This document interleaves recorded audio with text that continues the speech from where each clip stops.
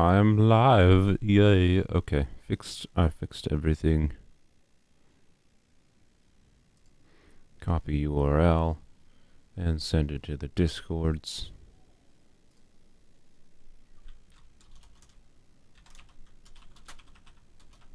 Today we're actually doing quests, by the way. If we don't do quests today, I have utterly failed this week. Because my one goal for today is to do quests. Okay? I'm just gonna clean out my glasses. There's some gunk on them.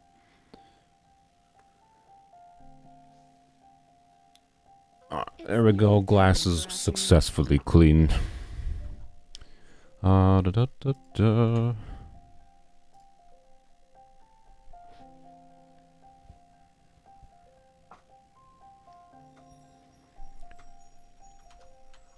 Alright, there we go. Okay.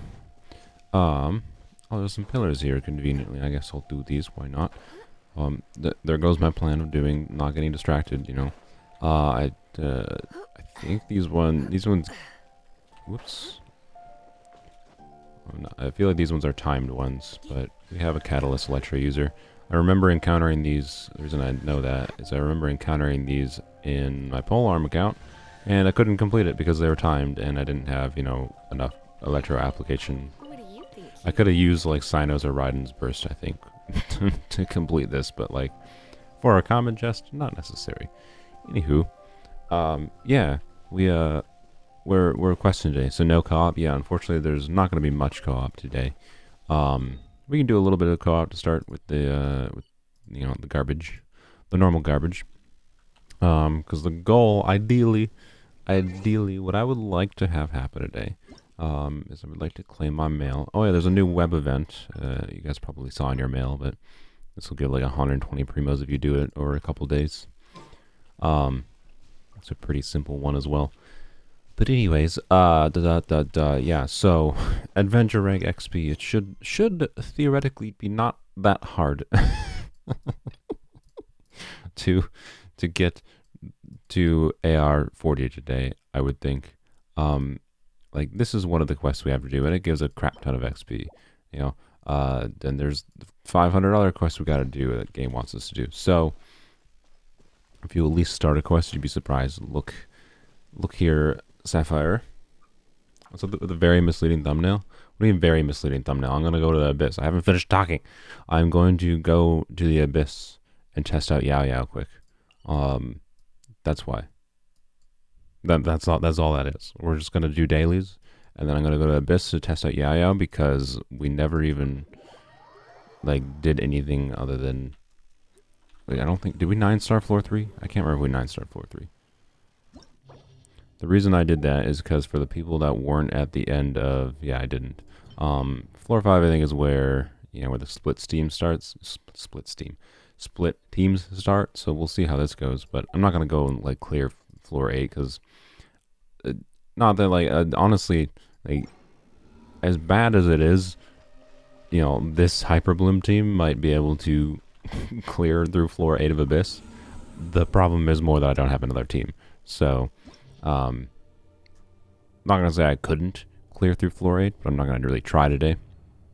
Not worth the effort, right? But anyways, if I invested more in, honestly, I could do like 2 Dendro teams technically, but I don't know what the other Dendro team would be. So, I'm not gonna worry about it. The point is, I want at least 9-star floor 4. Was my thinking. Get the 100 something Primo Gems, I think, right? 100 Primo Gems? Yeah, 100 Primo Gems from that. And then I'll maybe try a fourth 5 and see what happens there. And we'll go on from there. We'll see. I don't remember what levels there are, but it's been a while since I did the Abyss, so it wasn't a clickbait. It wasn't misleading. Like, it's literally been 2 minutes into the stream and I didn't even get into it, so I don't know why you're calling it misleading. I'll go to the Abyss. Like, that's why I put that in the thumbnail. It was originally just going to be, we're questing, and I was like, you know what? No, I wanna do more stuff in the Abyss with Yao Yao and Hyperbloom. And so that's what we're doing. We're doing that, but that won't take very long.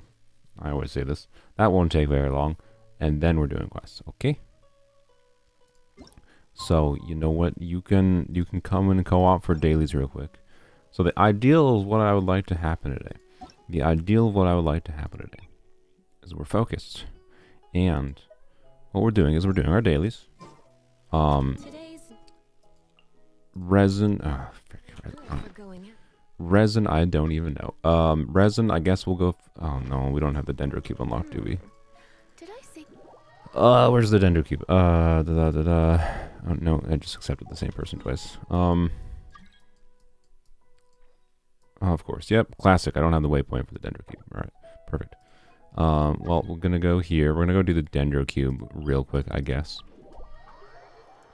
Just so I can be at not capped resin, because that's kind of cringe. So we're gonna go not capped resin, and then we're gonna do our dailies, and then we're doing Abyss, and then we're doing quests. Okay, it's a plan. We're gonna stick to it, and then once we do quests, then we're at AR 40, right? And then we're at AR 40. Then we can use our fragile resin that I've not used. We can use the rest of our resin from today. We can do the weekly bosses. These, right? It actually makes sense to collect the rewards on these. If I do that, oh, I should collect the rewards on that too. And yeah, so that's what we're doing. That's the plan. We're not getting distracted. I know there's plenty of chests and goodies around, but we're not getting distracted. We're focused. We're focused. We have a plan. Plans dailies, Abyss, quests. Okay? Okay. So clickbait. I didn't clickbait. It's just I have multiple things planned. When I have multiple things planned, I have to pick one thing to put in the thumbnail. I chose to put one thing in the thumbnail and one thing in the title. They don't have to match. It's a freaking 4-hour stream. There's a lot of things that happen with it. And when I accidentally, oh my god. No, you know, no, screw this Oculus. I'm not distracted. When we have many things to do, I want the stream thumb. Oh, it's over here. I thought that was the opening of the cave, and I got very confused. When we have multiple things to do, I want the stream thumbnail and title to match somewhat what we're doing. And if I happen not to be able to, like, I don't know 100% of the time. I don't know ahead of time for 100% certain what happens during the stream. They're not that planned out. I just have a basic plan for them most of the time. I want that waypoint. This waypoint I do kind of need to get, because I might have to come back here multiple times for Yayo. So, that's why the thumbnail doesn't have a matching title and whatnot. It's fine. You'll survive. It's not misleading though. Take insult with that. What is even on the thumbnail? It's the Abyss with a picture of Yaya, and it says testing Yaya, because that's what we're gonna do. We're gonna do that, and we're gonna do quests. That's all. With edited videos, I try to make sure there's a, you know, the thumbnail and title together are consistent and make sense. But live streams are a different beastie. Okay? Anywho. And you're talking about Homa on the thumbnail. Homa, like, every single, except for when I accidentally forgot to put one and I edited it, I changed the thumbnail later. Every single weapons only thumbnail has had a 5-star weapon on it. So I do not consider that misleading. I'm doing that as a consistent gimmick for weapons only thumbnails. That has not changed, so if that's what you're complaining about, I don't understand.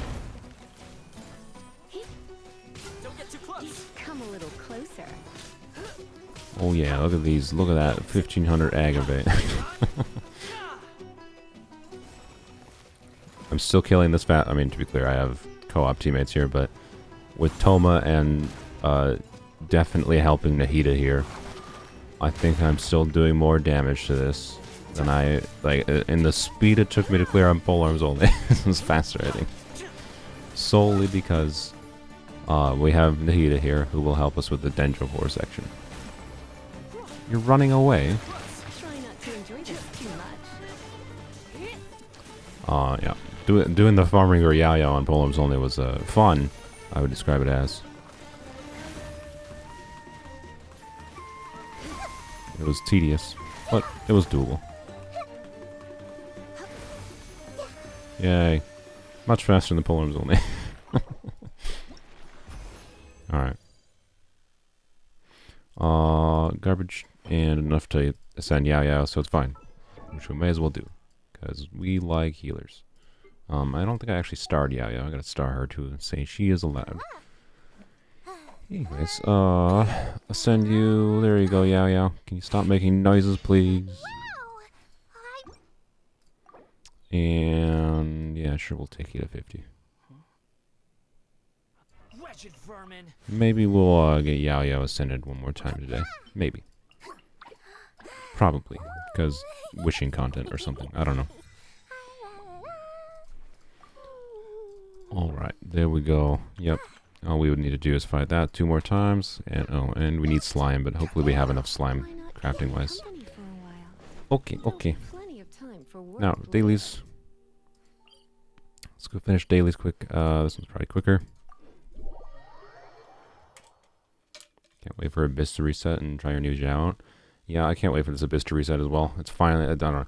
It has felt like this freaking Abyss cycle with the Wolf Lord is stuck around way too long, and I'm real sick of it. Real sick of this current Abyss cycle, so I am looking forward to the new Abyss as well. I would appreciate if Wanderer did not go inside of me. Wretched vermin, indeed. You're back, you watched 1 episode, okay. We were confused when Avicenna in chat, Avicenna? I apologize, I'm probably pronouncing your name very wrong. They mentioned earlier, like right before the stream started, like, I haven't seen 2 episodes, bye. And I was like, what? I don't know whether that, I was confused. I was like, I don't know if that means they're just like, ugh, your stuff is garbage, I don't watch it anymore. Or if there's like, bye, I need to go watch the episode before I watch the stream. It seems to be the latter, which is good. So welcome back. Can't seem to 9-star floor 11. Are you using Dendro? Dendro was broken as heck. So I feel like even a low investment Dendro team should be able to clear floor 11 pretty easily. Although, okay. With Astras, I forgot, this current floor 11 is just a pain in the arse with the dragons. The current floor 11... Rip that dude. The current floor 11 is... Oh, Lisa, shut the F up. I do not like Lisa's voice actor in English. I do not like it. They're trying too much to do the ara ara voice. Like, way too hard to do the ara, that voice. And it's like, I don't think it's the voice actor's fault, to be clear. I'm not hating on the voice actor. The Genshin community has a real bad habit of hating on voice actors. It's not what I'm doing. I'm hating on the voice directing. I think it's a terrible, terrible choice. I dislike it. No one talks that way. Unless you're, like, role-playing in sexual situations. Anyways. I hate it. Yeah, and, okay, yeah. But yeah, what I was saying is the floor 11 chamber 3 has those 3 ruin drakes, and oh my god, that chamber is just, it's not that the enemies are hard to kill, it's that the enemies kill you real fast when there's 500 missiles hitting you. And I didn't have a problem with that on my main account, even though I don't use shielders, because I just kill things quick enough, it doesn't matter. So, but if you don't have a really good DPS team for that chamber, or you don't have like Zhongli, I can definitely understand why that chamber's a pain in the arse this time around. Just another reason why this Abyss cycle needs to go F itself. Ugh, I hate this Abyss cycle. It's just miserable all around.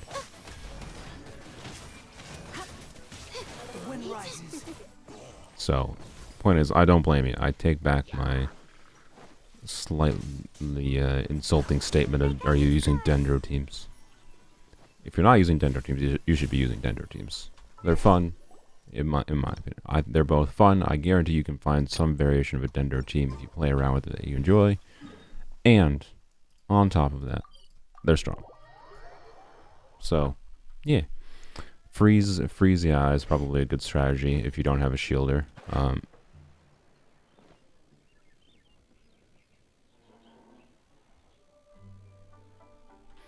Okay. A cat was doing something. Yeah, freeze is probably a good strategy with the last chamber, floor 11, if you're trying to clear it. Assuming you don't, have a shielder like Zhongli that can just protect you through it. What did we get here? Oh, we ascended. Yeah. Hey, we got a deepwood piece, and it's an okay deepwood piece. Sweet. That's something. Genuinely, it's kind of nice to have that. It means, like, if we go to farm deepwood, there's a non-zero chance we could try to get 4-piece deepwood. I really wish they, they give you just, like, for chapter 4 here, they give you XP bottles, and then chapter 1 only gives you, like, garbage. I wish they would have given you, like, the 4 set of these 4-star artifacts instead of the 2 set. Like, that could have been a really, like, nice early game boon for them to do with this, but instead they just gave artifact XP, which is, it's fine, it's okay, it's nice to have.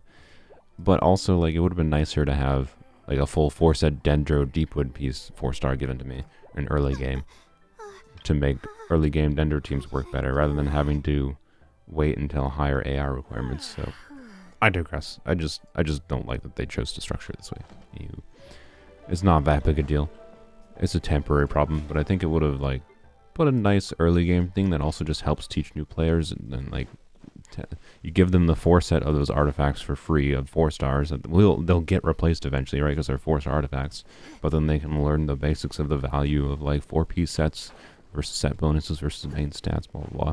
The hardest thing to learn in this game and get used to as a new player is how freaking important how your build on your characters is less like leveling up your character and more what artifacts are on them, right? Like, what your characters are doing is more dependent on their artifacts than anything, and new players understanding that it's not easy to teach people that. So, anywho,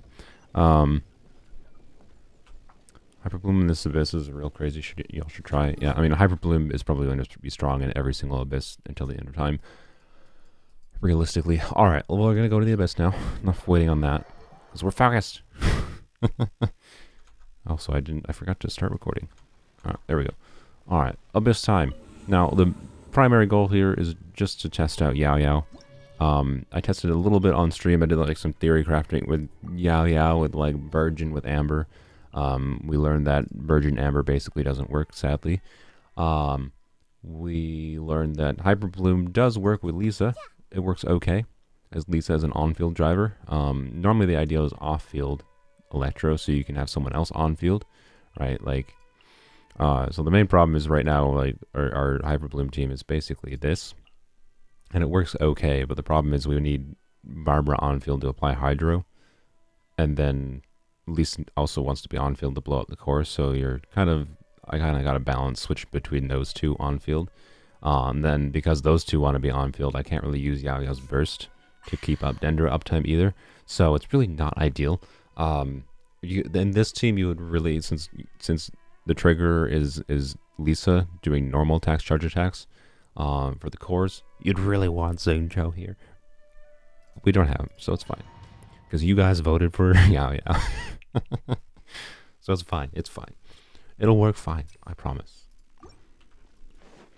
Is this the one with all the Hydro Slimes? Oh, we're winning here. You don't need on-field Barbara. Oops. Well, okay, I did the wrong thing. Also, that just died from Electro Charge, so.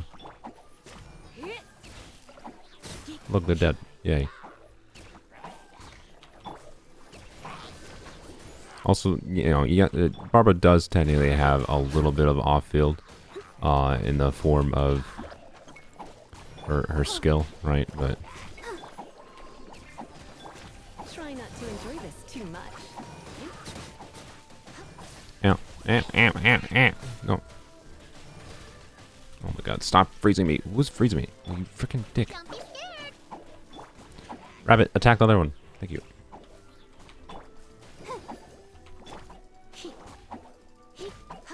Yeah, okay, this is the targeting problem where I basically have to do a big charge attack and make sure I line up for the... Oh, it blew up before I even hit it. Let the show begin. You're up. What? Where did those Hyperbloom things go?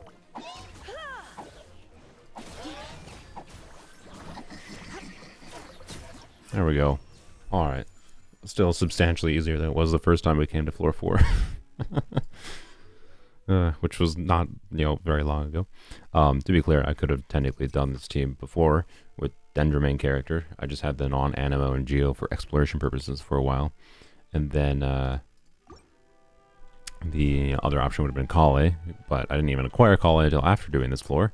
And Kale has some weird targeting issues, so because you guys voted for Yaya, we're probably almost surely not using Kale than for Dendro Resonance and a little bit of extra Dendro, which could make sense in certain situations. But yeah, I know you have to hug enemies. Yeah, Barbara's not ideal. Not in this team. So it is what it is. It is what it is. It's fine. And we're gonna do. Oh, there we go. It's fine. I'm not saying this team is gonna 36-star Abyss. I think it's a little bit slow with its triggering of cores consistency with the on-field barbs, but it'll be okay. Oh, you're targeting that. Candace, by the way, I don't want to just have this be Polearms only 2.0, but Candace would also work as the as a Hydro off-field applier. Well enough, better than Barbara, basically. I'll protect us. Don't be scared. That hurt real bad.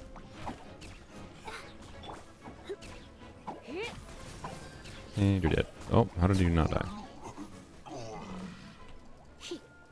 But see, this is why, yeah, like Lisa somehow not hit targeting. It really would be nice if she targeted cores. I personally, I think they should change that. It like enemies were not near me, and there was a core in front of me, and Lisa was not targeting the core. Right? That's kind of goofy, in my opinion.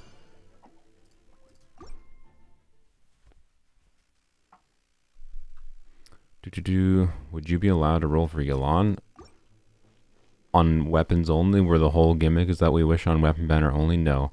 A lot of people, I may as well state it now. A lot of people have mentioned like, oh, if you get a signature weapon, you should be able to roll for a character. So like, not like I'm not gonna say it's a bad idea, right? It's interesting because it's like a reverse of what you would normally do, where you roll for a character and then you roll for a weapon. Well, oh, you could be like, oh, whatever weapon you get decides what character you go for. The problem is you would never have enough wishes to get anything consistently. Like, yes, if I get Aqua, I could go for Yalan, and maybe I could grind to have a chance of getting Yalan. But that would mean to guarantee, if that was the rules of the account, if the rules of the account were, oh, if we get a weapon on the banner, then we can wish for the character it's meant for, quote unquote meant for, then, say we get Jade Spear or Foliar, right? Let's just say Foliar, and then we can wish on Haleth's banner. What we would need to guarantee that, right? Because of this fucking, like, stupid system, like, you would need potentially 200, we'll just round and say 200 wishes, like in the worst case scenario, to guarantee a particular weapon, and then 150 wishes to guarantee a particular character. So to get anything specific, we need 350 wishes? No. I'm not doing that. The gimmick, and I've stated many times, the gimmick of this account is that we only wish on weapon banner. I'm not going to wish on the character banner. Okay?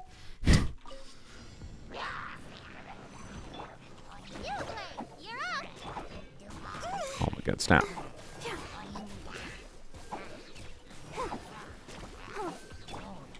Let's spark things up a little. And of course, none of those targeted the big boy. Also, I forgot to use Barbara's skill. Oh well. Everything's dying. That's fine. Oops, I thought I was on Lisa.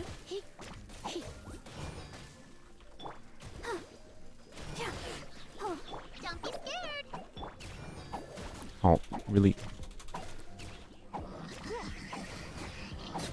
There we go. Yeah, her charge attack is decent enough AoE, it's fine. Lisa's charge attack is also just a really expensive stamina cost and has a really long animation, which is not the ideal Hyper Bloom trigger, but honestly, that's less the problem more than the Hydro application is the problem. Anywho, Wailing time for Candace. Yes, definitely. No, we are. That would be a meme and a half. Wailing on the weapon banner until we get a particular 4-star character. I'm gonna wail on weapon banner until I get Sing Joe from weapon banner. No, I'll pass. Also, I definitely forgot Kaya existed. I definitely forgot Kaya existed in that team, by the way. Oops. Well, that just means we can survive without Kaya, right? Right. So let's see how floor 5 do. I don't really... the Hyper Bloom definitely has the most struggle against Cryo boys. So, you know what? I guess second half is Hyper Bloom. And then first half is, I don't know, Bennett, Kaya, Animal Traveler, and Amber. Multiple of these characters I think don't have artifacts. It'll be fine. Don't worry about it. Don't worry about it. Rule is still that he needs 2 copies of characters to get a weapon better. No, I canceled that rule because I've mentioned this in the description. I've put in the description, I believe, of every weapons only video and edited what the rules are. The rule is we wish only a weapon banner, and then once we get a character on weapon banner, we're allowed to use them, or if they were a free character. Free characters primarily just event characters, right? Moving forward. The reason I changed it to 1 copy, so this means, yes, this means the like 3 episodes of discussion that I had about what exactly the restrictions are were kind of pointless. I apologize for that. My dumb butt did not realize the aspect of 1 is not a 50% chance of getting a weapon that's a 4-star and a 50% chance of getting a non-rate up weapon 4-star. It is a 75% chance, which vastly changes the odds of getting 4-star characters. And on top of that, it's not guaranteed this 25% is a character. It's a 25% chance that it's a non-rate up, right? So, yeah. If it's a 25% chance then of a not rate up, which means it can still be a weapon, which means it's more like a 12% chance of getting a 4-star character from a 10 pull, basically. Well, 4-star is actually slightly higher than 1 in 10 in weapon banner, so it's more like 15% chance of getting a character in any individual 10 pull, which means getting any C1 is basically freaking impossible. So yeah, point is not we're not doing the C1 rule. It's just silly.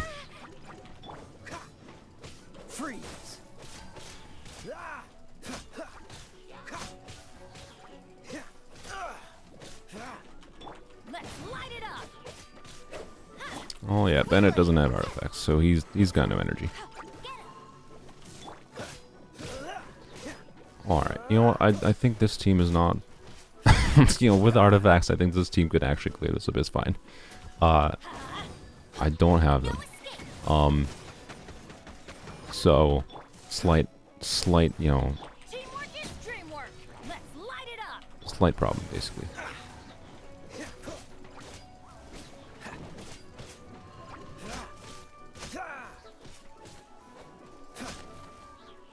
You stop.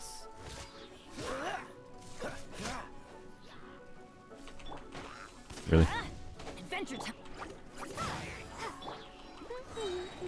Let it rain.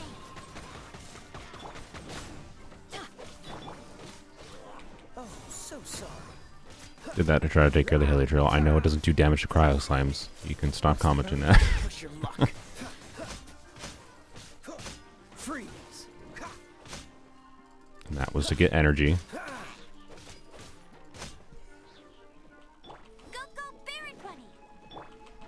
Okay, we still actually cleared this pretty fast once we got going. Can you, like, blow up? I really hate how long it takes Baron Bunny to explode. That was dumb. It's too long. Get my energy back. Okay, I wasn't within range. Die, please. Thank you. You know, I probably should have put Kale on this side to at least buff the Hyper Bloom damage. And for extra Dendro. Whoops. I don't know why I just ignored Kale's existence. My bad. Or Zhongling. Yeah, that would have worked too. Zhongling also doesn't have artifacts though, and Zhongling doesn't exactly do anything without artifacts. Just saying. she could place Globa down. Which actually that probably would have been better than Amber's Baron Bunny, to be fair. But Amber had artifacts and a Fab Bow equipped. Let's dance. Zhongli did not, so I still think Amber was fine there.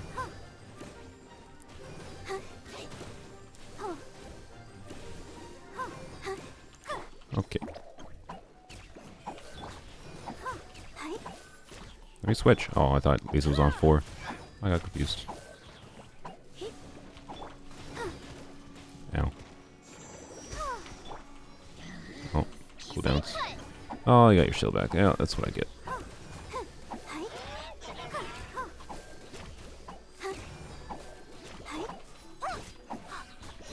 Oh, god dang it. Keep on pressing 4 to switch to Lisa.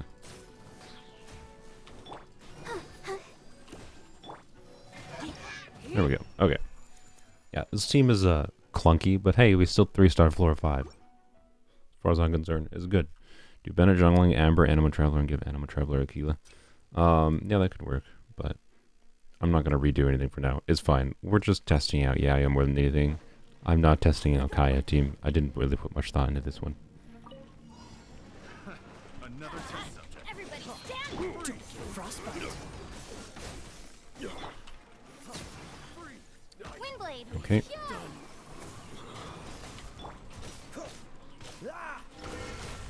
Oh, my, really? You got cryo applied to you as soon as I was about to kill you.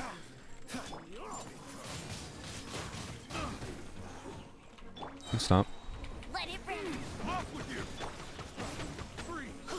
This move will be frozen in time. Dodge this.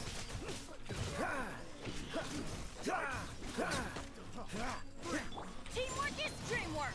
Let's light it. Free. You know, I thought I didn't have artifacts on Bennett. I'm surprised he's getting his energy back as soon as he is. Oh, so sorry. You know? No one escapes my sight. Cool it. Yeah, Amber's pretty useful there for getting rid of the shields. Freeze.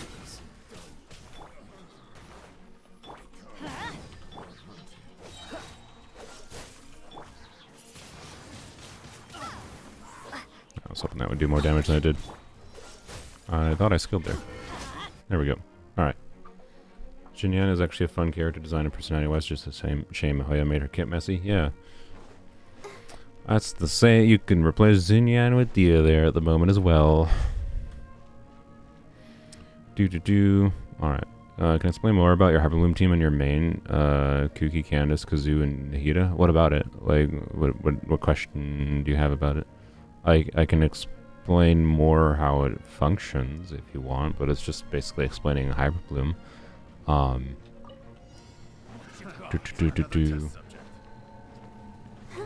the show begin. Oh, what am I doing? Wrong character. You play. You're up. Oh my god, stop it. Stop it. Don't be such a brute. Oh my god, stop. Try not to enjoy this too much. They all have pyro aura on them. This is annoying. Go, Barbara, go.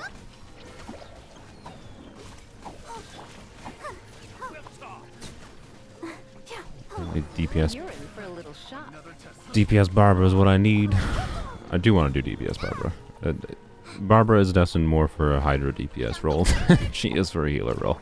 Because she's just bad at healing. Stop! Oh my god, stop it. Oh my god. Ready, steady, go. Stop! Stay put. These freaking dudes.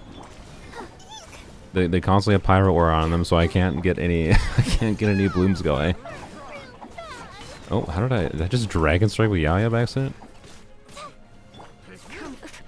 I can't get any blooms going, and then they're freaking constantly throwing potions on me. Ugh. God.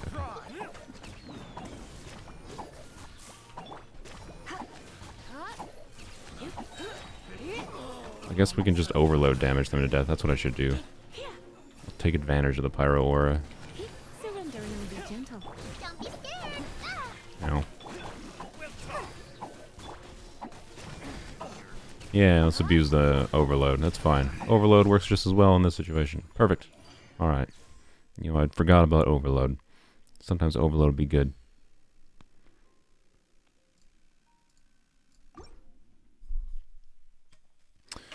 Don't lose hope. Remember when Neela's kit was released and everyone said she was going to be bad? No. Okay, it's different though, because anyone that was doing theory crafting damage calculation, no one was saying the damage was bad from Nilu. It was pretty apparent that Nilu's damage was good.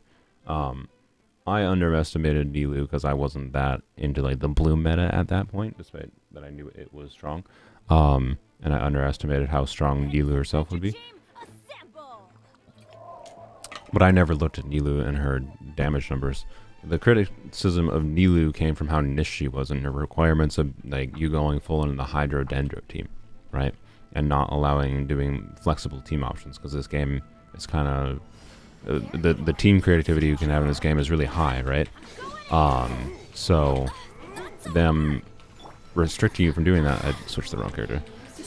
It's not cool, basically, is kind of what it comes down to. And yeah, I don't know what to say about it other than that. They restricted team creativity. That's what Nilu's problem was. Not that she wasn't strong. The problem with Dia is she has no good teams. The only team that she makes sense in is a team where the worst character in the game is as good as, if not potentially better, or equivalent-ish to her at her current damage multipliers. So, like, what are they doing with Dia? Like, she's just bad all around. Like, no theory crafter is saying Dia is doing big damage in the right team. It's not theory crafters refusing to make her work. They just nobody knows how to make her work because she doesn't work. She is just terrible.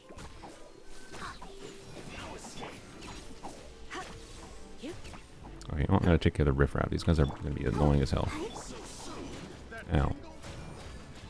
What am I doing? What am I doing? Yeah. Stop blowing up at me. God. Oh, I remember this abyss. This is a pain in the arse, wasn't it, on my form account?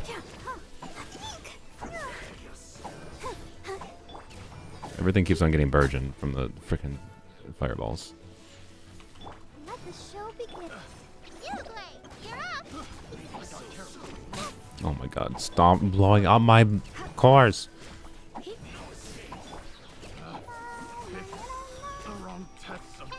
Oh, there's a core here, of course there is. Bro, come down. You're in for a little shock. Let's spark things up. Oh my god. There we go, finally. Alright. Alright, there's floor 5. Honestly, we might be able to clear floor 6 without too much... I don't... We're only 20 minutes in the stream. Or 20 minutes. 30 minutes in the stream-ish. Been recording for 20 minutes.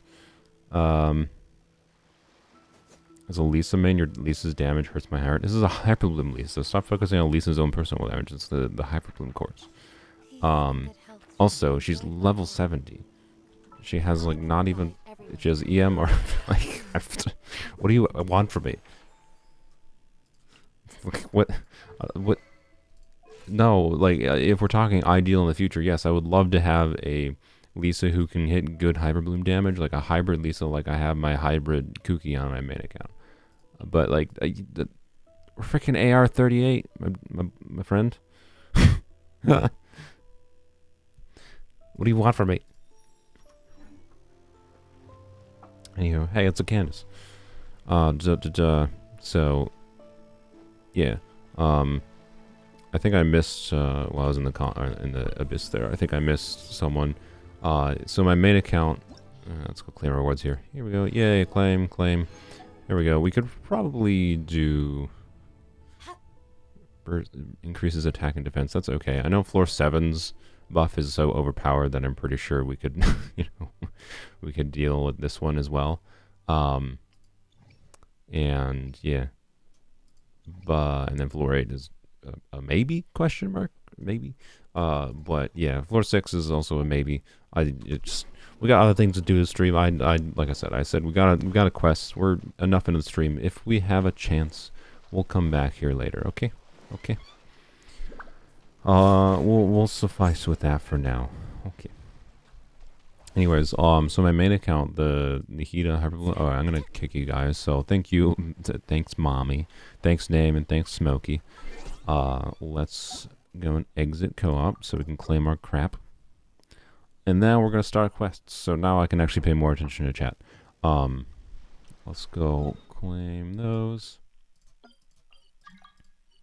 I'm gonna turn off that. Wait, I'm not gonna let people in because I guarantee you the quests we're doing are the ones with like dialogue. It's not gonna. There's gonna be points where it's not gonna let us have co-op. There might be some points in the quest that let us have co-op, but not many. So sorry, I'm not gonna let anyone else in co-op. I don't know why I'm going there. Not for now. Not until we get to do more stuff later. But anywho, hello, Add Astra. Catherine. Give me my garbage. Something I need to do, I think someone commented this yesterday. I need to, since it's weapons only, realistically I'm going to have to be leveling up a lot of weapons. I should actually set up a route for farming these things, but I haven't bothered yet. I should be trying to set up at least an easy route that, like, where it takes, I don't know.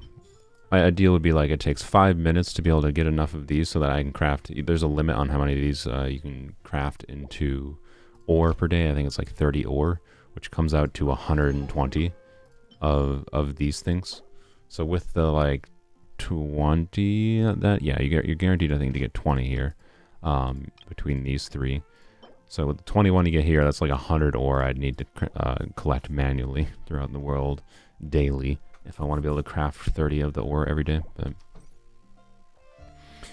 anywho, I'm not gonna worry about that for now though, because it's not really a problem right now. I could use more of it, honestly. I don't know what I have. Let's see. Oh, we got artifacts. How exciting. I don't care about 3-star pieces at this point. This piece is actually okay for a 3-star gladiators piece, or 4-star gladiators piece. We'll take it. What was I doing? Add Astra. Thank you for coming. Claim this. There we go. Okay, so we are at. Oh, I was hoping that would put us closer. I didn't actually look at the amounts or anything. Ooh boy. Ooh boy. I don't know if we're getting to AR-40 today. It's fun. No. I have faith. We'll get to AR-40 today. So we gotta get to AR-40. Okay. I hope. By the way, I really hate. I hate the ridiculous jiggle on Lisa. The jiggle physics on Lisa's boobs is a girl. I don't know, it just like looks stupid in my opinion. So I hope Lisa's skin fixes that personally. Anywho, for those that like that, guess what? You can go back to her original skin, but I hope they change that. Anyways, let's pick a quest to do, and then we can talk about my main account briefly. So blah blah blah blah blah. All right. So to do the general goal is to be able to do the Inazuma quest, which is right here. And that one requires we will be reunited. Okay. Oh. This one requires the meaning of Lupical and Bowkeeper Dane's life. Oh, okay. Oh, meaning of Lupical. Hey, we can do that one. That's something. And then the Legend of Dark Knight here, I think Bowkeeper Dane's life requires, if I recall. Yep, Lawrence is busy in Legend of Dark Knight here. So all this one is just a character's busy one, so this means like that's worse in some ways because it means we're going to be bouncing between those two, realistically. So, anyways, I think we're going to start since this one is we will be reunited requires complete these. So yeah, you have to do the meaning of Lupical and the Bowkeeper Dane's life quest to be able to do we will be reunited, which is required to be able to do this one. It's not a character is busy, it's just a requirement, which is so freaking annoying. So, you know, we're starting with the dang razor quest, okay? We'll get another world boss unlocked. We might need that unlocked anyways. The jiggle physics can be turned off in Honkai. That's interesting. More quality of life things that, well, I don't know if turning off jiggle physics counts as a quality of life option, but more options in Honkai it seems like Honkai has a skip button. And for some reason we do not here. All right, anyways, whatever. We're just doing this. We're doing quests. So now is the time if you want to, of course. Now is the time if you want to ask me questions. I will be paying more attention to chat. The ready. So, wait, why am I doing this? No, I said we're not getting distracted. We're doing quests. We're not. The problem is, like, if I do, you know, oh yeah, we got 2 primo gems, right? Like, cool. But Outrider Amber. the problem is if we do that, say, 20 times, that's like probably 10-15 minutes I wasted today on getting 2 primo gems. And it's like, fine, we want to explore, but we also like need to do quests. So I'm focused. We're ignoring puzzles, okay? Unless they're like obvious ones, and it's like, yeah, this is a precious chest. We'll do that, right? We'll channel our inner beep if we need to get a precious chest.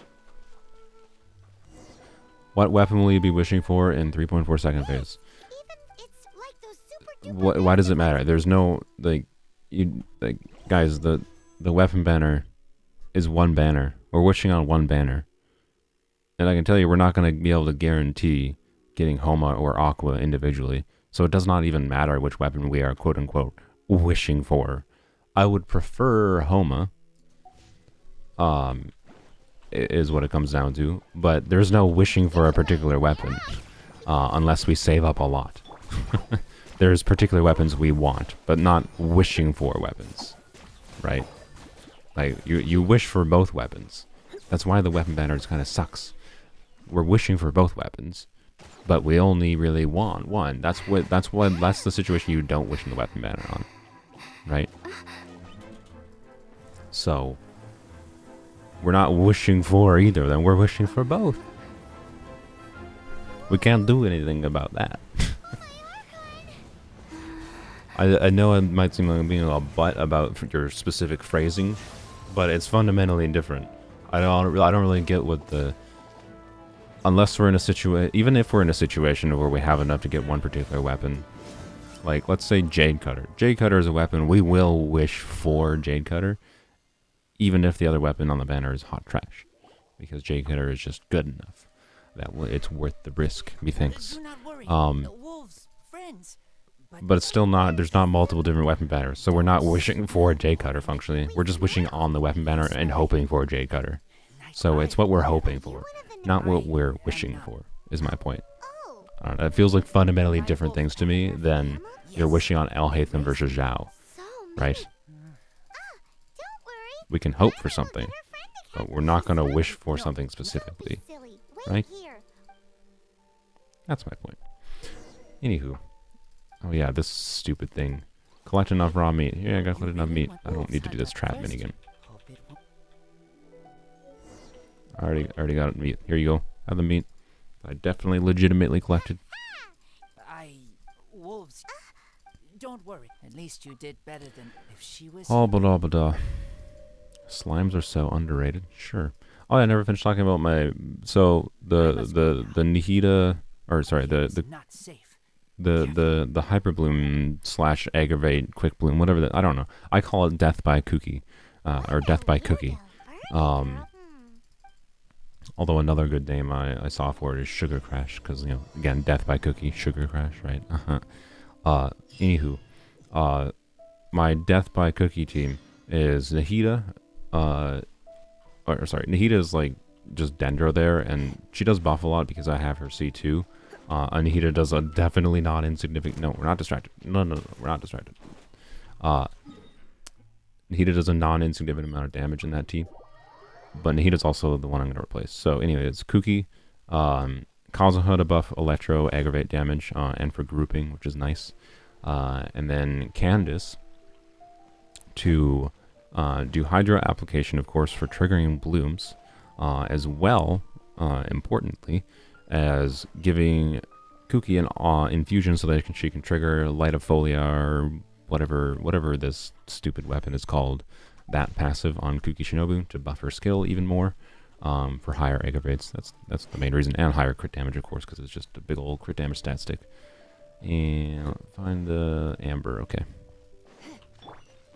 And yeah, and so What's the hurry?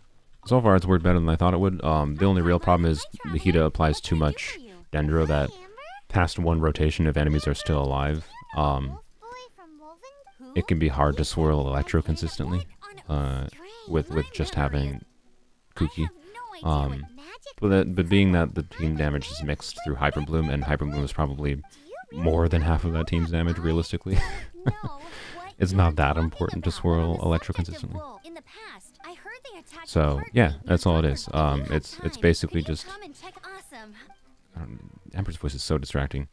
It's basically just Hyper Bloom, but with Candace as the Hydro Plier, Nahida as the Dendro Plier, so the rotation something like Kuki skill, swirl with Kazuha, do Kazuha burst, switch to Nahida, do Nahida E, do Nahida Q for EM buff, switch to Candace, do her Q, and then switch to like Nahida, Kazuha again, whatever, and then switch back to get extra Hydro if needed. It depends on the situation. And then switch to Kuki, and she's triggering cores the whole time anyways while I'm switching between Candace. Switch to Kuki though to get the infusion attack for the passive of Foliar, right? That's it. Will I poll today? Yeah, did someone get confused that this is Java the Cup? I don't sound like anything like Java. What is... yeah, I don't have a swords only. Java used to be called X8. I never knew that. It's funny. But yeah, we're saving for Aquahoma. We're not wishing on this banner. It's just not worth it. One of them is a standard banner weapon that's just merely okay and has no real obvious utility for us other than just being an okay option, but like nothing special. And then we already have a 5-star sword, and Light of Foliar has a passive that's hard to trigger on this account right now, at least. And I personally think there's a lot more value out of crit rate weapons as far as like big stat stick weapons goes. Like Jade Cutter is, you know, the reverse of Light of Foliar, where it's 44% crit rate instead of 88 crit damage. But it also has a passive that actually works on any character you put it on. So, you know, without any faffing about. So yeah, we're skipping this current weapon banner. It's not good enough. I know I know the next weapon banner is crit damage weapons as well, but I am wishing on the next weapon banner at the very least. I honestly think if the rumor about Albedo coming back and then therefore Jade Cutter most likely coming with him is true, I think on a measurable utility level it would be smart to skip the Aquahoma banner for this account as well. Bless you. But I'm not gonna do that because I need some amount of wishing content for this series, and I don't want to go, you know, a month and a half, 2 months without wishing on this account yet, at least. So we will be wishing for Aquahoma. Which will we get? I have no idea. That's up to the game. I hope Homa.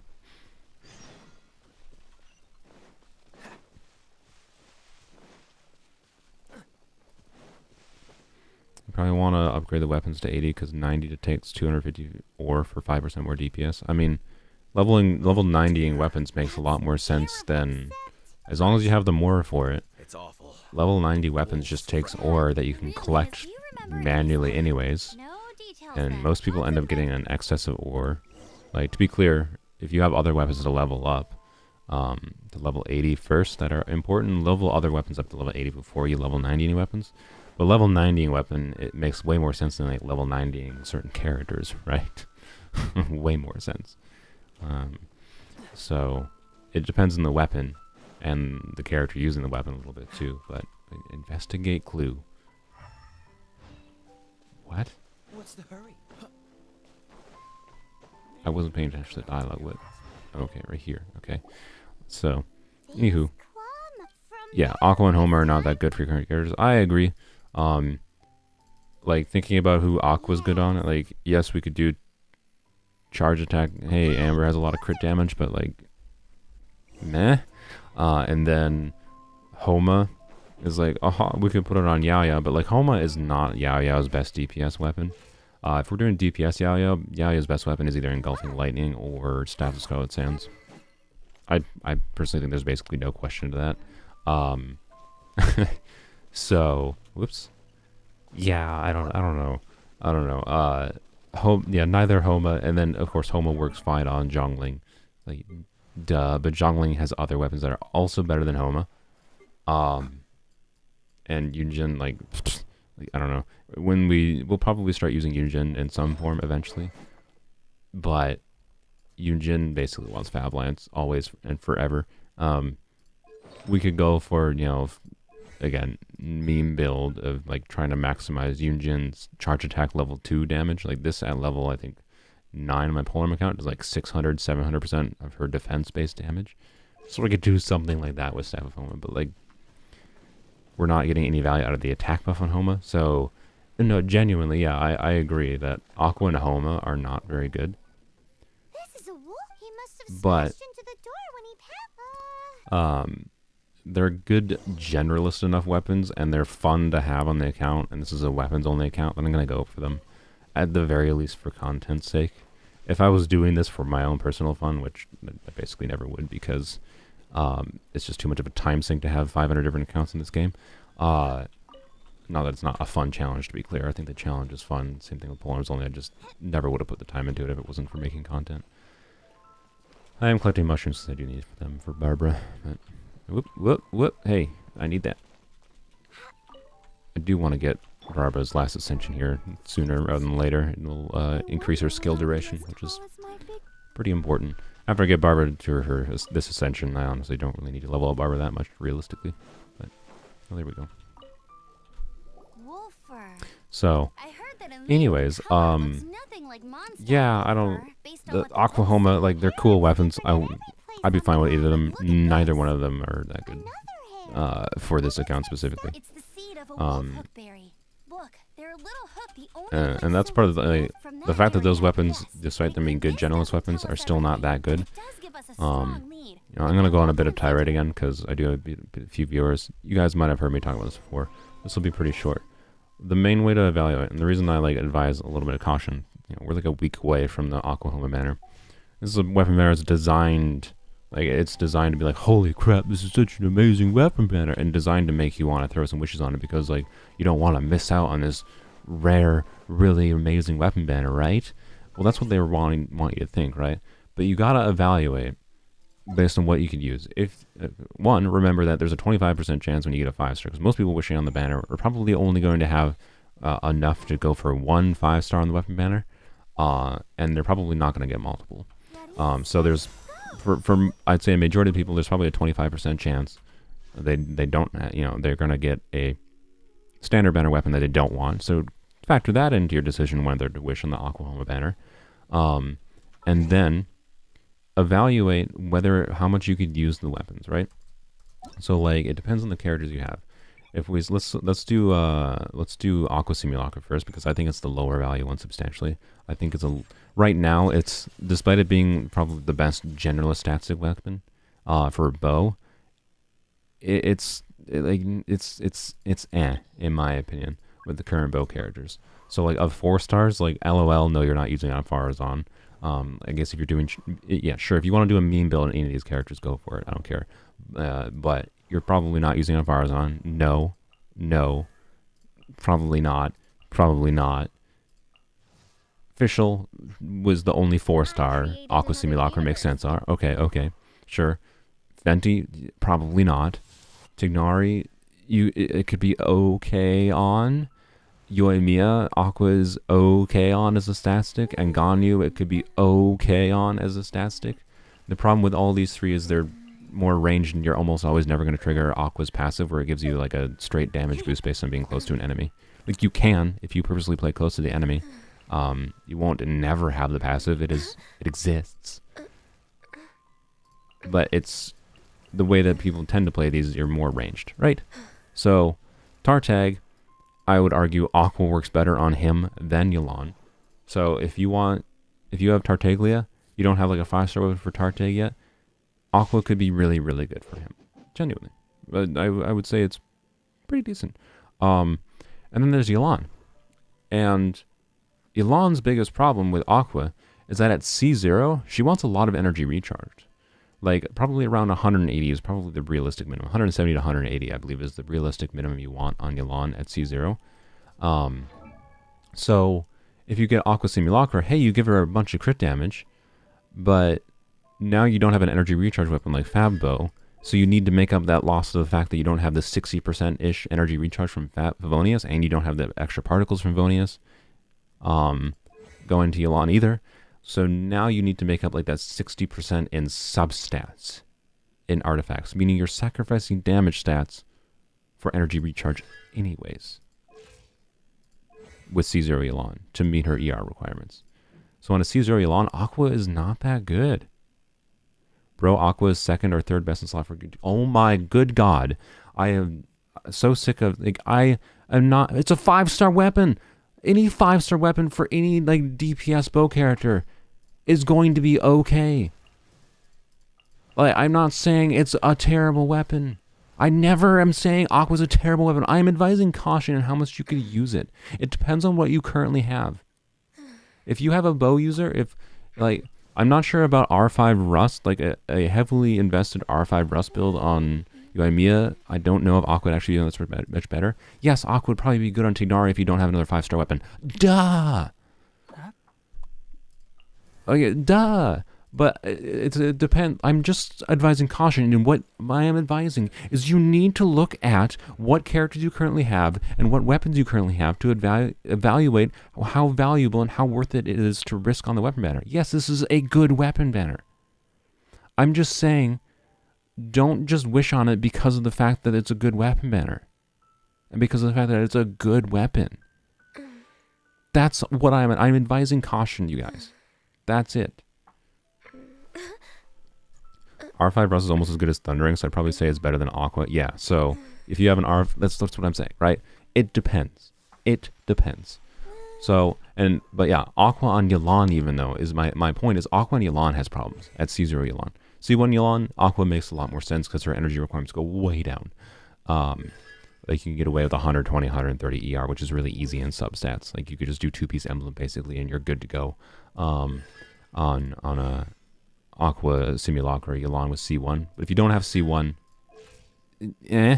right? So even Yelan, it's hard to utilize her weapon. Yelan would work better for 5-star weapons with Elegy of the End in most teams with a C0 Yelan, in my opinion. So you're basically looking at Tartag, it could be really good for.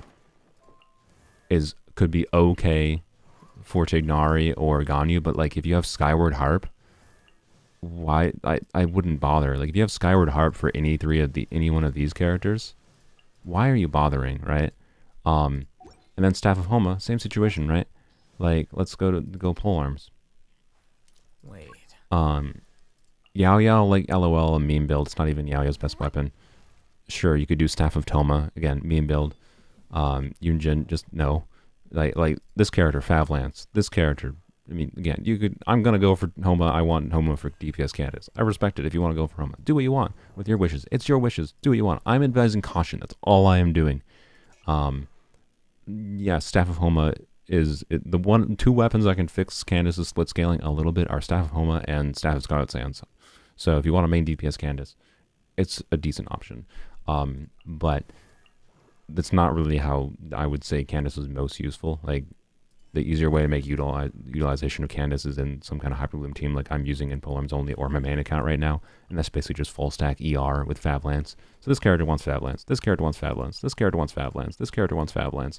This character could easily use Favlance. This character could easily use Favlance. Anyways, like Zhongling, you can slap Staff of Homa on her. She'll do big damage, but you're going to have an energy recharge. Same problem I just talked about with Yelan. You're going to need a lot of energy recharge and substats. You're probably already doing an energy recharge timepiece on her anyways, but you get the point. Zhongli, sure. Yeah, sure. I still would argue that Favonius is probably better on Zhongli than Staff of Homa, but if you're going for biggest nuke damage, you do you. I mean, I respect it, I guess. Obviously, Staff of Homa is very good on Hu Tao. It's made for her. Please no, don't. I mean, you can, but like, it's not a very good option for Raiden. The struggle with Raiden is getting enough crit rate, and you can do it, I guess, if you want. If you have a good enough artifacts, you want to put Staff of Homa on Raiden, you do you.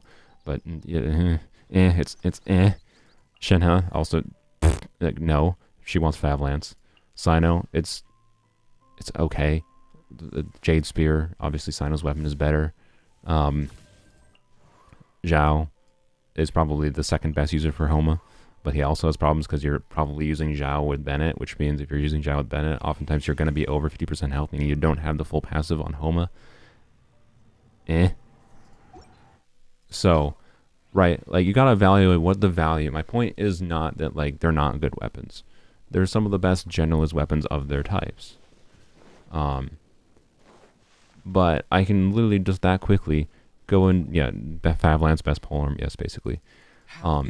If you're in a situation in your account where you can From inspecting the risk the bodies of wishes going for those and you don't mind it, you do you.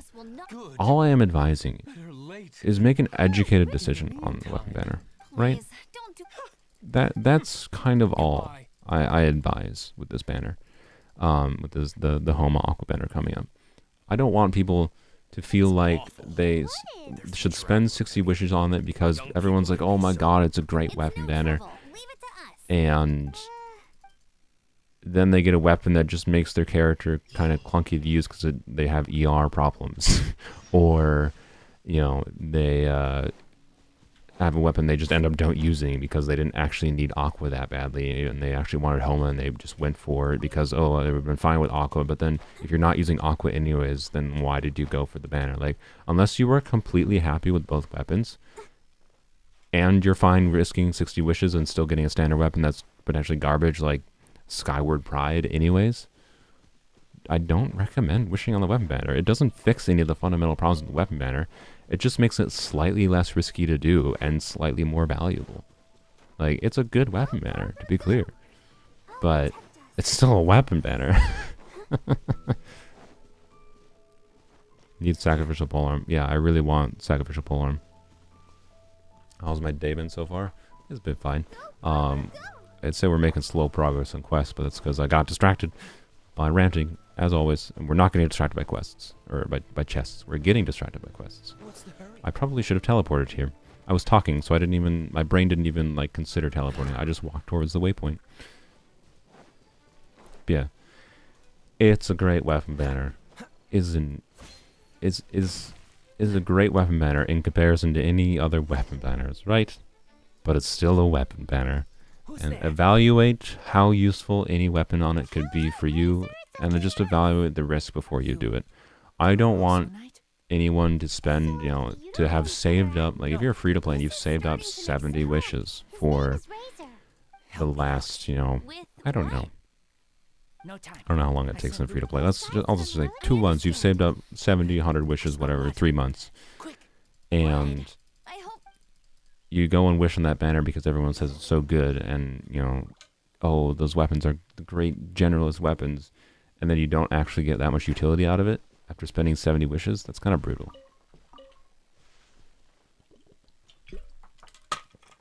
But yeah, there is fav weapons in the banner too, and if that's the tipping point, I can understand that. If you can get value out of, if you need extra copies of Fab Sword or Favonius Codex, Wolf.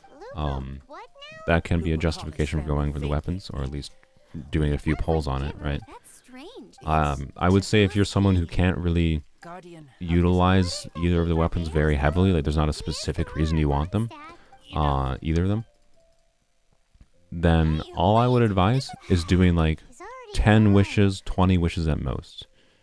Because 10 or 20 wishes, you get nothing from it, oh well. But a non-zero amount of people will get lucky and they'll get an early 5-star and they'll get something cool from it, right?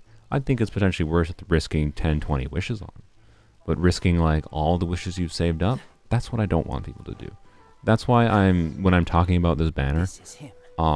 particularly because I'm gonna be wishing on it on both my Poem account and on this account, I'm advising caution. Black wolf and his pack. That's all.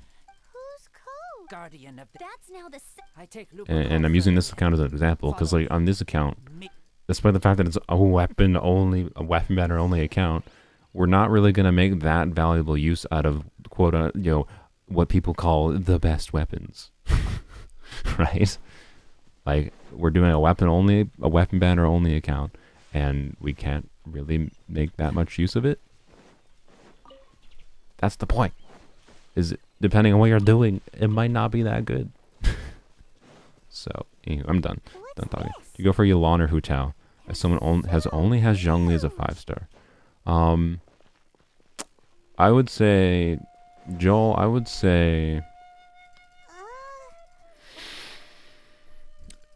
it depends on who you find most fun. So Hu Tao is a DPS, right? And you're only really going to use her as a big damage dealer. And Crush them. It's true. Wolfhook seeds have like the interesting thing that you having Zhongli is that like basically you have a full really good team. You have a full really good team by going Hu Tao. You'll get Xingqiu. Hopefully you already have Xingqiu, but you'll get Xingqiu constellations from the banner, presumably, unless you get really unlucky. right. And then you already have Zhongli there. Your wolf So like you already have a really good Hu Tao team right there, right? And then you have a third slot for Yilan, right? In the future or whatever. Yilan though is a more valuable safe option as a general support character and like an off-field DPS, and I also really like her for Overworld. I really find her skill fun. Yes. So I don't know who to recommend for you there. I would say go for whoever you think you'd have more fun with, Joel. If you think you want, if you want a fun DPS, being that you don't have a fun DPS yet, you want to whack around, like Hu Tao is great for Overworld. She's great for Abyss if you want to invest in Abyss teams in the future. Right. Hu Tao is pretty safe to go for. I think she'd be a fun one to have early game. You know, since I started playing this game, this is the first time Hu Tao is rerunning. I started playing this game this time last year, and like Hu Tao's banner like ran 2 months before I started playing this game. So this is the first time Hu Tao has shown up. I think as a new player, Hu Tao would probably be a pretty fun one to have. Should have known wolves aren't smart enough to be behind this. But as a generic recommendation, Yilan is probably more valuable in the long term. But also Yilan seems like she's probably going to get reruns more slightly. Hopefully, I don't know. Take this with a heavy grain of salt because Mihoyo can do a Mihoyo and not rerun Yilan for 5 years. But my hope is that Yilan will get more consistent reruns than Hu Tao. Basically. So I would say Hu Tao. For you know. But if you find Yilan more fun, right? If you try out Yilan in a trial, you do Yilan's story quest, try out Yilan. You should have been able to try Yilan a little bit in her quest, or in the Lantern Ray quest currently. You know, do whatever you have most fun with. So. Please, come. You seek to protect Hu Tao's charge attack gameplay can be hit or miss for a lot of people. Yeah, but you don't have to full on invest in charge attack Hu Tao. I'm going down my polearm only to be testing out a normal attack. My fully invested normal attack DPS Hu Tao is like, so the team on my polearm only account will be Hu Tao, Yunjin, Zhongli, and then a flex slot, most likely for Rosaria for just buffing crit rate, and Rosaria can do a little bit of off-field damage. And that build on Hu Tao, from what I checked, I could also do, what's her bucket, Candace instead to buff normals a little bit more. But my normal attacks, like, do like 40-ish thousand damage. I don't know, that seems pretty okay, as far as I'm concerned. Surrender and be gentle. Don't be such a brute. Yo, can I trigger these cores?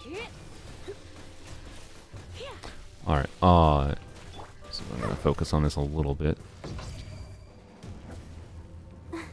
I don't think this is the full fight, if I recall. So this should not be that hard, theoretically. Now. What's the hurry?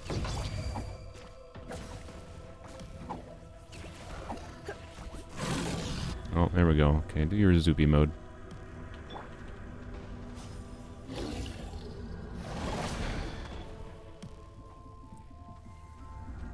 You don't like Yilan, she's a Xingqiu clone. And there's some subtle differences in their kits, I would say. Xingqiu is probably generically more useful than Yilan, as far as like team utility goes. I find Yilan more fun, personally. A lot more fun. With her skill in particular for the overworld.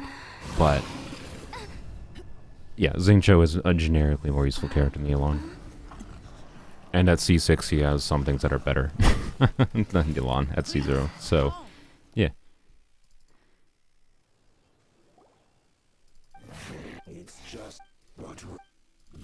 Yeah, Joel, if you want to see I will be messing with Hu Tao, so I should have a video or streams of using Hu Tao on my polearm only account if you want to see Hu Tao used in ways that aren't just charge attack spam.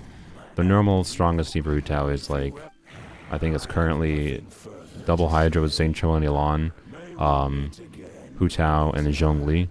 and that team has absurd single target damage and can just charge attack spam through everything. What's that look for? But our charge attack Why don't you gameplay to try to optimize that is not something everyone likes, but you don't have to do charge attack spam.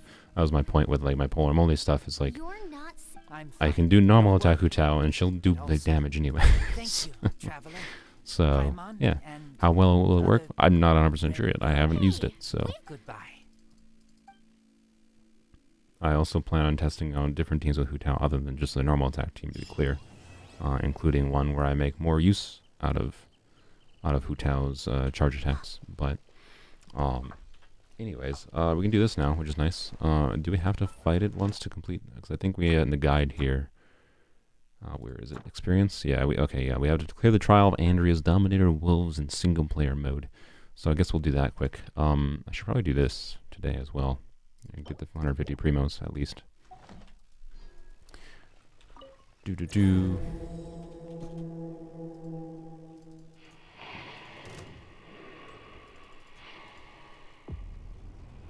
And if you're a new player, which for the Hu Tao Yalan banners, right? If you don't have a good, main DPS carry character like Hu Tao, and you don't have good support characters like Yalan built up, so like I said, if you're a new player, disregard the weapon banner completely, please. To be clear, if you want to risk a 10 pull on the banner, go for it.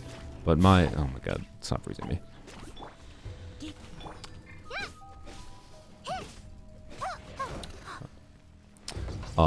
Yeah, I just don't recommend it. If you want to risk a 10 pull, do you, but, I don't advise as a new player risking anything on left banner.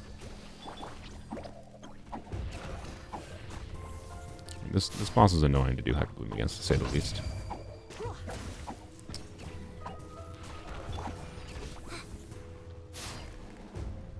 I'll protect us. Hi. No, stop freezing. God, I hate. I kind of hate Barbara.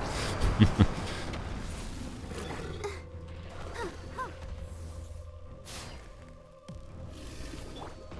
helps if I put Gyogwei down.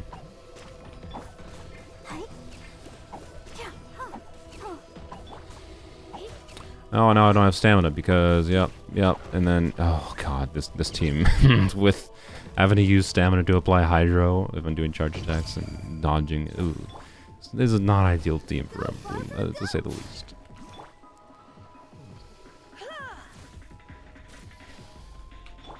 Especially against this boss, this is an annoying boss that I have to dodge a lot on.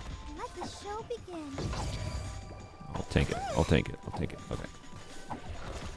Stop freezing. God fucking damn it.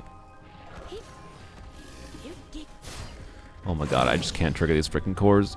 Okay, well, in the future, we are not using this team against this boss. In fact, I should probably use Kaya and just physical damage him, because this is just too tedious to trigger these cores here.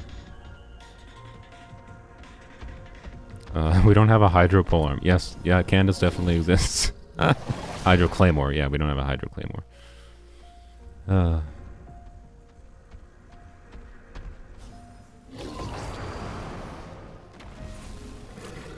Let's dance. Polearm's only gonna be such like. To be clear, Yao is probably the individual most biggest game changer. Just oh my god, can you stop freezing me? I hate this bottle. Yeah, I'm sick of not trying to set up with the freaking cores here.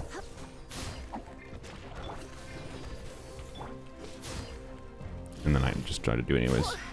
Okay, yeah, I'm just normal attacking this butthole. I'm just not trying with Hyper Bloom. This boss is just impossible to try to trigger Hyper Blooms in this jank Hyper Bloom team on. It works in small mob situations where I don't need to worry as much, but without having like a Zhongli or something, I could put like Noelle or something out, I guess, and get a shield with 50% uptime, and slightly fix this issue. But Candace though, I don't know. I think I didn't think I was ever gonna get any utility out of her on my main account, and then I had the idea to use her with Light of Foliar and Kuki, and she works good. I think people underestimate the value of the AoE Hydra application on Candace in group situations. Right? So if you have 5 enemies around you in Abyss, or let's just even say 3. 3 is more common. You have 3 enemies around you in Abyss. Don't be scared. Well, then, oh my god, this butthole. Then, all you gotta do, what am I saying? Oh yeah. So, Candace has AoE on her switching, right? You're normally switching out anyways, so it can make the rotation awkward. I'm not saying Candace is ideal. The reason people are so shite on Candace is because Xingqiu exists. Like, but she has a little bit of utility outside of what Xingqiu does on her AoE application. Xingqiu is single target Hydro, and obviously she does not complete at all in single target Hydro application. Like, not even close. But she's better than Barbara. Like, this team would be actually like somewhat functional with Candace here, rather than Barbara. Her AoE Hydro application can be relevant. Like, if you have 5 enemies around you, you can switch to a character and immediately apply 5 units of Hydro with 1 unit on each. And then you can have Yao Yao, right, doing single target Hydro or Dendro application. But again, she randomly targets, so you're going to get multiple cores created. And you trigger all those cores, and you're still doing good damage with Hydro. She works. And like just yesterday, I showed a very non-optimal Nilou Bloom team that cleared in like a minute and 40 seconds in the first Chamber of Abyss. And then I used my Kuki team with Candace as the main Hydro applier, and the Hydro is the most important element in a Hydro Bloom team because you need to keep up Hydro for core generation. And I still cleared that chamber with like 30 seconds to spare for 3-star. I should make sure we don't die. Like, Candace works perfectly fine. It's just people compare her to Xingqiu, and they compare every Hydra unit to Xingqiu. So, I don't know. Even Theory Crafts, in my opinion, are too down low on Candace, but like, Hydra was so strong that, like, Don't be such a brute. oh, stop! Oh my god, Barbara's Hydra application, self-Hydra, is so freaking annoying. Anyways, point is, Hydra is strong, and Candace has an AoE application, which is unique. There's not many AoE Hydra applicators other than, like, Ayato is a better AoE Hydra applicator than Candace, duh. But, Candace also offers her unique infusions, which, like, I also make use of because I can get extra Hydra application by doing charge attacks with Kuki with Hydra infusion. Like, I don't know, Candace offers something. I'm not going to claim this because I'm not AR40 yet. That took way too long to do. Anywho, she's kind of awkward in some cases, and that's why people are down low on her, because she's hard to make work. But I can tell you, like, Candace is the real biggest difference maker. Like, I wouldn't have been able to 3-star the Dendro cube without Candace. I wouldn't be able to do my existing Dendro teams at all. Like if Candace didn't exist, what Yao Yao would have done for my Polearm account is she would have, like, made Cyno do more damage. Yay, that would have been great. Like, if Candace didn't exist, Yao Yao basically did very little for Polearms only. It's honestly, Candace is more important. Like, I mean, this is not just me simping for Candace. Candace has more functional utility than my Polearm account because she has Hydro and she has AoE Hydro application, right? So, anywho, I digress. Candace is undervalued. Is what my realization has been as of late. You're going for Hu Tao, but you're probably going to have wishes over Diapolan, Weapon Bender, or Yelan. Oh my god, I just said skip on. If you're a newish player and you could use Hu Tao or Yelan, like if you could use either of them, I say after the Weapon Banner. That's my generic recommendation. If you want to risk doing 10 or 20 pulls and you're comfortable losing those wishes on the Weapon Banner, you do you, right? Or if you're close to pity already, you want to try it, you do you. I really have to go to the bathroom. How was the music?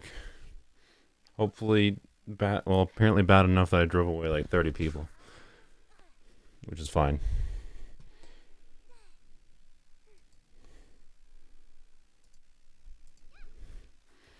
Okay.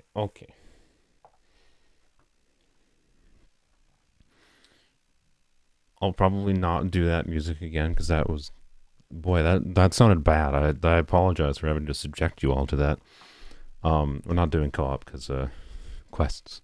Sorry. I mean, there's some of these like I said, some of these quests might work in co-op, but I don't want to bother trying to have to kick people out constantly.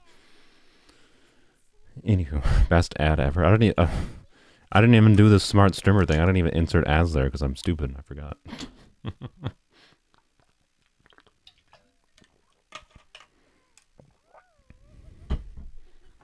So any ads that happen were thanks to YouTube automatically, not me. What do I have for? Oh, it's the special event. I saw the exclamation point up here and I was confused. Anywho, let's go. But the quests we need to do. What is next in the chain? We will be reunited, and then Bowkeeper Dane's life. Oh yeah. Oh, and then this one requires starting the Dark Knight Hero quest. So I'm not gonna do the full Dark Knight Hero quest unless I have to. So I'd rather do the Dane's life quest. But we'll have to start this one at the very least. At the very least.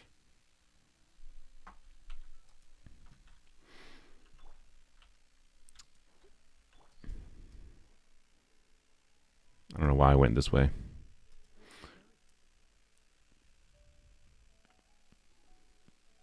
Best quest in the game. Is this the best?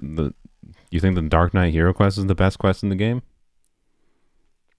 I disagree. But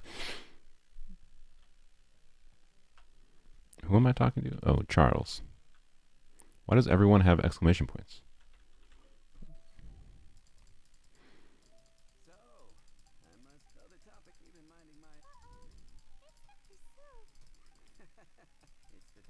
Why is everyone being Zhao in chat?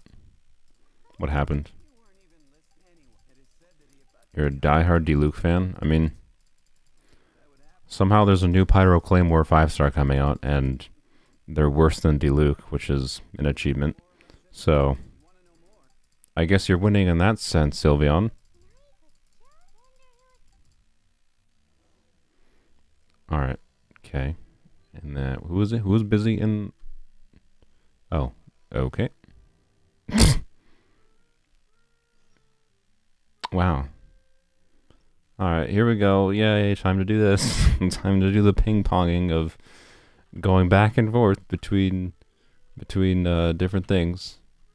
And like, this is so goofy, right? Because like, I didn't even have to talk to Lawrence. It's like, Lawrence is busy in the Dark Knight Hero quest. And then as soon as I start the Dark Knight Hero quest, I can talk to Lawrence anyways, who was apparently involved in the quest that I didn't have to interact with. Like, what? Like, why? Dia looks better than Diluc, though. I mean, yeah, she looks better. That's not that hard to do, though. I'm pretty sure anyone looks better than Diluc. I'm joking. Diluc isn't that ugly. But Dia, yeah, obviously looks way better. We're not doing the TCG right now. We'll probably do the TCG eventually. I like the TCG. It's just having multiple accounts. It's just like not been worth time to do, basically. Even though I didn't enjoy it, my initial impressions of it. So, anyways, we'll probably do it eventually on this account because I haven't really invested in it on my other account. So, I'd be fine with investing in trying to build decks properly for the TCG on this account, particularly to get Prima Gems in the future. But, anyways, not the Deluxe slander. I like slandering characters. I'm sorry. It's mostly fun to get a rile out of, get people riled up because I dislike their characters. You have every right to dislike mine as well. I will ban you for it. No, I'm joking. Enter Tavern. Does anyone actually enjoy the TCG? Yes, people that enjoyed the TCG enjoy the TCG. I enjoyed it.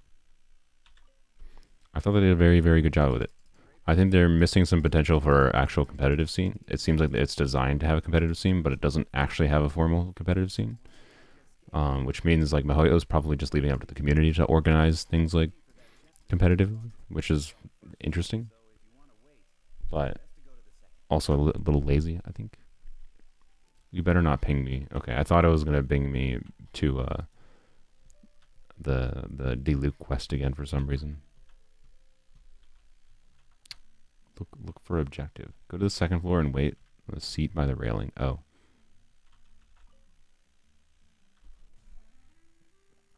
TCG is mid. Have you played other card games? So this is why they made it optional, by the way. It's because not everyone would like it. Like they did a good job with that.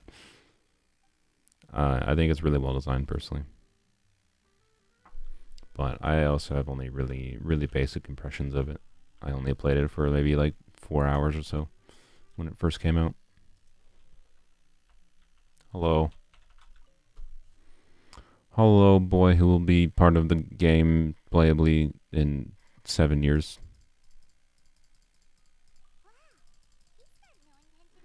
I do not like that they announced this dude as a playable character eventually, like 2 years ago, and he's still not playable.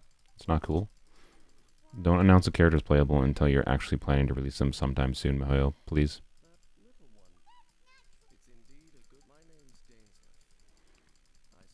Come back to TCG for a Zhao card. Yeah. I'll come back for a Candace card. I'm joking, but it would be interesting. They could easily have, you know, Candace does hydro damage anytime you switch to another character. That'd be an interesting effect.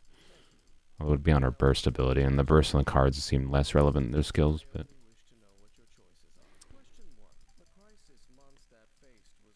The crisis Mondstadt faced was resolved by an alliance between yourself and...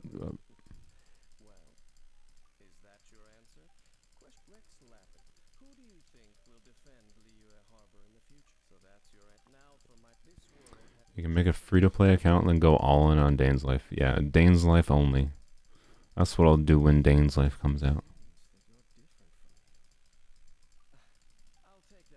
But for real, I don't see this dude coming out for like... Realistically, I'm going to assume they're saving it for like a special 8th element type situation. That will have its own special reactions with elements, right? And therefore, I suspect at earliest, this dude is coming out in 2 years. And that's optimistic, I think. Bye, on Fake Light. Thanks for joining. Okay, thank God it's not kicking me yet. I'm gonna jinx it here, but it's not kicking me to the what's it called quest yet. Diluc quest, Dark Knight Hero.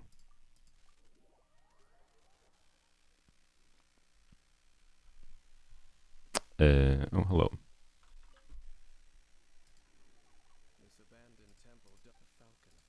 He looks like a Hydro character. Hydro's usually lighter colored. He has a lot of more like dark motifs. It gives me more like spacey powers motifs than Hydro, but it is definitely vaguely similar in coloration, I would say. Yay, let's go here. Recommended element, Cryo, okay. If Dane isn't a new element, my bet is on Hydro Sword. I mean, didn't they announce him and they literally had like, you know, question mark element or like gibberish element? So he is a custom element. That's basically confirmed, unless they go back on that, which they easily could, because again, they basically announced him as a playable character years and years and years before he actually exists. So, yeah. Oh, I forgot to change the audio back up. So his audio is probably a little bit low. I think that's correct-ish. Let me know if it needs to be louder or quieter.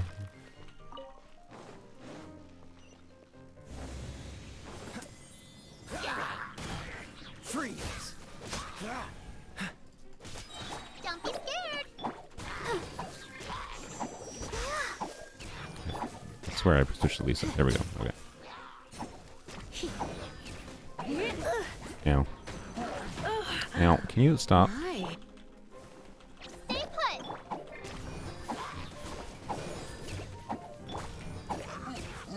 Oh, I don't have stamina. God. Should just give up on using charge attacks with Lisa.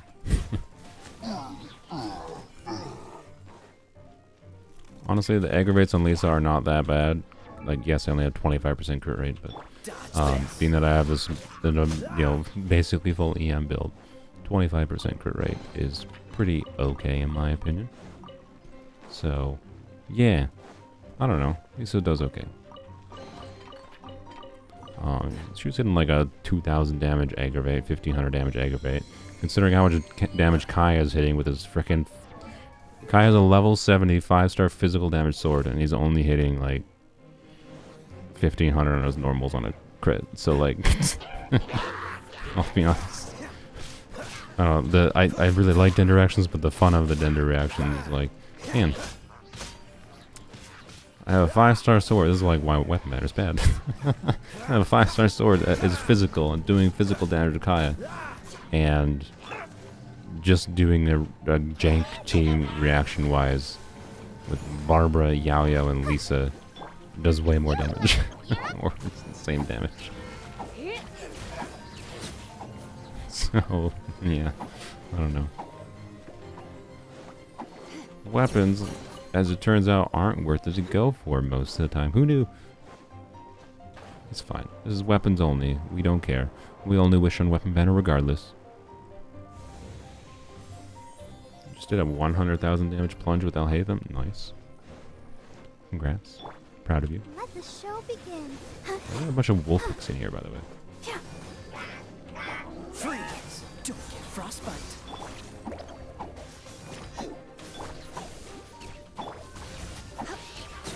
Yeah, I think I just need to hug enemies in this team and try to like trigger cores when I'm close to them. Well, yeah, 3,600 and an aggravate, right? Like, yeah, she's not critting very often, to be clear, so her damage is less consistent, but my Lisa's normal attack damage and charge attack damage is still okay, considering she doesn't have a 5-star artifact and is on an EM build, relative to Kaya, who is on a DPS-oriented build for normal attacks, and is doing less. This is why I don't understand when Mihoyo like nerfs normal attack multipliers. Like when they nerf the normal attack multipliers in Candace, it's like, I'm sorry, normal attacks have just like almost always are never a really ideal playstyle versus like doing some kind of reaction team or whatever for like damage optimization. So it's so weird to me when I see them do things like, oh god, we gotta nerf Candace's normal attacks by about 10%. Just too strong. Like, what? In what world does Mihoyo live in that they feel the need to nerf normal attack multipliers all the time? It happens all the times in betas. They nerf normal attack multipliers. Or buff them slightly. And it's just like, why? It doesn't matter. It, like, basically never matters. Unless characters are using their normal attack multipliers, to be clear, as part of their base kit in some form. But, like, Candace does not really use her normal attack multipliers in the way she was intended to be used, as far as I can tell. So, like, why does it matter? Why do they nerf it? So weird. Dendro OP in the beginning? Dendro's not OP in the beginning. Dendro is just strong as F in general. Dendro reactions, not Dendro. So it's just obviously evident that when I initially tried the Dendro reactions, because I went really early on this account, I went and grabbed Dendro MC on stream here, and I played around with it, and it was like, meh. But I didn't have artifacts to even put on, like with even a little bit of EM, so I don't really know how it would have been at like level 40, level 20, whatever, right? If I slapped on EM artifacts and did the same team, right? But at level 70, yeah, it's still plenty good enough to use over physical Kaya. What does weapons only mean? Weapon banner. We wish in the weapon banner. I don't understand why this is complicated. I'm not going to title it weapon banner only, because we technically are wishing on standard banner and we're allowed weapons from the standard banner. Like, I don't know. I feel like the fact that we wish on weapon banner only is the most obvious thing what weapon only means, so I don't know. I get that it's not intuitive, to be clear, as like pole arms only or swords only, but like it's not that confusing in my opinion. We only have a key left ammonia.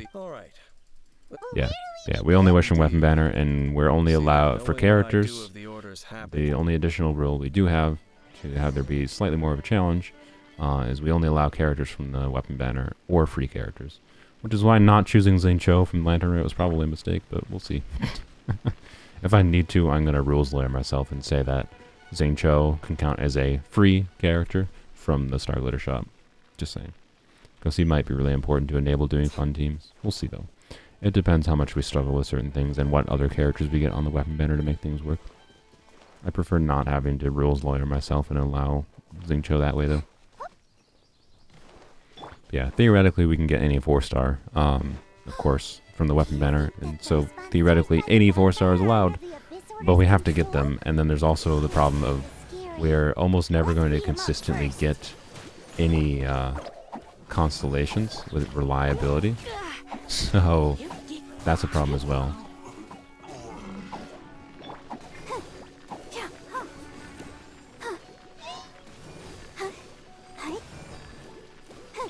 Stay put. Whew, Yeah. that's that. Let's go check out that bonfire. Bonfire. Oh, this bonfire. Wow, my brain just like I just deleted this from my brain. I ignored it. I just thought it was like a normal hilly trail campfire. So I just like did not pay any attention to it. I was like, what do you mean a bonfire? You just see 10k damage? Yeah, that's Hyper Bloom for you. That's Hyper Bloom. This is we have like full EM build going on Lisa here today. You gotta stream on Twitch so you don't can have commands explaining it. I mean, I could have what? Really? I can't climb up that. I could have commands explaining stuff on YouTube as well, unless you're talking about like chat commands.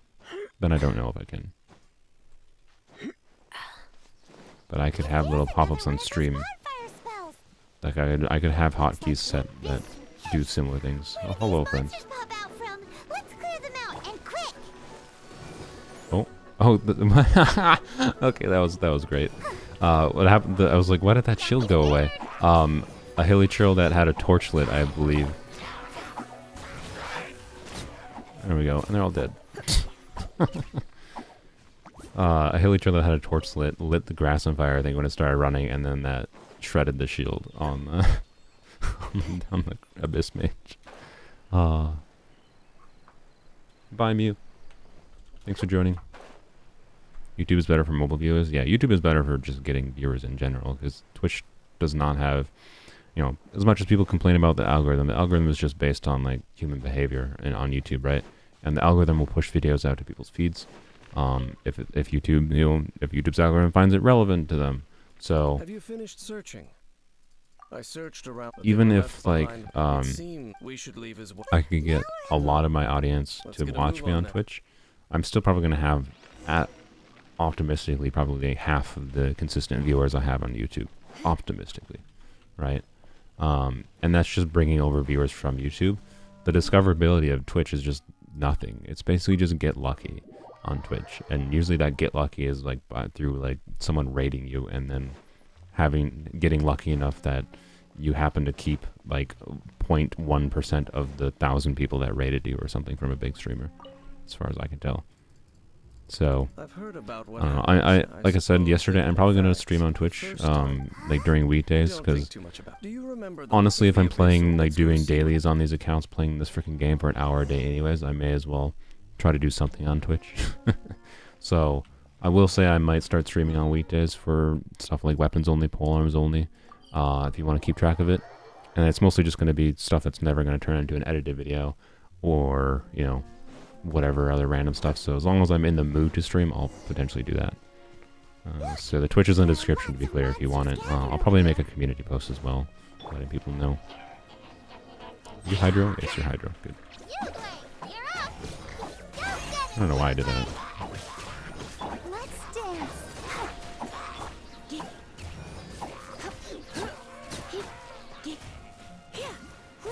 It really annoys me that I'm in, like, you see, like, I have, like, a situation, like, there's a Hydro core, like, the hilly trail's here, right? And then there's a Bloom core between me and the hilly trail in a line. And, like, my normal attack can connect with the hilly trail from this distance, but then it doesn't hit the freaking core in between. It's so annoying. Oh, I just let you get your shield back. Whoops.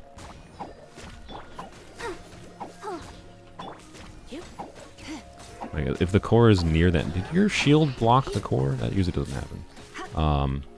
If the core is near the enemy, it doesn't seem to be a problem, because that seems to be within the range. Like, see, that triggers it.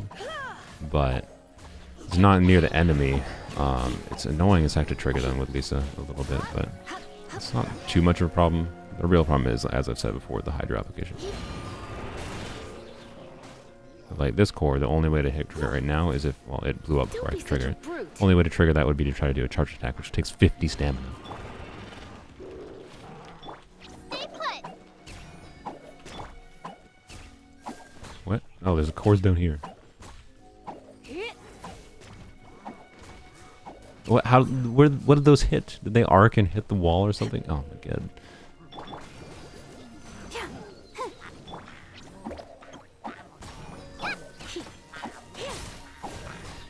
Please die.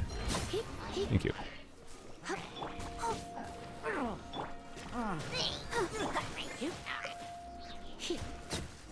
Thank you. Alright. What is our Lisa's talent levels, by the way? I haven't actually checked. Oh, so in the end, we still couldn't. I wouldn't call. Do physical clear with eye and perception. Oh, I'm not gonna do that anytime soon, that's for sure. Once upon a time, yes. You don't want to ask me? I don't know. I like doing quests. I like philosophy questions. So, anyone want to look up, or if you have any personal philosophy questions you want to ask me? You know, that can be like ones that are like moral dilemma problems, like thoughts on the trolley problem, or they can be simpler ones, like, or more vague ones, less specific than that if you want. Or you can ask me more Genja questions. I don't care. I'm perfectly fine with that. Familiar feeling, you say? Whichever it is, we can reach the top of. Catch up with Dane's life. Yeah. Does anyone know if so I know there used to be a way to like AFK farm. So there's like slimes that spawn over here. They spawn like every 3 minutes they respawn. And then you can use something like Aquila Favonia, where it auto triggers and deals damage when you take damage every 15 seconds. And you're able, and it heals you too, right? So you were able to like AFK farm slimes with Aquila Favonia. Does anyone know if you can still do that? Or did they make it so you can't do that anymore?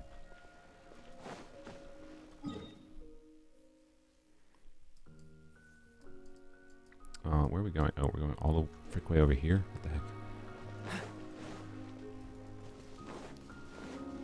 Step on Nahida or no step on Nahida? That seems rude. I wouldn't recommend stepping on any person. That's less a philosophy question, more just like a don't be a dick to other living creatures question.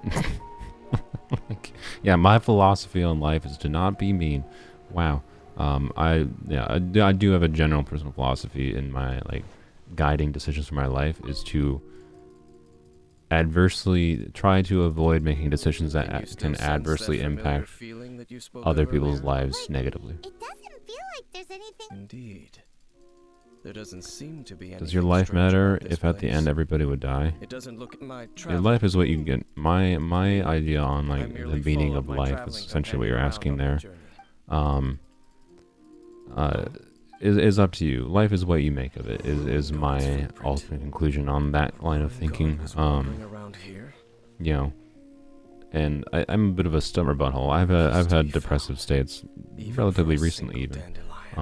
I would classify last summer when I got in a slump with YouTube as a fairly depressive state.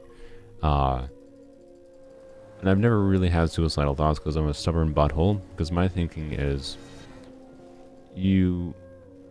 all the negative thoughts you've had, all the whatever, you wouldn't be able to have negative thoughts if you weren't alive.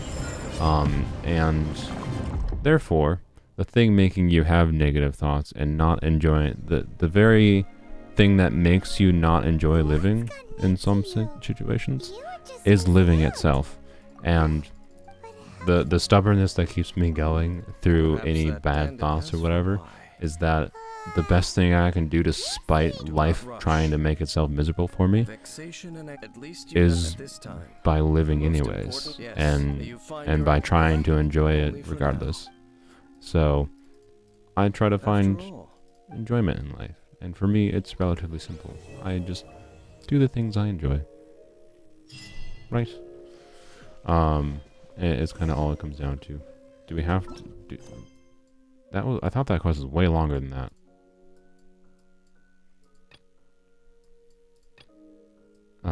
Okay. We will be reunited. No, I think we can just do it now. Okay. Alright, cool. This is not taking as long as I expected. What a world! Alright, sweet. Which also means we're not going to get as much the XP out of this as I expected. That was fine, I suppose. Oh my god, I didn't realize I was in Liyue. So anywho. But I know you weren't seriously encouraging stepping on anyone. Oh, but what's the weapon with the most value in this account? Probably Jade Cutter, realistically.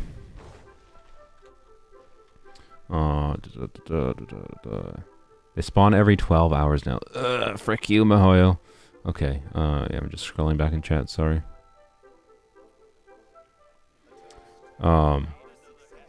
Is there anywhere where, this is actually relevant for a video I kind of want to do. Is there anywhere where Seems all the other nights I enemies have their hands spawn like more than every like freaking 12 hours, or is it just always like hours and hours now? Which is more alive, the being who strives for sustenance and fights for life but shows no signs of consciousness, or the being who hurts itself but has thoughts and feelings?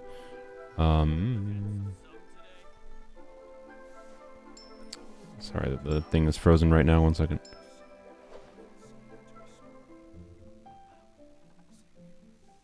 So where is my window? Good God, there it is. Okay.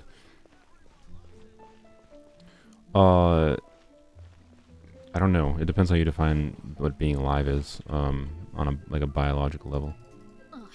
Or if even not on a biological level, right? Still. So Oh, I would say traveler, beings it's with you. consciousness are more alive though. Hello. But what you define as just consciousness as discussing- is a Yes. complicated question. So were- I don't know. We recently Two big time. Yes. Ah, Raptor.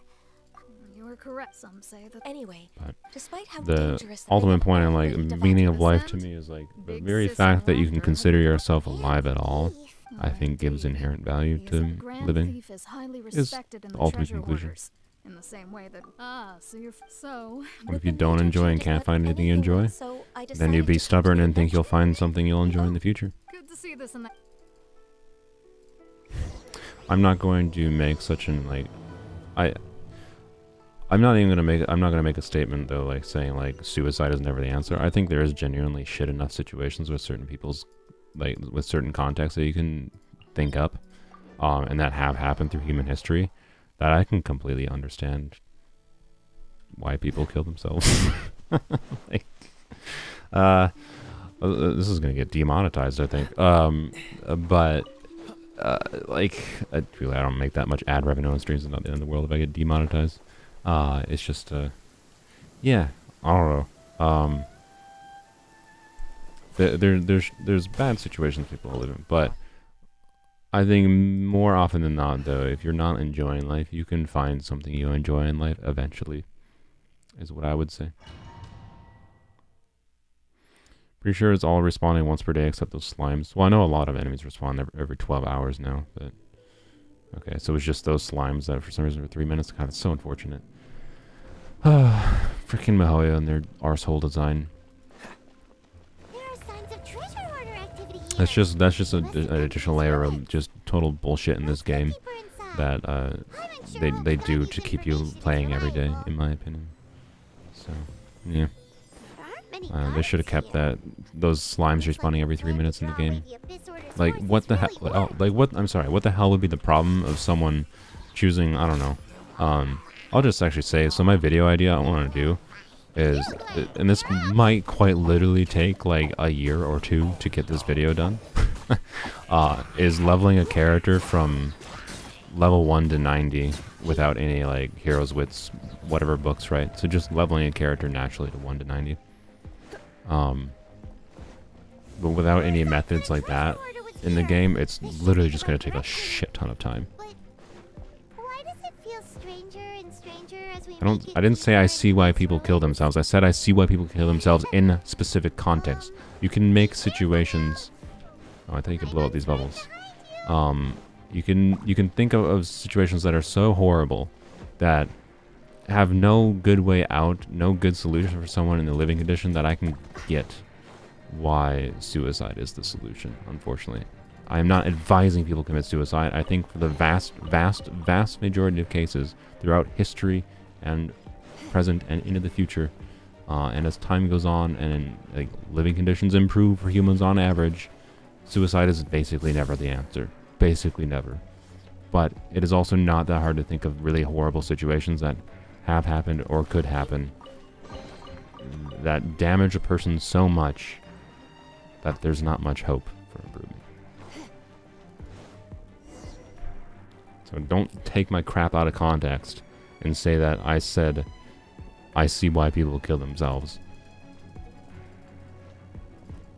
Because the context is freaking important.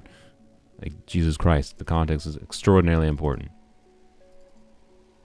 This is why people, like, if you people, the reason I'm a little bit of a butt about this right now, if you take, like, statements like that out of context, that's why, like, people are so afraid to just talk openly in public in front of people, like, when, like, a streamer, right?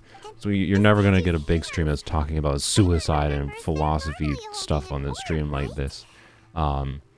Because there's too many people that will take them out of context and be like, they said they get why people kill themselves, and it makes sense why people kill themselves. Like, that's not what I was saying. And the Grand Thief hasn't moved an inch. I was simply saying I understand, like, the psychological conditions of why people would want to do it, and that there can be context outside of, like what caused those psychological conditions in the first place, and context outside of that that basically is like, yeah, fuck, I don't know what the solution is other than that yet. So, anywho, you're listening to this in the background, you don't hear much. No, it's not your fault. I want to be clear. I'm just saying, please, I'm just acknowledging that please don't, like, take that out of context. That's all. The context there was very important of the whole conversation. So, I will never talk about this crap again if people start taking it out of context. So it's only a liberty I have because I'm small, and it's even a risk I'm taking because if I get bigger and someone goes back and watch my streams and then, you know, the streamer said this. Ah, no. Oh, we did it. Okay, that was lucky. All right. Anywho, can we ask philosophy questions that aren't suicidal in nature? I know I brought it up as well, to be clear. It's my own bad. I should have not brought it up. My bad. Yes, context is important. Context matters. The number one thing I took away. Well, not that I took away. It wasn't even me. This is just like my personal philosophy with life in general. But like, context is always important. Like, any philosophical question, like if you're gonna ask me the trolley problem, right? If you're not aware of the trolley problem, it's basically just like it's meant to be like a utilitarian dilemma, a moral dilemma, or ethical dilemma question where, like, do you decide to kill one person or 5 people? But then there's little different, like, subtleties that change on the question to, like, try to suss out, like, the nature of particular things in, like, human behavior, basically. But anywho, the trolley problem is something like, it's like, it depends on the context. You gotta be pretty specific with the context of the trolley problem for me to be able to answer it in a specific way outside of me just being like, I need to know more about the context of the situation. Like, how did this situation happen in the first place? Because, like, so many questions come down to, like, this doesn't even make sense. And if I'm trying to, like think of myself in the situation of how I would actually act in the situation, I need to understand how this situation came to be in the first place. So that's like the problem with like questions like that. So yeah, context is important. Context, both for quoting people, and for just understanding anything in reality. In my opinion, you need to understand matters in a contextual perspective. So, we meet again. And it's not always possible to gather and to be clear, you have to the contextualism or there's another word for it in like ethical philosophy that I forgot the word for, but contextualism is a balancing act of trying to like make good decisions, basically make ethical decisions based on gathering more information, while also balancing the fact that sometimes you need to make decisions quicker, and you don't have time to gather context. But that is also, in my opinion, part of the context of the situation, is knowing whether or not you have the time to gather more information to get more context. That is also a contextual factor. so my ethics class when I was getting my degree in communication was basically all context. Context is important. Context matters. Anywho. And then we fought a big... Yes, This is a rare opportunity. You don't think suicide is ever the solution? I think people should decide for themselves and have to accept that. Yeah, that's fair. I can agree with that general sentiment.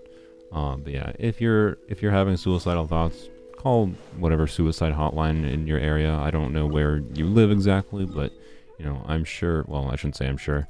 I'm sure there's some countries that don't have very much suicide hotlines or whatever, but there's a good chance there's helplines that I recommend just talking to someone. Talk to those helplines. They're a stranger that will listen, that will not judge you, that can help you through some things potentially.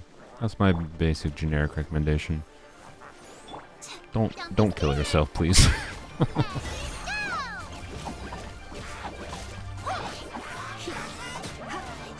Activate the cores. God frickin' dang it, Lisa. Lord.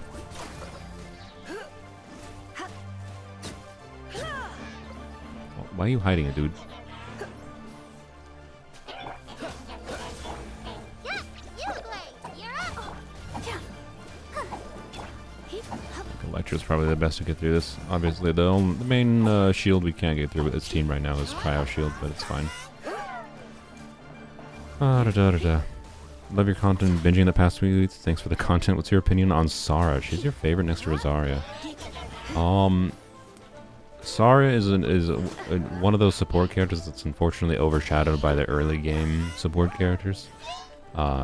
She wouldn't be bad, you know, if the likes of Bennett didn't exist.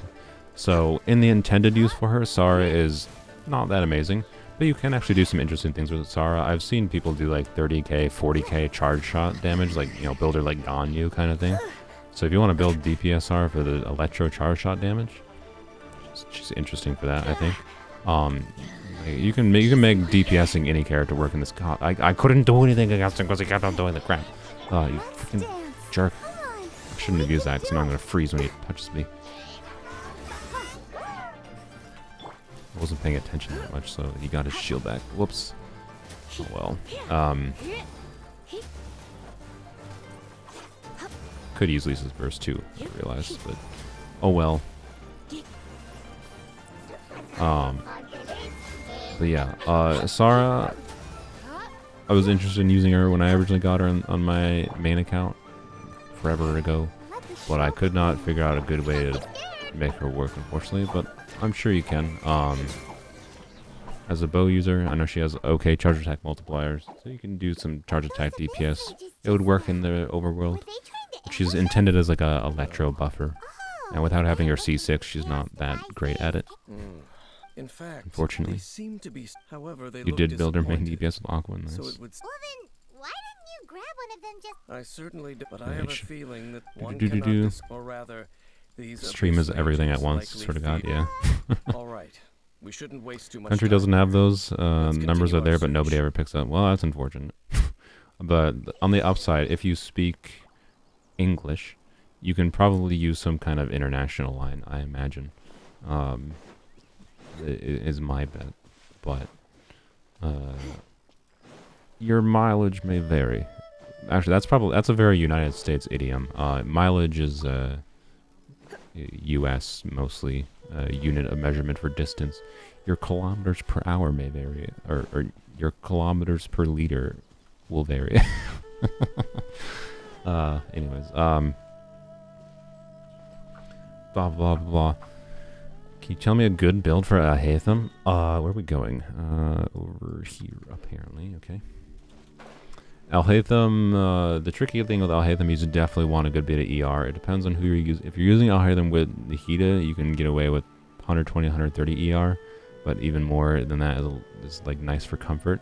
Because Alhaitham's basic kit revolves around him wanting to have, ideally, wanting to have as much of his mirrors up as long as possible, right?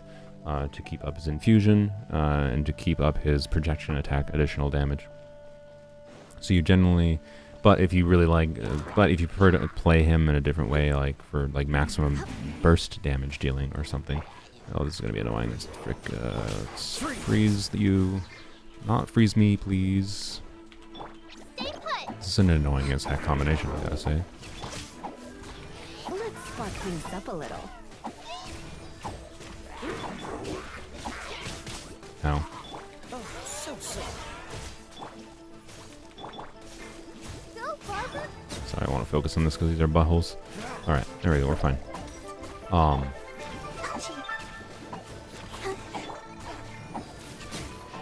you're dead. Oh, there's a cryo dude too. I didn't even notice that. I'll protect us. Dodge this. The annoying ones. Did it just spawn a new one? No, it didn't. Okay. Ah, what's the hurry? Alright. And... Come a little How much does this do? Blitz. Hey, wow, I got through it. Nice. Okay. You play. Okay, let's get through it. Aggravate. Charge attack. 4,000 damage. Yeah. Okay, there we go. So, what are... Oop. Okay, well, that's fine. Alhaitham. So, generic build recommendations for Alhaitham. You want to meet his ER requirements to keep mirror uptime, basically, because the rotation generally starts with his burst. And then you want to go into, like, normal attack, charge attack, skill thingies, right? So it depends on team a little bit. If he's solo Dendro, you need more ER. Like, significantly more ER. But you probably want him with another Dendro unit battery, like, at least someone like Yao Yao or Nahida, ideally. Maybe someone like Baiju in the future would work as well. But then, so, 130 ER I'd say is healthy, average amount, but he could use more potentially depending on team. So that's the complete story. And then other than that, it's just like your crit stats and EM. He scales on EM more than he scales on attack, so ideally you want an EM timepiece, regardless of what weapon you use. But if you have good substats on your attack percent timepiece and no good substats in your EM timepiece, an attack percent timepiece might be better on Hatham. So it depends. But long term, your goal would definitely be an EM timepiece on Alhaitham, and then Dendro Goblet and Crit Circlet. Balance your crit ratio and get a good amount of EM. If you don't have like a crit weapon, so if you're not using like the 4-star Black Sword, the Battle Pass Black Sword on him, I would personally recommend like the Umbrella weapon from the previous event if you have that for Alhaitham, or Zipho's Moonlight, Iron Sting, an EM weapon, in my opinion, makes a little bit more sense on him, but it just makes it harder to balance your crit stats. So then your build would just focus on crit stats if you have an EM weapon, kind of thing. So, and with an EM weapon, you probably want around 500-ish EM, I'd say 400 to 500, 130 ER, and then, you know, try to get like a 70, 150 crit ratio kind of thing. With a crit weapon, you're more looking at, you know, 80 to 90% crit ratio, ideal 200 crit damage, 300 EM kind of thing. So balance your stats, basically. That's it. He's a little bit hard to build, in my opinion. He's relatively straightforward, but hard to build because you need to balance. You need a little bit of ER, you want a bit of EM, quite a bit of EM, and you want, obviously, your crit stats. So the benefit of Alhaitham's build, though, is regardless of what kind of team you use in Alhaitham, he's kind of, you put those artifacts on him and you never really have to worry about it. He's not like I really freaking want artifact loadouts. Like, even on this account right now, I would like artifact loadouts for characters. So that I can switch between doing different builds, particularly with Dendro reactions, where you can switch around artifacts and weapons on characters, and they function differently together. Like, I really want artifact loadouts. It's just, oh god, it would be such a time save. Alhaitham has the benefit of, once you get those artifacts for him, he's kind of good. You don't really have to switch anything ever again on him. So, yeah.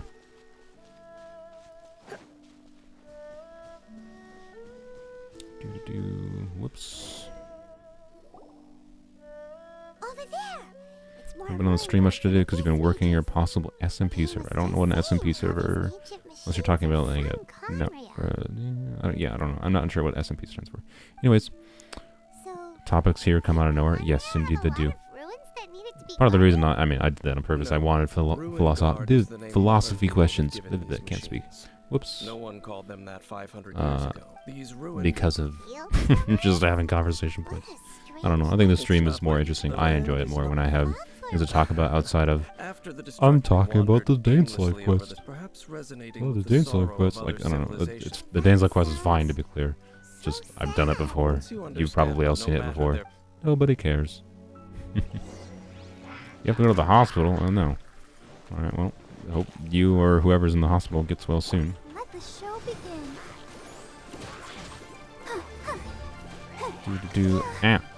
Okay, let's... Okay, I love the game just constantly throwing the cryo mages at me. It's, appreciated game.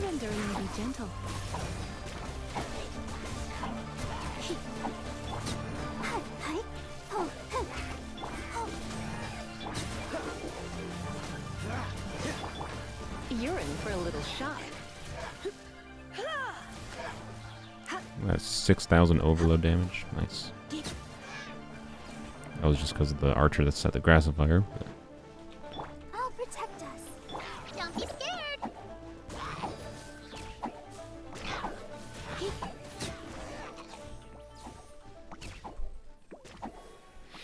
Minecraft SMP servers. Okay, that's what I thought it might have been. The talisman. Perhaps it really But engulf the faith. what? Loom of faith. Blobbity blobbity blog, Dan's life. Room of fate? Now I'm out of conversation topics unless I think of something myself.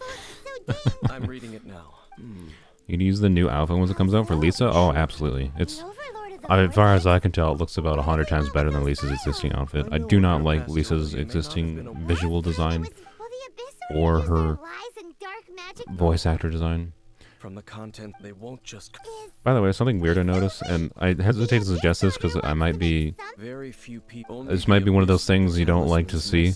I don't like to see called out because once you see it, you never unsee it. I just noticed this myself and I didn't have it pointed out. I think I noticed it with Sino the most. oh boy.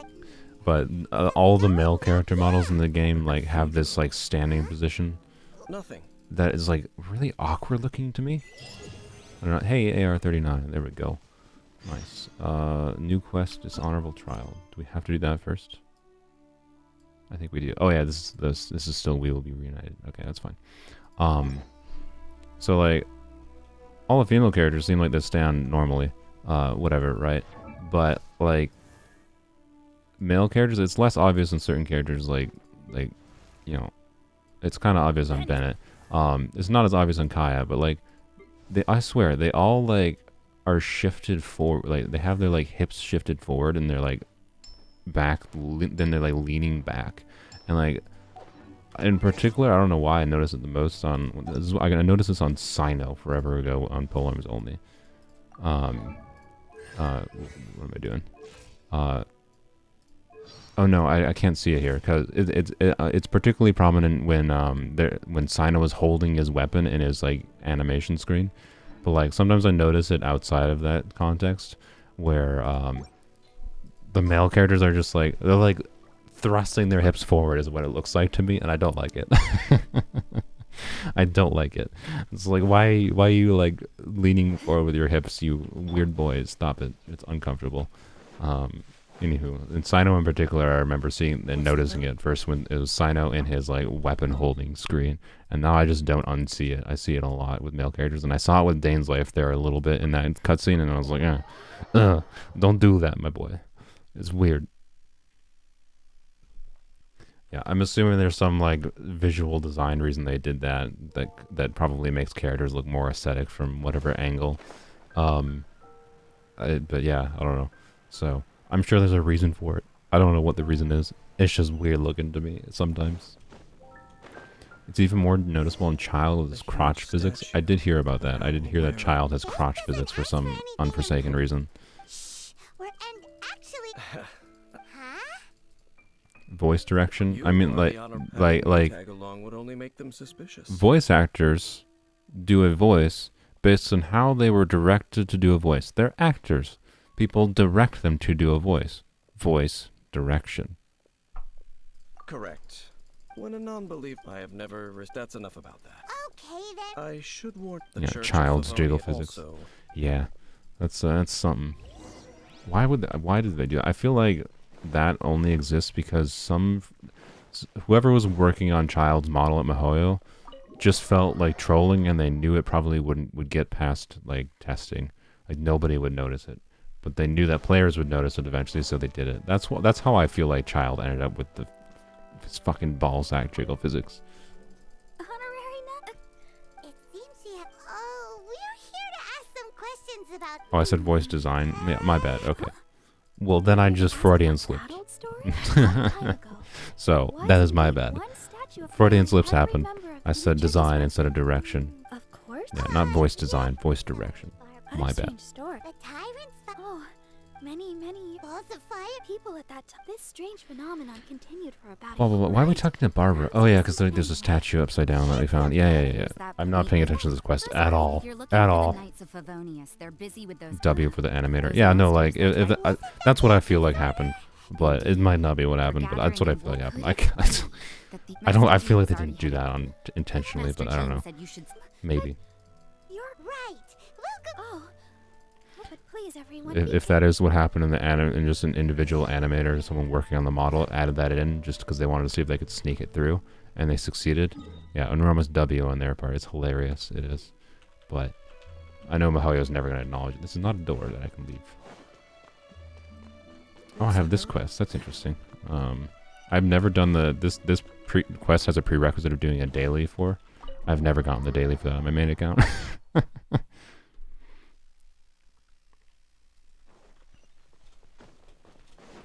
Do.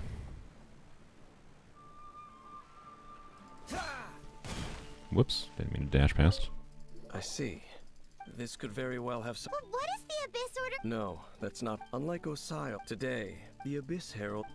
Blobbity blobbity blah. You accidentally bought Ayaka's skin? What do you mean you accidentally bought it? There's a number of steps you have to do. If you want to buy the Ayaka skin, you have to go here. You have to look at this. You have to be like, click. And then you have to enter payment information. I feel like accidentally bought is hard to do. Unless you were saving Welkin Prison. What do I... Oh yeah, I remember. There's a dude that randomly did the $1 top up for the account a while back. I forgot about that. I was confused for a second. Yeah, I did not buy the dollar pack for that. Was it? No. But anyways, go to Wolvendom. All right. Oh heavens, I love Dane. Yeah, Dane's pretty. He's got a cool design. I like him, and being that I don't know. I presume that he will be of whatever element, the Conria element that I presume he is. I also presume that he will probably be the first of them. If they don't, that is rude. Let's take them now. But I also think the reason I'm presuming this, adding that asterisk on, is because I think people may have presumed the same about Baiju. That Baiju would have been our first Dender user, or Yao Yao, and that was not the case. So, I don't know. The closer we I get look to the forward to target, whatever the more Dane's like kit is, but I'm... it'll take a few years. It has nothing to... I cannot I'd be very possibly- surprised if it Besides, was sooner than you're 2 the years one- from now. There's nothing special. It's just my... You shouldn't place even if the... Don't trust them and... Lest Huh? The destruction... Well... What a strange Do. name. Yeah. Dark Angel, are you planning on wishing for Ayaka? I hope you are. You didn't just buy Honorary knight. Ayaka for What are no you two reason. doing here? Oh, Or her Master, skin. Rosaria Then your help is... I just scouted out all of Wolven. Rosaria told me... but Blobbity the blobbity Abyss- blah. we just like the Abyss Order. Regardless... I would Honorary like knight, a the skip Scots dialogue spirit. button. Someone give me a It's question not so I can often- okay. stop paying attention to the dialogue again. Look for the Great Wolf King. Okay. I guess. Sure. How close are we? We need 8,600 adventure rank. What are we at? We're 2.5 hours in the stream. I slightly pessimistic on the forefront of reaching AR40 today. I think that's fine. I'll save my condensed resin until I hit AR40. Being that this is the last day of the week, though, we might end up farming bosses anyways before the stream ends. Is my thinking. But what does electric charge do? Okay, well I guess they just died, so I don't get to find out what electric charge does. But oh yeah, I never checked Lisa's talents. I'm getting distracted. Level 2. I should level them up. Sweet. I have. Oh, you tech slime. Okay, no, never mind. I'm not gonna. I don't know. I want to level them up, but I also I need slime for ascending. I think I need slime not just for ascending her. I need slime for ascending Yao Yao. I hate farming slime, man. I really dislike farming slime. What do you need? You need treasure hoarder things. Treasure hoarders are not that bad to farm, in my opinion. Slime, I really hate farming. Anyways, ugh. I've got to farm slime for the next 10 years of my polearm account, because every freaking polearm weapon or character seems to use slime. Not everyone, but like a lot of them. And then I got more slime to farm on here. Yay. Look! Over there, it's Razor! And the Abyss Herald! Forever said about Baiju being the first Dendro character we ever saw, and the last playable Dendro we get in the Dendro year. Yeah, I mean, he won't necessarily be the last one. There's, let's say, a non-zero chance another Dendro character comes out alongside or with Baiju. I think we have Kave as Dendro, right? Never surrender. No, But yeah, he might be one of the lastest for sure. So we've got a good enough smattering of Dendro units that we don't have any meaningful problem with Dendro right now. The only thing I'm going to be a little annoyed about, I don't know why did I start with her burst? I don't know. Don't ask what I'm thinking. I'm really not thinking at all. Don't be such a Don't interrupt me. No, I'm getting electrocharged. I can't hit the cords. I got electrocharged with the buttholes. Because of Barbara mostly is the real reason I got electrocharged. Stay put! Okay, you all need to die. Oh, okay.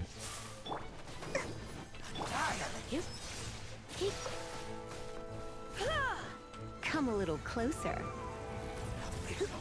That didn't crit. Sad. Oh my god. Don't. Don't be scared! Stop freezing me.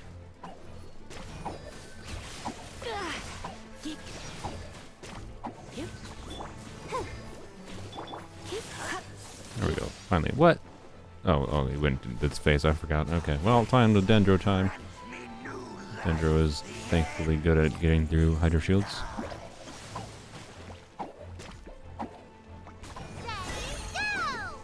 Really? Y'all.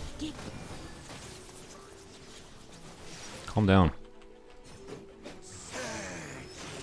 There was a question I missed. I know there's some questions I missed in chat, but I actually have to focus on this fight a little bit. It's not that hard, but it's just tedious.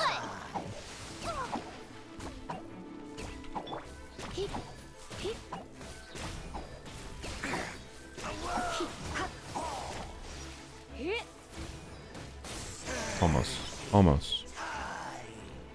Also, I totally forgot we had cryo. I'm sorry, Kaya. I've been neglecting you this whole stream.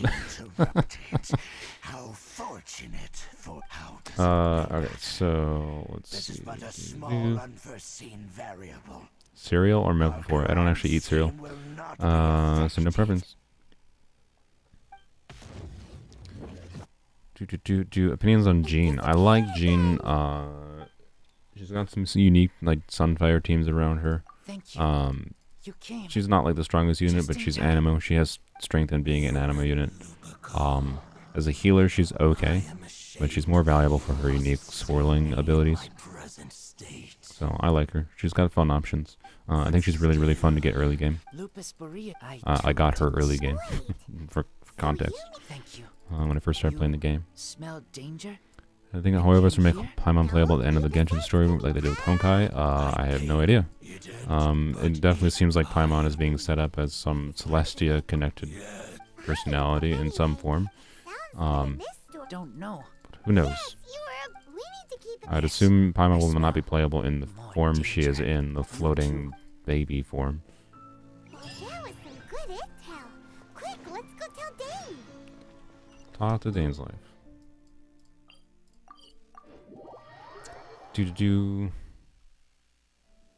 Cryo is always far more effective in the rain. Try. Oh, chat just spazzed out. 1 second. Baiju's model is the same label. Yeah, Baiju's model is a leak that apparently is getting a slightly updated model, which would make sense. I doubt it'll just be censoring, but who knows? China be China, and there might be censoring on his model. I don't personally care if they. I don't. They released I'll hate them. Like, but back to the matter. I don't know. Like if. They clearly shows they have the ability to make a character that can be hot but also have That clothing on. information, So for I don't know why example, that's a problem that people have The personally. old story. Exactly. I don't really care. The I think strange- Baiju could use a slight design change, but nothing major is needed. Back then, It looks like we need to make a trip to store. I am more interested in What do you Baiju's mean? kit than I am in his outfit, to say the least. But, Baiju can literally just be Dendro Kokomi, and he will be very, very good. If he is not Dendro Kokomi, my hope that Baiju is obviously is presumably, we're assuming Dendro healer in some form, is presumably just a Dendro healer with good uptime on Dendro application consistently off field. Right? Yao Yao has problems with her. I basically just want Baiju to be a skill bot, kind of like Yao Yao, but doesn't have 5 seconds of downtime. So, would be nice. So, Soft Pity and Standard Banner. Oh boy, this reminds me I should probably make that video about Standard Banner Pity. Yes. 75 or 74 is technically where Soft Pity starts, Requires same a using as element. Let for me getting give it a try. 5-star in general on the Standard Banner. There's a really weird system for Pity though. In alternating between weapons. And So basically weapons and characters on the Standard Banner the very have thing their we own need separately for all tracked of the pity. ruined gar- So As the abyss there's a awaited certain the degree whims where of us, like this newly born god if you've will done have the 200 power. wishes, I think it's something like if you've done like 200 wishes on the Standard Banner and you've never gotten a You may weapon, doubt me no even matter if you're where not we at go, 75 pity, but our work is around the 200th-ish wish, if avoid this any is all me further going off memory, by the way, repercussions, we take it with a must big also old grain of take salt. care I of don't know that the exact defiled numbers. I'm statue. giving very vague estimates. We can't have the church. It might be like 300 wishes. I could be wrong. But there's a really weird pity system for weapons Let's and go back characters to the well, separately, make sure it- where while there is the soft pity system for getting a 5-star in general, there is also a situation of if you haven't gotten a weapon or a character specifically in like 200-ish wishes, you will get a weapon at that point. Hello Beat, welcome to the stream. So there's technically you have the ability to predict a early, which is technically not an early because there's technically separate pity systems for weapon and that, and then there's also a tendency of it to alternate, partially because of that separate pity system, but also partially because there just is a hard-coded thing for it to try to alternate, at least if you get 2 characters or 2 weapons in a row, it tries to alternate, but it's weird. But that alternation is also more of just a statistical result of the alternating. It's so goofy. The Standard Banner pity system is real gooftastic, is basically all I'm saying. The important conclusion is that, yes, soft pity is basically at 75. You should expect a 5-star every 75 wishes, and you should expect getting an early every 200-ish. That's the important takeaway. The actual complicated nature is annoying. It's not worth it because it's not worth even looking into. I wouldn't even bother because just use whatever standard wishes the game gives you on Standard Banner and don't ever wish on Standard Banner outside of that. It's a bad banner. It's worse than wishing on Weapon Banner. Let's be real. I'm gonna go claim our Adventure Ring rewards. Wait, why am I claiming? Whatever. You know what? I'm gonna claim the Adventure Ring rewards because I might forget to do it if I don't. That's why. So, yeah. You should expect a 5-star at 75 to 80. Same as Character Banner. Functionally. So, Sucrose, the package you mentioned. Someone Hoyo versus High on It's not something while dangerous, designing is it? that. Well, You need to be careful when you're opening What did I trigger? packages. Once I What open is this? your package, No. Tomatoes, sucrose. Oh, this is the TCG thing. Oh, Whoops. hey, Well, I you regret two. coming here. We're just Strange. Yes. Yeah, believe it's I think the from reason they Solar. designed it that way Package is from an ex- there wasn't primarily anything dangerous inside. I just think so I that said players would get to balance out, right? Because they designed it that way to avoid a situation where like they didn't look like test- a player would have 500 wishes on Standard Banner over several years of wishing, and it's called. Genius invocation and they end up getting only characters or only weapons, right? That's right. So I think they did that weird R system specifically as a goofy way of trying to make it so that people would get a relatively even distribution over time of 5-star weapons and 5-star characters. That's, I think, the reason they did that. Well, since it's a gift for Uh, Fine. Although, Well, the easiest fine. solution If for you'd like to learn Mihoyo the rules would of just be able to, TCG, for this then stupid I'd system of actually like suggest kicking you you go to between the different depth of quests, and trying like to this where learn like the I walked rules into an of the area, Arabian- I didn't intend to do a quest, but now I'm stuck in dialogue for 5 minutes.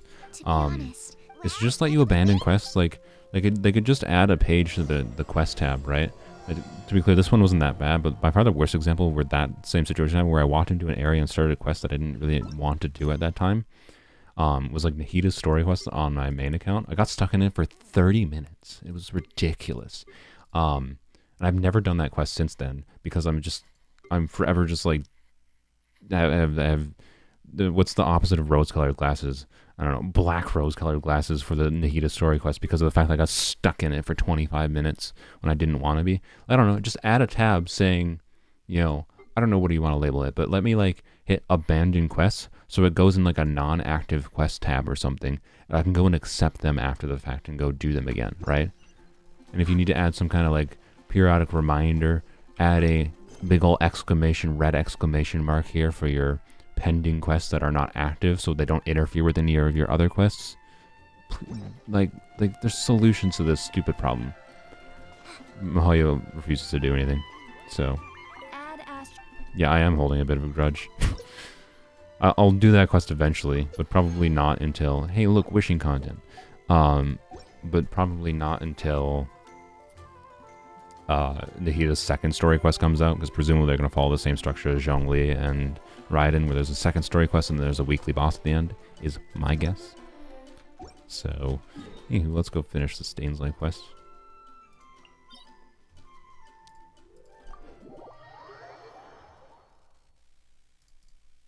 I think my plan after we finish this quest, since we're at like 2.5 hours, I might work on the Inazuma, because I think I unlocked the Inazuma quest after this, right? Yeah. I think my plan, yeah, I think this is the final sequence of this quest, is to finish the weekly things I haven't done yet. So, like the, we did 15 domains, which is nice. I think we did that because we are doing the story stuff and it counts as domains. It's nice. And, yeah, I think, well, remind me to go in the teapot. We're going to fight Child or Dvalin just to at least collect, we'll probably collect the rewards on them, because why not, but I want to level Yao Yao. I want to get Yao Yao's next ascension done. We'll get the teapot done. Then we'll fight the boss, and we'll see, depending on how much resin we need for leveling Yao Yao, we'll see if we need to do this, or can collect this. I should say. But yeah. And then we'll do 2 standard wishes to end off the stream, because we should get a wish from Yao Yao as well. Oh yeah, we should only need 80 resin for this. So, oh, I need slime. Ugh. I hope I have enough slime. What are we near a 4-star yet on standard banner? No. Okay. Well, cool. That's fine. I'm sure we'll get an early something, right? I just want players to spend as much time in the game as possible. Oh, I know, but it's such a negative player experience. If I hadn't just been like, when I first started playing this game, if I hadn't just like done kind of all the quests because I was enjoying doing the quests when I first started playing, like if you're just not enjoying the quest aspect of this game when you first start playing, it would have been such a huge turn off for me. Like I probably would have dropped the game pretty quickly. If I had like run into this situation where because I wanted to focus on doing something else, and then I had a pile up of quests that forced me to do other quests to complete quests, it just would have pissed me off. And I just would have been like, nah, F this. So, like, that's, if a player stops playing in the game because of this system, that's the worst case scenario for Mihoyo, because then they're going to make 0 money from that person. Shut up, Paimon. Need help with anything? I can join the main account? We should be fine.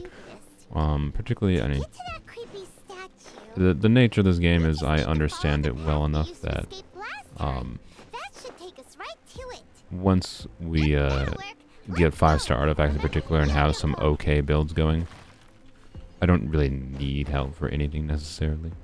So anytime we're doing co-op, it's mostly for the funsies for you guys more than it is for me. Oh no, oh no, no, no, no, no, no, no, no, no. I thought I could land there. No. Goodbye, my bursts. To be clear, I don't mind like people like beep hopping. Oh no! Oh, people like beep hopping in and helping me out, finding chests and whatever is nice because it speeds up the grind for like Geoculus and it speeds up the grind for Geoculus and it speeds up the grind for chests and whatever. So it is appreciated in that measure, but the co-op experience in this game is kind of bad. I mean, I talked about that yesterday, so yeah, no, touch me. This domain with Scar is hilarious. You can probably just float over everything, right? Or actually, is it harder? I guess if you try to like go through this with Scaramouche, is it harder? Because it's just avoiding the minefield in the air because you're too stubborn to go in the little hidey holes. Maybe. Looks like an eerie. Be careful. But yeah, I'm always down with doing co-op stuff just for the funsies for on stream. But there are times where it's just more inefficient, is my point, to do co-op. I got to do stuff on my Polearm account and my main account still today after the stream, so I might continue the stream after we're done for that stuff. I'm sorry, Abyss Herald, but you don't stand a chance because I got Dender reactions. Ow. Oh, I burgeoned by accident. Whoops. Why did I use that on the Pyromage? Whoops. Whoops. Stay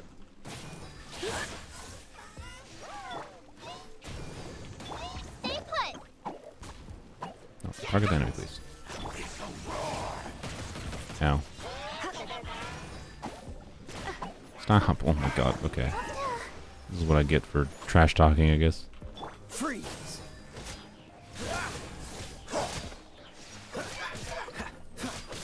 Dodge this. Alright, there we go. Now let's get through you.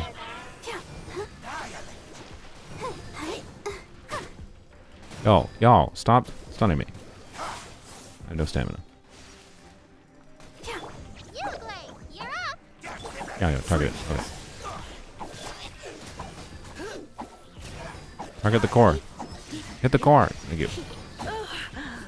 My.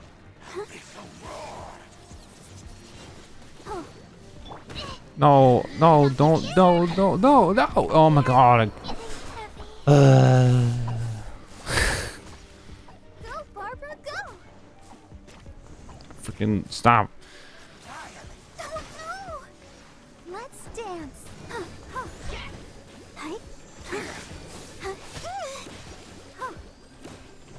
Dodge this.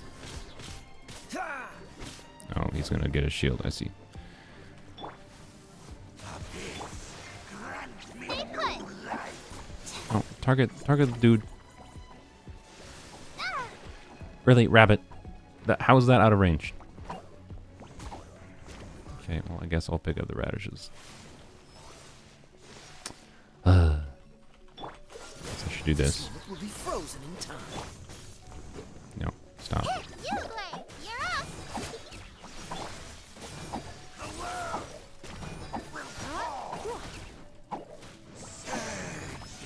Freeze. Let the show begin. Don't be scared. No, target him. Side effect of having not much healing on Yaya is that Yaya is targeting me a lot, which is not ideal. Cool to push your luck. Oh, I thought I could freeze him before he got that off. Freeze. Ah. Stay put. Yay, there we go. Finally, good lord. You can't do a lot in co-op, unfortunately. Yeah, or to be honest, yeah. Co-op is unfortunately limited in this game. Half of yesterday's stream may as well have been ranting about co-op lost potential in this game.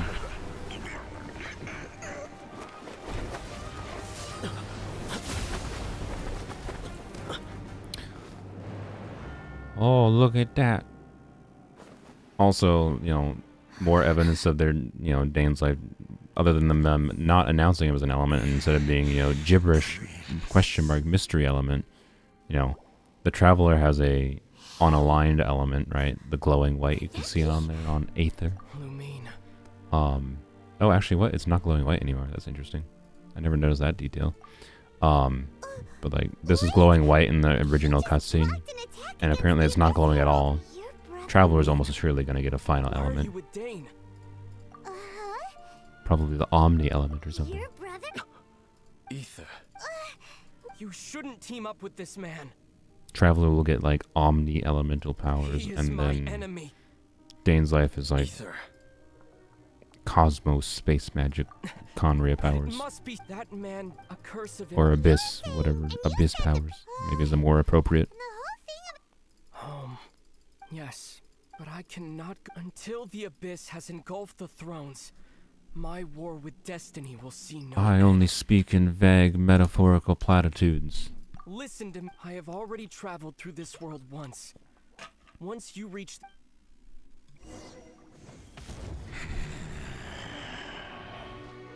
so we'll meet again.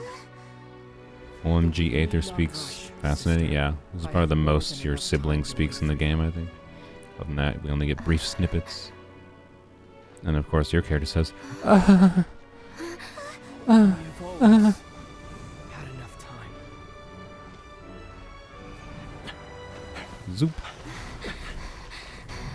Also, if Dane's life doesn't have a movement ability like Elan, I feel scammed. That looks like a Elan ability if I've ever seen one. He'd better have a movement ability for Overworld. Just saying. Don't be too sad. We'll find them again. Look on the bright, really. At least now, as well as the 7, Dane is also. That's right. But Blah blah blah blah. Yeah, thank you. Try to recall as many details as I can. And we don't need to do this. I already recalled it myself. I just played it. Next thing. Even when I was ignoring it, I could probably tell you the basic structure of what happened here. Also, how come after all this time You we've need spent Dane to hold me like that too. Oh. You're right. Then our journey's not over. If your brother Sapphire, or you need to see a Traveler, psychologist. let's go. No, I'm joking. If that's the kind of, if that's your kink, it's fine. It's fine. It's fine. Don't be Alright. scared. Yay, Primo Gems. And a white tassel. I think I actually already got R5 white tassel when I was doing exploring for Beep. Or for Beep. For me, with Beep. Yeah. So I don't really think I need to lock any more white tassels. I can't fathom we'll ever need multiple copies of an R5 white tassel, to be honest. But anyways, yay, we finished. We can finally do the quest to actually get to Inazuma. Yay. Yay. Only took 2 hours of mandatory quests. At least we didn't have to do the full. I was a little bit worried we'd have to do the full Dark Knight Hero quest, which is nice. Oh my, all those achievements.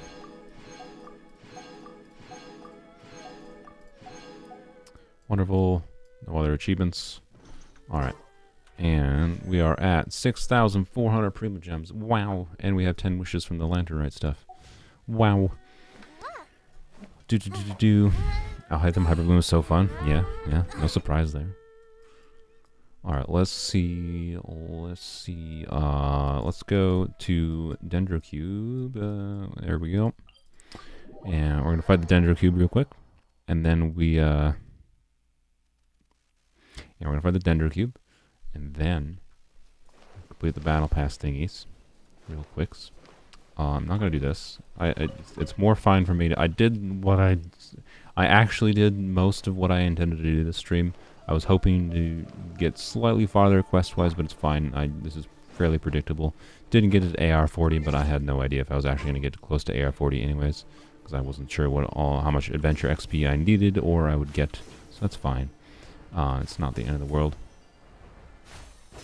And we'll get Yao level up here. We'll get 2 standard wishes. And then we'll maybe mess about my other accounts here. You just hit your biggest Lisa nuke and it was 399,000. That's kind of brutal, yeah. Just on the edge of perfection. This might be a little bit slow. Charge attacks, go. Oh, yeah, I need to check how much slime I need, because I need slime for Lisa and Yao Yao. Yay. Yay.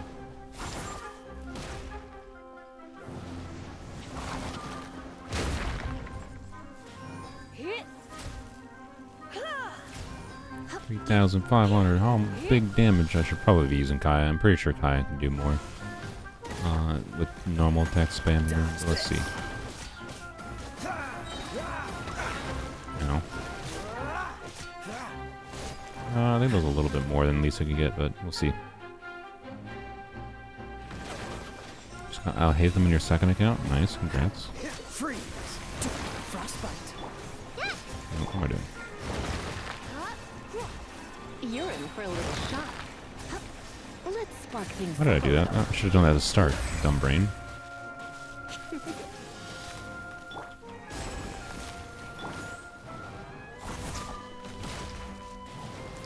I've actually never tested. I don't know if Yao Yao... Does Yao Yao target the little pilliths? The like prisms that spawn properly? I feel like she might not. I would not be surprised if it didn't. Oh dear.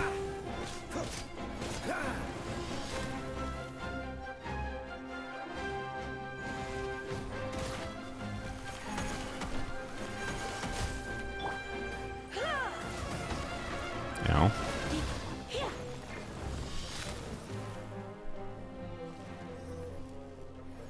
Come on, friend. Hello? Okay. Just didn't do anything for a straight 20 seconds there. Ow.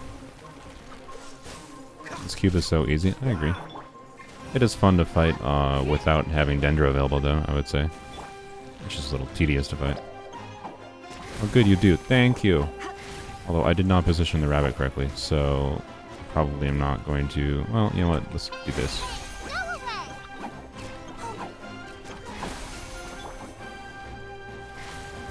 Okay, there we go. Good. Use resin. 2, yay. And then a bad instructor's piece. That's fine. Alright. Let's see. We need 2 more, right? Yep, 2 more. Sweet. And then slime. Let's go check how much slime we have. Where am I going? I don't think... Oh, I do have Sumeru unlocked.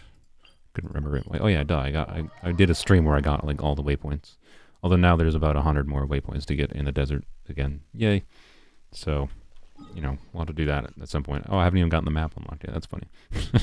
Yeah, I'll have to do that, Matt, at some point. Oh, I didn't even get some of the waypoints in the desert. I forgot. So we still we'll do that in the future when we got some primogens we need to get.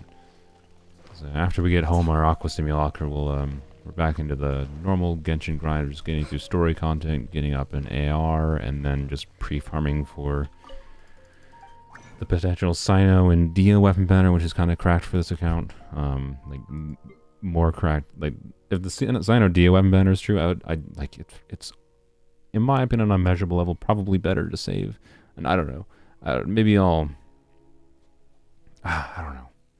Part of me wants to wait and save, because if the Sino Dia weapon banner is true, like, I'd rather have, like, for DPS Yao Yao, Sino's weapon for DPS Yao Yao than Stahoma. And Sino's weapon also enables more creative builds in general, in my opinion.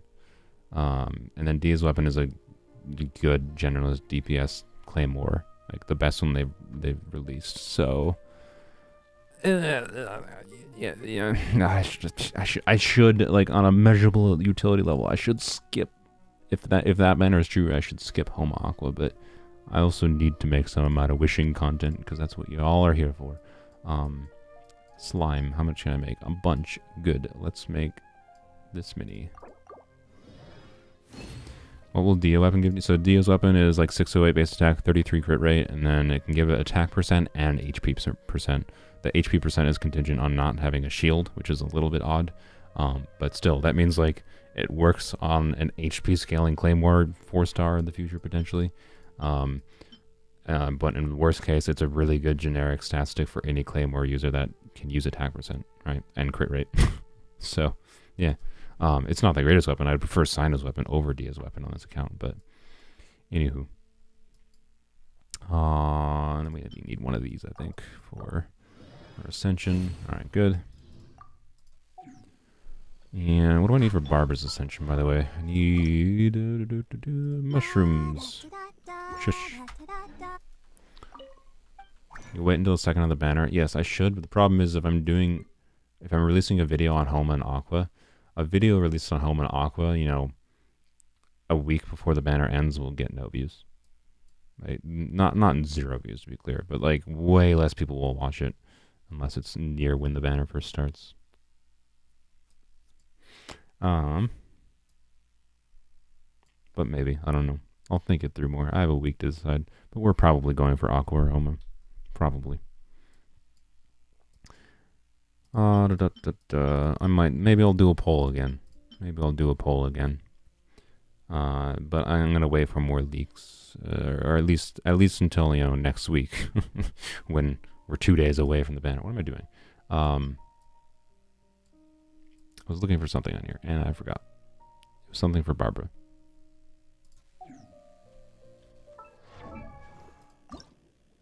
Oh yeah, the blue crystals. Let's see how close we are to getting those. Well, we are close enough that we can do it. All right, sweet. So I could go do Barbara here. Maybe I'll do Barbara quick before we end the stream, because it would be really nice to have more uptime on her skill. That way I can get frozen more when there's cryo enemies. Oh yeah, I need slime for Lisa, right? Yeah, so that gave me enough slime that I can ascend Yao without a problem. And I can level Yao's talents a little bit once I do that as well. Actually, I may as well just do that right now.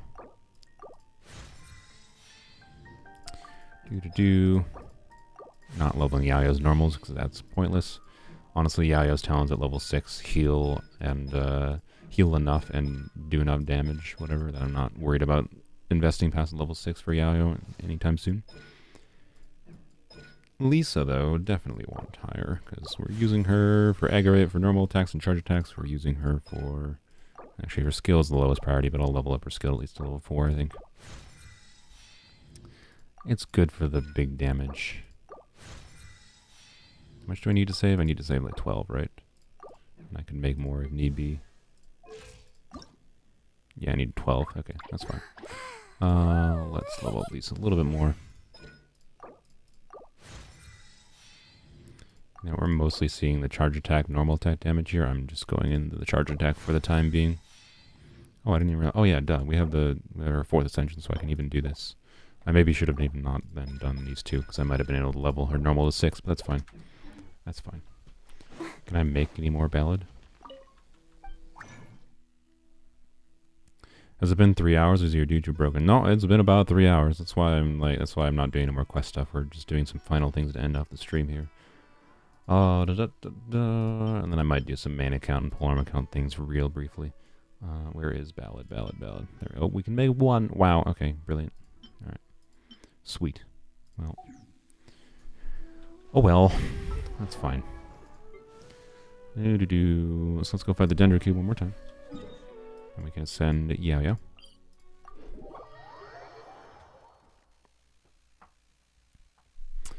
Your new AR-35 houses team Diluc DPS, Raiden sub DPS, Xingqiu, and Bennett support. Yeah, that's a pretty good team. It should work. Is it going to 36 star abyss? Probably not without being very high investment. Raiden is the character there that could actually cause some problems because it might be annoying. You already have to deal with the knockback from like Diluc's burst. Where am I going? From Diluc's burst inherently, but Raiden would cause overload, which does a lot of knockback on small enemies, which can be a little bit annoying in some situations potentially. But she can also be used to refill Bennett's burst there, as well as Xingqiu's burst.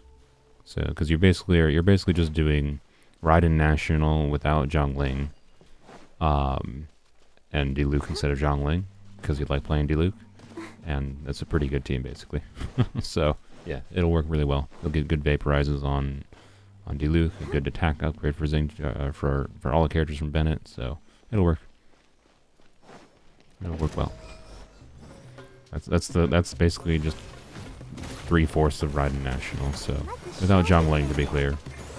Diluc is stronger for like Abyss, but if you're enjoying Diluc for Overworld, use Diluc. Right. Oh, we should see what we get for a charge attack. Also, I forgot, we can kind of like get free uses of Lisa's charge attack here. I didn't aggravate. But that was less than it was before. Okay.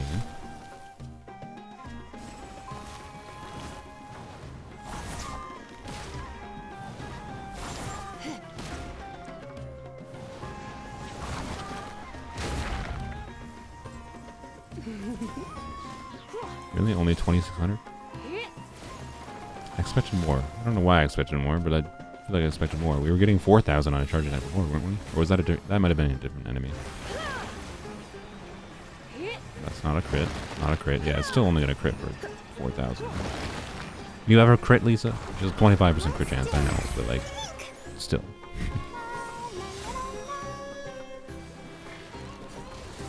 Okay, let's do more, Kyle.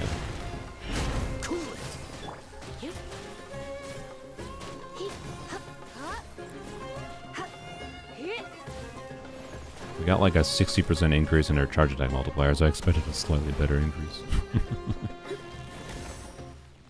Oh well. May not have been worth using all of our slime for that. You've been a naughty boy. Oh, no, we didn't have quick on aura. Dodge this. Oh.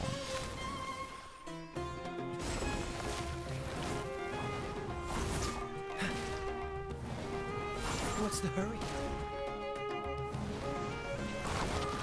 Feel like if you're using Diluc in like that Raiden team. If I was gonna use Diluc, I would basically ignore his burst.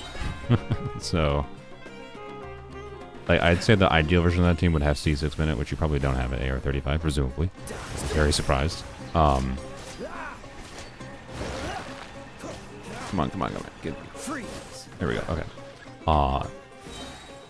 Because then you can just do pyro normal type damage. You can do like 4-piece Shimanal or something on him.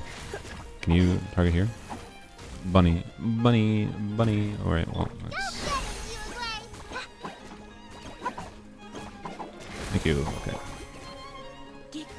Alright. There we go. Give me my things. Yay. And we got 2. Good. There's a chance, I think, of getting 1, so it would have been annoying to only get 1, but... That's kind of not much. What? Well, we were getting... I saw over 4,000 on Lisa's charge attack before is why I was disappointed. But I think that was against enemies that had less defense. So, anywho. Oh, sorry, I'm dumb. I was ignoring your 314,000 with child. I ignored that comment. I thought you were talking about me talking about my lack of damage on Lisa's normals. My bad.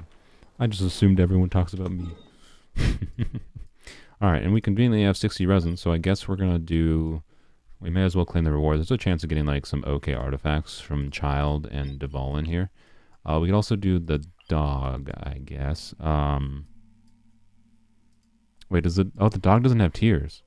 Oh, can the wolf actually give his drops? Oh. Interesting. Because, like... Oh, the wolf probably just has different tiers based on the world level, so it probably functionally has the same tiers. Anyways, let's ascend Yao-Yao real quick. Ascend Yao-Yao. There we go. Welcome, Yao-Yao. And we'll claim your wish. Claim that. Alright. And I think... Yeah, what is her... Oh, yeah. So her important... This healing passive is kind of important. That increases her healing a meaningful amount with her skill. But that's fine. Let's level up her heals a little bit more. Oh, I need more slime. Alright. Classic. More slime.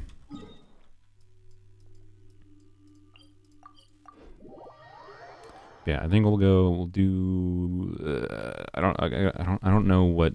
I'm assuming most of the starter characters use Devalin drops. We can't get Devalin drops right now, so it doesn't really matter. So I think I'll just... I'm gonna guess I can't get drops in the wolf either until the next world level is my guess. So I think I'll just do Child and the wolf. Or, sorry, Child and Devalin, because the wolf is annoying to travel to. That's the only reason. Yeah, I'm gonna level up. Yeah. She scales on HP. Like, duh.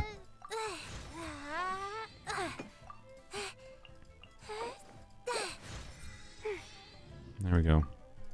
Healing up. Oh yeah, we need to make slime. That's why I came over here. So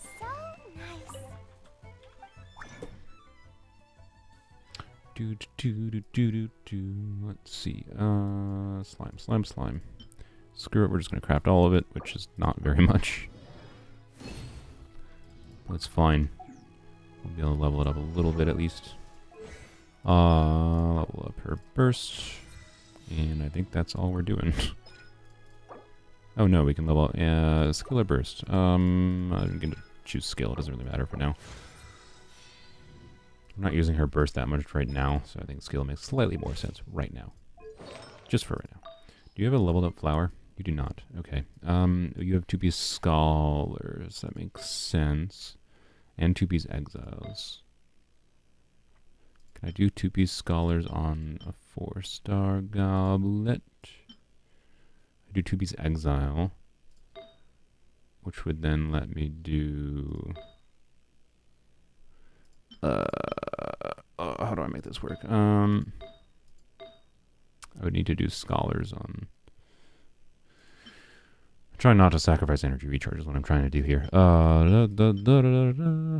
Which is probably not going to work realistically. Oh well. I could steal Kaya's, but I don't want to sacrifice Kaya's crit rate for Yao's crit rate. It would be nice, but not. I don't know. I think I'm just going to put the Deepwood Memories flower on her, maybe. I don't know. Which do I level up? Chat.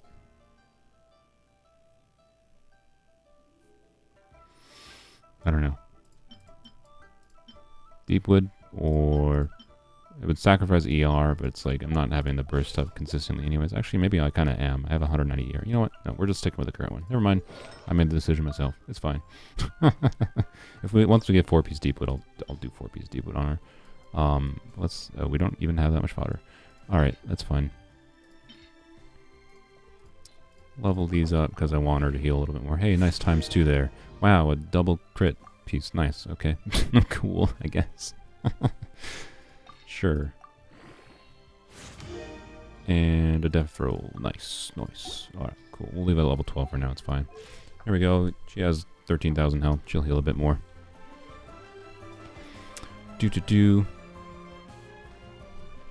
53,000 is her physical record with Caesar or Rosaria. Wow, that's a lot of physical damage on Yaya. Alright. What is this? Oh, in battle. Nice. We got another thingy.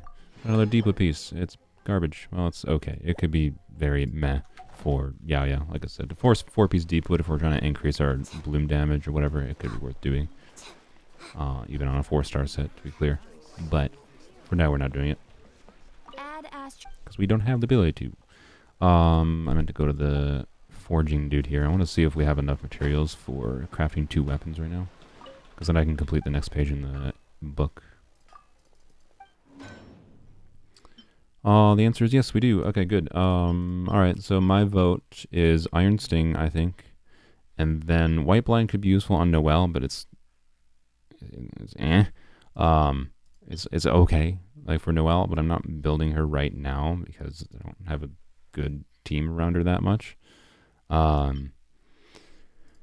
We have 2 Fav Lances. I don't really think we need Prototype Crescent. Prototype Amber enables just more healing if we need it. Like, it's better for the healing Barbara, potentially, if we don't care about the attack percent buff on Thrilling Tales of Dragon Slayers. Oh, that's probably why Lisa got so much more on that one charge attack, is because she probably had the Thrilling Tales of Dragon Slayers buff, and I didn't have the Thrilling Tales buff going on the Dendro Cube. That's why. Alright, so yeah, I think that's what I'm doing. Iron Sting and Prototype Amber. Worst case scenario is just a waste. We're doing this for the book rewards anyways. I don't know if I'll actually use these weapons that much. Worst case scenario, it's a little bit of waste of ores. It's fine. There we go.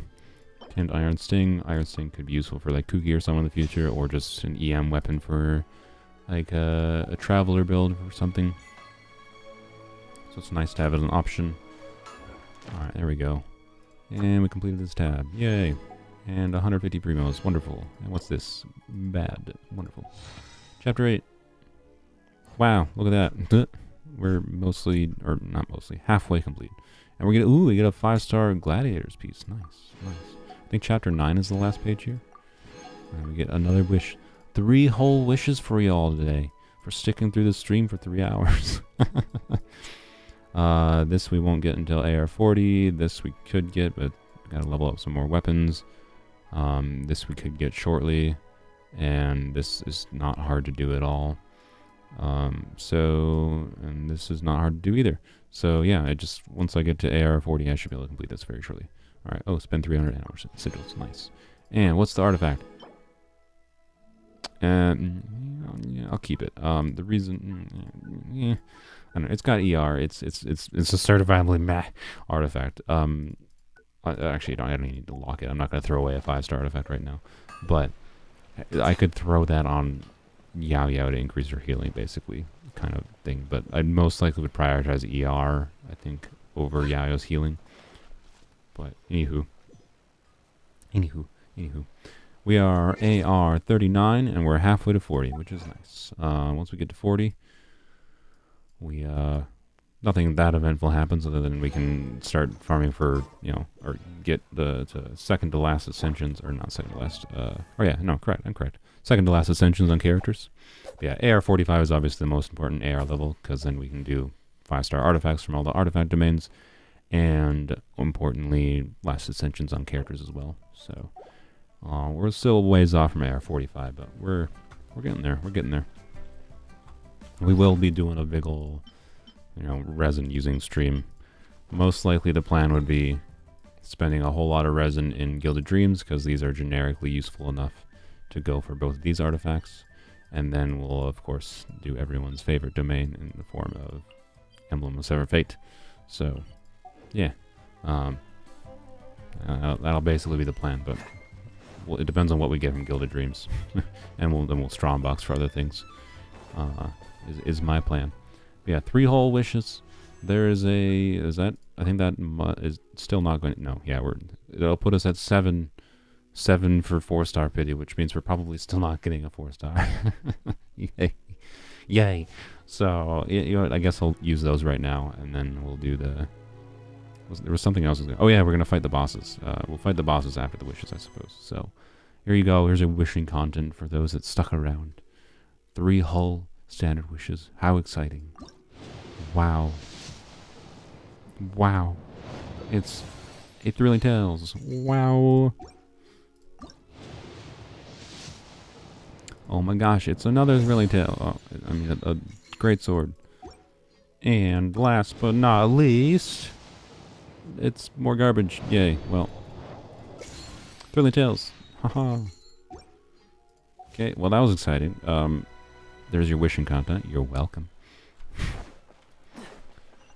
Would have been cool for a 5-star, yes. Someday we'll get an early on this account. Someday. What are we at now? That was 3 more. I think we're at probably getting close to 50. I think. 8, 9, 10. Oh, okay. Yeah, we're at 47, I think is what we're at. Not too bad. We're getting close to pity. It'll be a bit sad, though, if we get a character from pity. Obviously, we want weapons on weapons only.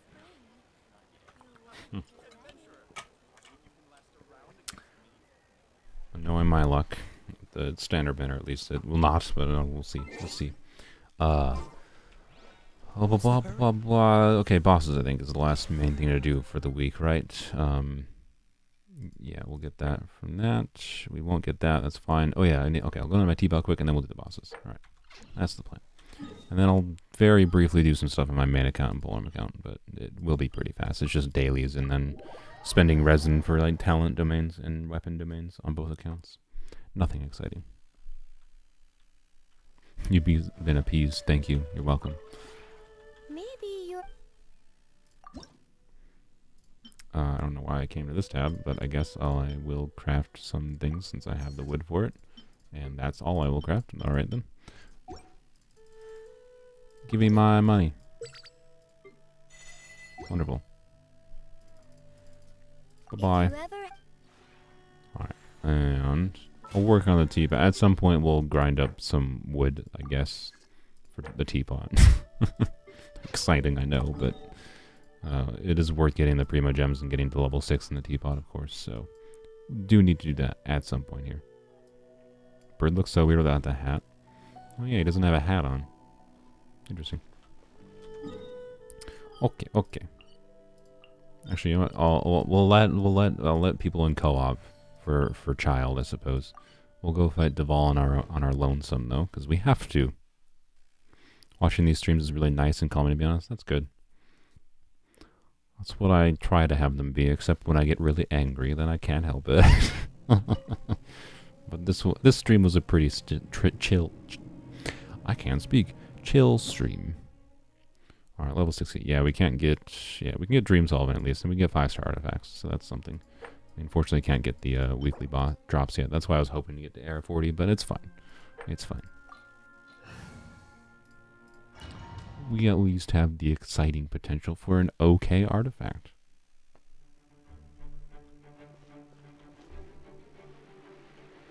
Come on, dragon. Can't co-op with Deval, I know. We'll do co-op child, though. And Iframe. That's really easy to dodge. One of the easier attacks to Iframe in this game. Didn't Iframe that one.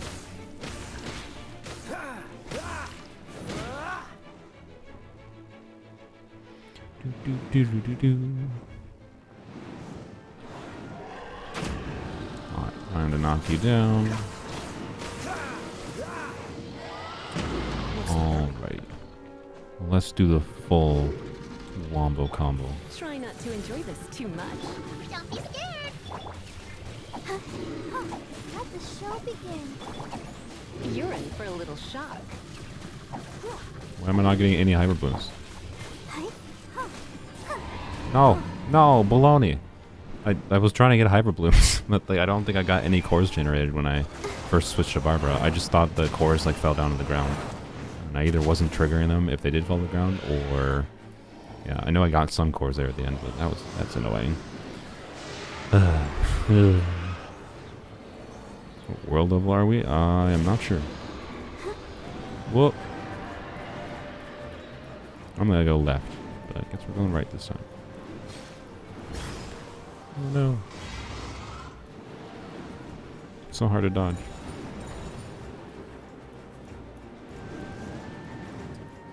Wish we could turn on or off character constellations, yeah.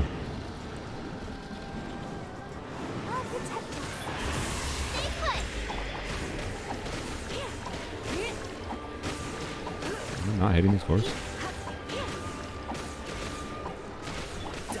Yeah, I thought Hyper Bloom would work on that. Nope, it's fine. It's fine.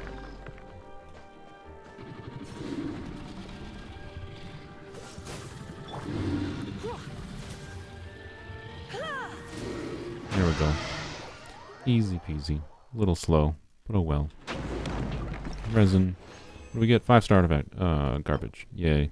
Geo damage bonus, huh? Interesting. On instructors is not great, but you know, it exists. Alright then, well, cool. That was worth it. It's fine. The chance was there for building up some supplies we could use, so it's okay. Alright, open up co-op here. Sack Sword or Skyward Blade for Hyperbloom Zing Cho. I would say generic recommendation is definitely a Sack Sword. Skyward Blade increases damage a bit more, so it has that benefit. If you can meet the AR requirements of not having the additional skill usage, like if you have C6 Zing Cho, it probably Skyward Blade. So Instructors is amazing. Yeah, Instructors is not amazing on a Geo character. Well, I don't know. I guess Instructors is one of, I didn't really think about the Instructors is one way to make use of the crystallized reaction. So yeah, I guess we could do Instructors on Noelle or something weird.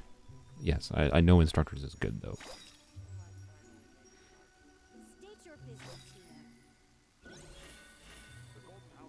Where do people get this thing from, by the way? I didn't notice one. Did you get that from Lanterite?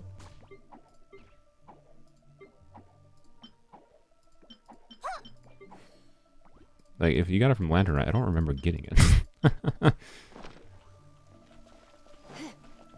Yeah, people are fast. I have no idea where people got that little, that thing. I'm assuming it was from Lantern, right? Yeah, I guess I'm doing Lisa.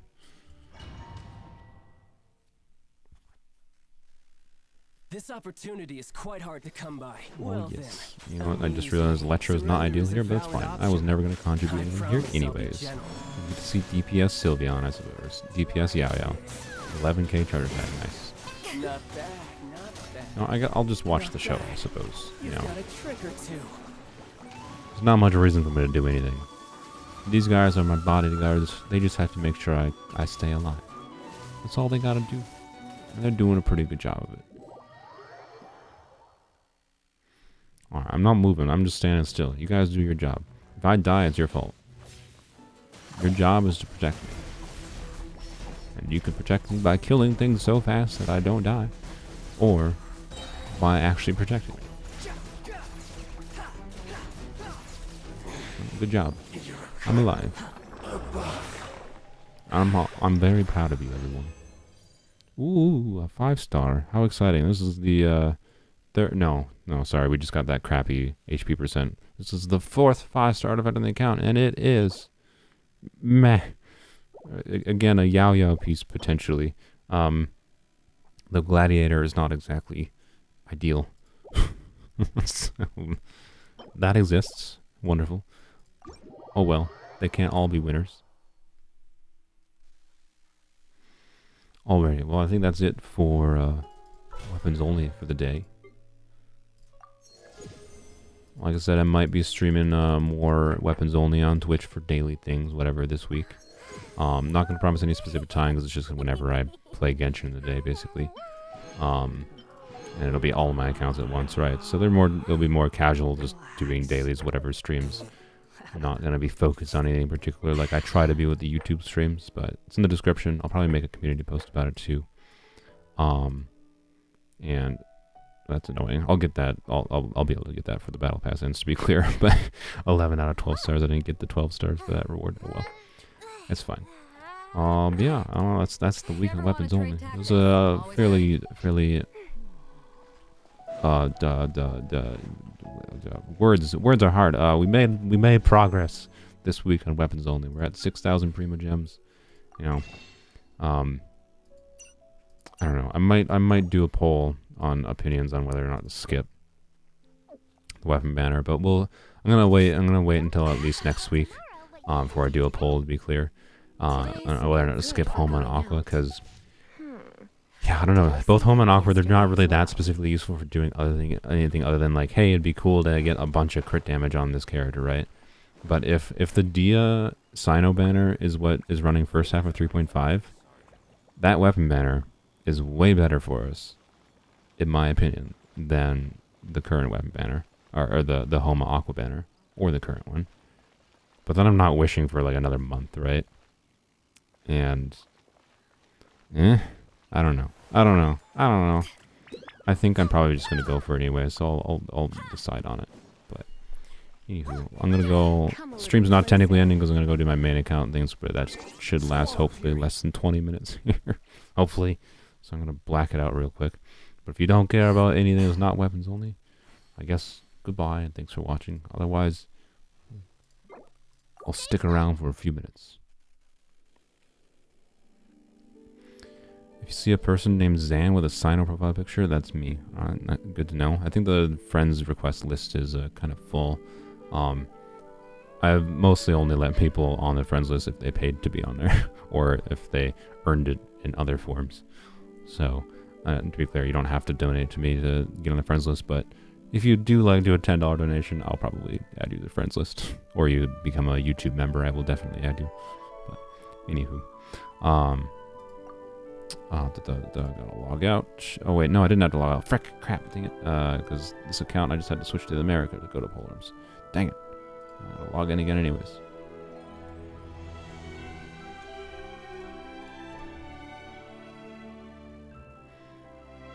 Are you not polling characters? On the weapon banner account? On the weapons only? Yeah, weapons only is we only wish on weapon banner, correct.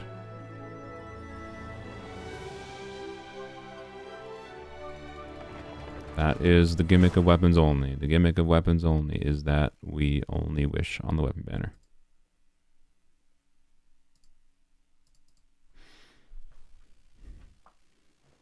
Remember me? How have you been doing? Pretty good win. I do remember you. You were one of my more original viewers from last year, which is not that long ago. It was like 6 months ago. But yes, welcome. Alright, we're on my polearm account.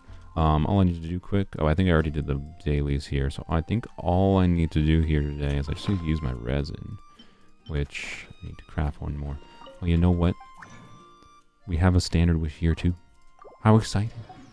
So guess what? You get wishing content here too, guys. You get wishing content on polearms only. How exciting. What are we at for pity on here? Definitely not at pity, but I think this is actually pretty close as well. Although I think it's like a 95% chance. Because that weird pity system on standard banner I mentioned before. I believe there's like a 95% chance of a... Yeah, because our previous 2 5-stars were weapons. We got like Skyward Harp and Skyward Atlas, if I recall. So we're almost guaranteed to get our next 5-star as a character, which is unfortunate. So we're not getting much use for 5-stars on polearms only anytime soon on standard banner. So, anyways, not that it's that important anyways, because Skyward Spine and Jade Spear, it's not that important for the account at this point. So, anywho, wishing content. Nope. Alright, that's fine. I'll survive. Do you need Shinobu past 70 for our Hyper Bloom? Yes, you definitely should. Hyper Bloom's base scaling damage is based on your EM, obviously, but the base scaling that the EM increases the amount of is based on your character level first and foremost. So it's actually worth taking Kuki all the way to 90 if you're using her to Hyper Bloom, especially in a Hyper Bloom comp. So, I guess I already did that. Okay, yeah, I think all I need to do is just farm for talent materials here. So, polearms only stuff, very boring today. Very boring, if I recall. Because, yeah, so yesterday on polearms only, I farmed for, I have 26 Oculus. That's got to be enough to turn the thing, right? Yesterday on polearms only, I just farmed for Staff of Homa. I used some fragile resin to make sure I got enough for Staff of Homa, basically. So I'm pre-farmed for Staff of Homa now. At this point, I'm just farming a little bit for Hu Tao. So this week, yeah, I have like exactly enough. Perfect. So this week in polearms only, since a little over a week, we got Hu Tao coming. I'm preparing for her. I gotta farm the Geovish app and then farm a little bit more for talent materials. I have enough talent materials wise, I think, to take her to level 8 for each of her talents. But I would actually like to try to take her to like level 9, and I need extra of the talent materials for Hu Tao for trying to crown Zhongling's burst as well. So I'm just gonna spend the next eternity in this domain. So this week is pretty boring in polearms only. I'm just doing this, and then I'm doing this dude. Ideally when he's in pyro mode, but yeah, nothing super exciting in polearms only. Oh, you donated for, for adding to friends list. Okay, I will try to add you. Feel free to. Thank you for the €1. I'm gonna copy your username. I'm trying to find what you said your username was. No, you said Sino, Zan with a Sino. Okay, Zan with a Sino. All right, thank you. Light Z or Zan. Zan with Sino icon. Weapons only friend list. Oh, I do have an asterisk. If don't spam me messages. I don't care if people like send messages occasionally through here, but there's been times where people have said like, what am I doing? Said like straight up racist things in the messages, in chat, in game, or we're otherwise really spammy with things, and I will unfriend you if that's the case. So, just a disclaimer.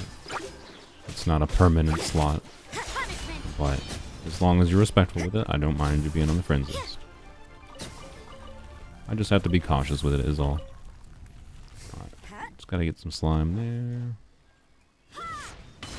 Oh boy, and now people are just donating to get on there. Thank you. Well, those 2 donations have simultaneously, probably instantaneously doubled the amount of money I had made from this stream, so thank you. Thank you, Kagamin. Do you have a username as well in Genshin that you want to suggest? Or want on the friends list for? Sorry.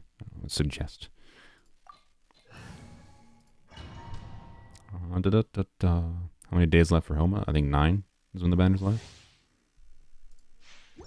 I miss what people were saying about spread aggravate. I'm assuming you're talking about like Kuki's spread aggravate damage or something. Spread and aggravate also is based on your base character level.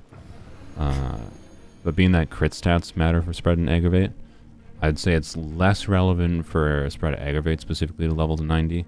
But it's still worth it to do eventually for any character that their damage comes from spread and aggravate. Just with the disclaimer of if you have other characters that you need to level up and build, it's more worth it to level those characters up first before leveling, like, I'll hate them up to level 90 in my opinion. But someone like Kuki with a Hyper Bloom team is very worth to level that up to 90.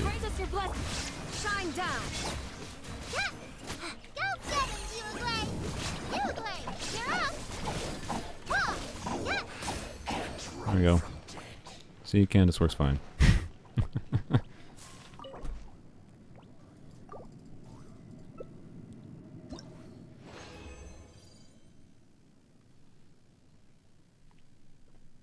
I don't know what that currency is. Oh god, everyone's donating at $1. Thank you.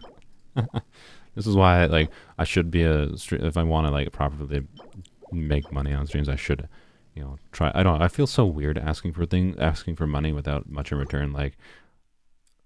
That's why I'm, fine with adding people onto the friends list if they donate, because I want to, give you some kind of benefit. My main idea, honestly, I don't know, would you guys want, I was thinking of doing something, just doing, just trying to do, voiceover, get, one, to just train my voice more, to speak better in general. So thank you, Anime Manga Lover and Newbie. Newbie, let me, if that's a lot of money, let me know. I have no idea how much money that is in USD. But, basically, what am I trying to say? Let's focus here a little bit. Ow.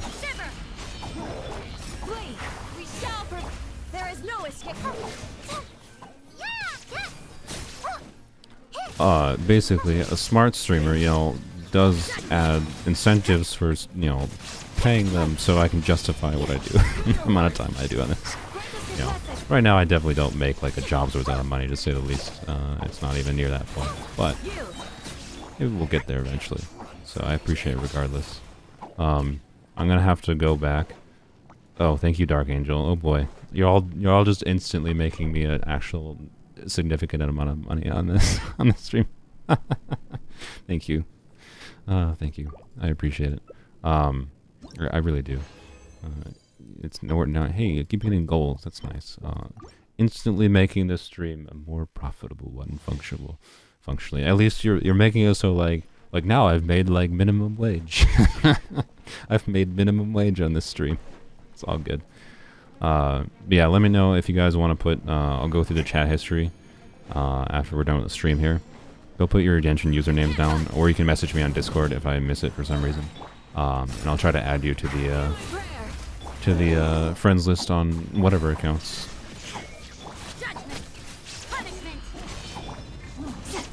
Oh, I didn't even finish what I was saying. So I want to do voiceover work and whatever, right? In general, just since people like my voice, I figure maybe I can do that, and I've enjoyed doing that kind of thing in the past.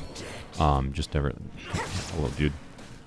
Just never seriously invested in it, my time, right? I'm not thinking at all about what I'm doing here. You die. I don't want to use me, of course. Okay. Money goal for glasses reveal. Yeah, exactly. I should set up goals on Ko-Fi or something. Yes, I should set up money goals, that kind of thing. But anyways, my thinking was if you donate to me, particularly if you donate like through outside means, then I'd have to set up some software to like have like messages pop up on stream for this. The basic idea is copied from, if anyone watches Linus Tech Tips, their live stream, The WAN Show. They do something called merch messages, where if you buy merch from their store, you can have a message appear on stream that they might respond to, right? And they're so big that they don't obviously respond to every single one, but they have some employee that does some kind of answer to every single one, right? So basically their idea is like you're paying something to them, but you're also getting something of value in return. My idea for that is, if interested, I could do, you know, I'll do some kind of like, there'd be a limit on how long it could be or something, but some kind of like voice line, right? Where I'll, if you want me to say some custom voice line for you only, I'd do that, you know, kind of things. Because I would like to give some people some tangible product of some form for giving me money, is what my thinking would be. And it would serve as both an incentive to do it, and as a nice bonus, is my thinking. But, so not merch, to be clear, because merch is more effort. Did I get more from channel members or donations? Donation, I think it's the same, actually, percentage-wise. So channel members are like Twitch subscriptions, right? So it's recurring. And I should add more rewards for channel members in particular. My rewards for channel members right now is you get basically a special Discord tag, and I'm also more than happy to converse with you and message you if you're a member as well. Maybe if I get some more members, I might set up, you know, honestly, because if you're paying me monthly, honestly, then I think I owe you something more personally. So I don't know, I could do like something. I haven't had any good idea for it, honestly. It feels like too full of myself to do something like, I don't know, I'll do like a voice call session with you once a month or something if you pay me monthly. I don't know, that just feels very narcissistic. But I don't know, maybe I have to be a narcissist. So 100 INRs is 1.2 USD. Oh, I see. I figured it was not anything crazy, but I wanted to know just in case I wasn't like appreciated enough. So anyway, we can't have friends from different servers, right? I am in Asia. Yeah, that's correct. It's correct, unfortunately. I don't have an Asia account currently. Asia would definitely have the worst ping. Europe is already kind of bad from where I'm living because my internet is not great, but maybe I'll have an Asia account eventually, but no promises. Yes, thank you again, newbie, for the 200 INR now. Could soon get a hour compilation of saying Osmanthus wine tastes the same as I remember, where those who share the memory. Yeah, exactly. If you want a custom line where I'd say that specifically to you for some reason, yeah, I could do that. Actually, I have 20 more resin. Should I use it? I gotta check how many I have. So I need, let's see, not artifacts. What am I doing? I have, let's see. There we go, yeah. And you might say, this is plenty. I don't really need to farm any more of these for Hu Tao. Well, basically the supplies I have right now are enough for Hu Tao to do level 8 talents, and then maybe taking her normal attack to level 9, maybe. Oh, I'm not sure if her skill or normal attack has priority. I have to double check on that. I'm probably going to crown Hu Tao eventually, so yeah, I don't have enough even to triple crown, not even close to triple crowning Hu Tao. And I want to crown one of, you know, Zhongling's burst ability too with these materials. So I actually need like 50 more of gold ones, and yeah, a lot more basically. So yay! I need to farm this for the next 5 years basically, and yeah, and that's basically it for polems only right now. Though other than that, I'm just farming Whopper flowers again for Hu Tao, and then slime for everyone. But I have a decent amount of the Whopper flower material. I don't have to farm them much more. Anywho. Breadsin is lurking.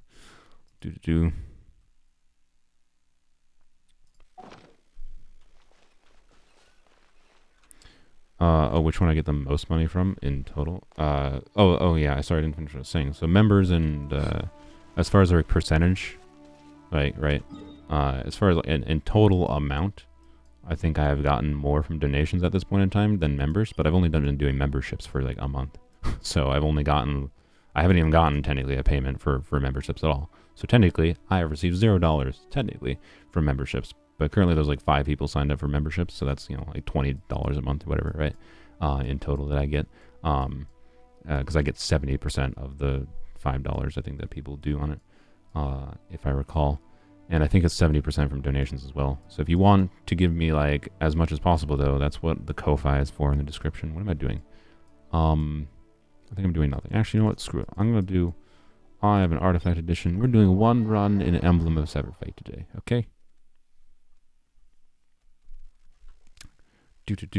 Y'all should know if you haven't already, only hot people hang out there, yes.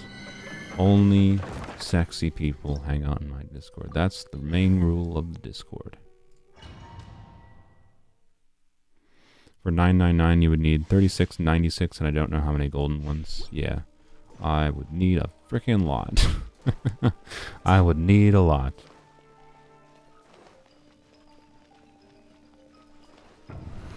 Alright, let's do this quick, and then we'll do my main account, which should be very fast. Should be. Illusion shattered.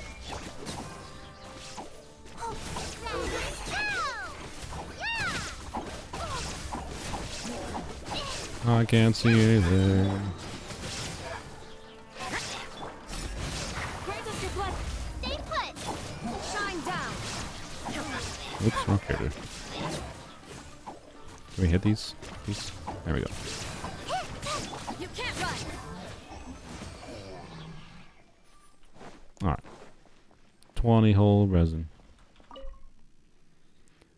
Y'all can see me solving Discord server every time I'm 1k off a good nuke. Yeah, exactly. Wow. Quality artifact. Brilliant. Alright. Oh, I did level up. I leveled up. I took a slight risk yesterday. I don't think it's going to be included in a video, so I may as well mention it here. So Yunjin, previously her build had like 2,697 defense, which is quite high. And she had like 194 energy recharge, and 30% crit rate. So I took a risk yesterday because for the longest time I've had this on-set goblet, and it had similar stats to the offset goblet I was using. But the offset goblet I had was very slightly better, very slightly, not by much though. It had like a 3.9 crit rate instead of a 2.7 and like 0.6% more ER. Other than that, it was very similar to this goblet. But I switched to this onset goblet because I noticed when I was going through my artifacts, I had this piece, which was a 4-line, had ER, flat def, which is actually good on Yunjin, and then crit rate and crit damage. And because it was a 4-line, I was like, alright, I took the risk, and I switched the onset goblet so I could use an off-piece timepiece.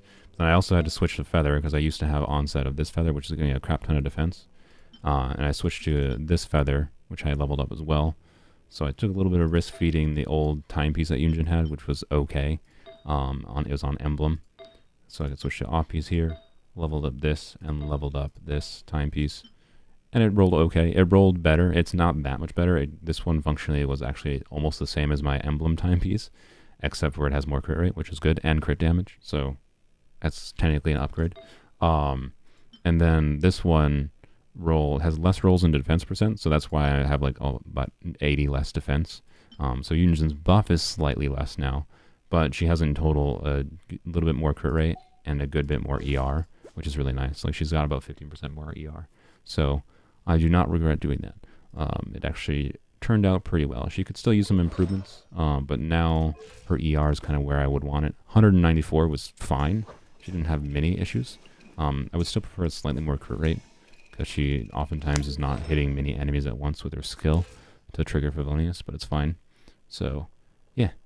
Other than that, though, not much has changed on Polearms Only this week. I've just been doing more normal farming. Nothing really exciting has happened, so that's kind of it. I've got other artifacts I gotta level up, but like I said, I'm focusing on pre-farming for Hu Tao for the time being.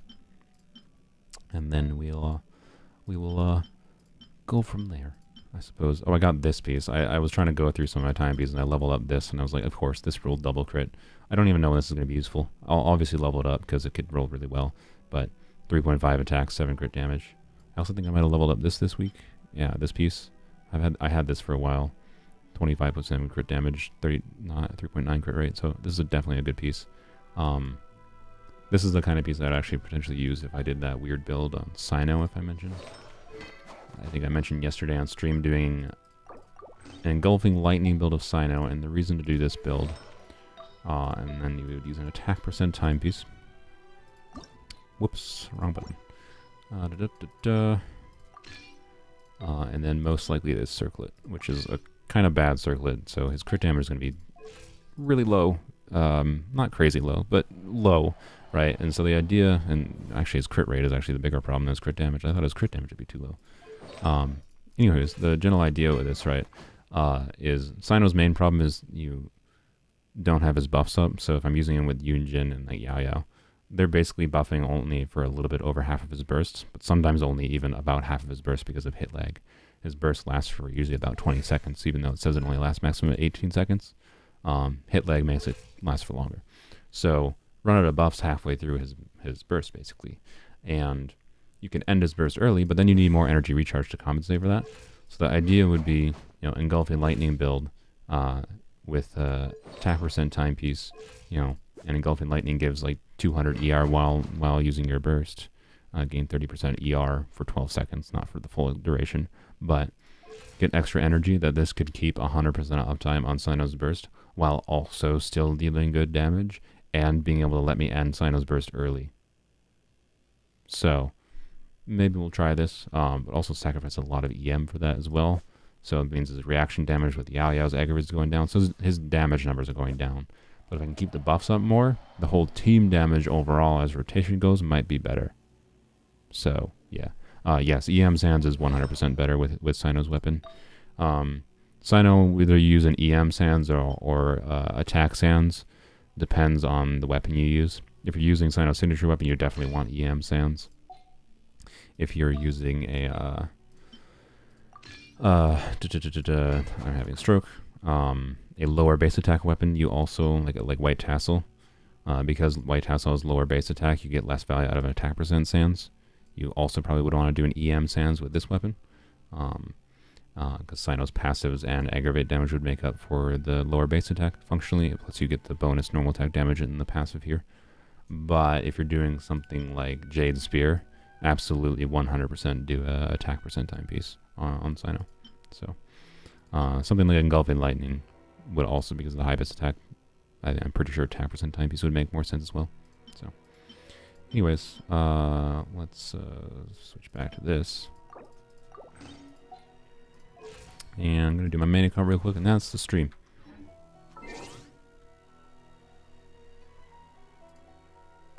Is Sino C3 worth it? No.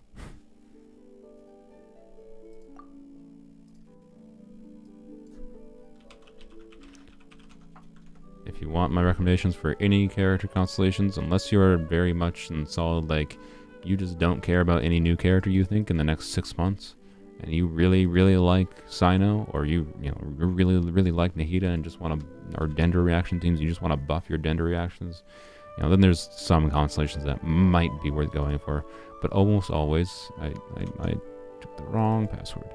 Almost always, my recommendation is no, constellations are not worth it in general, like for 5 stars.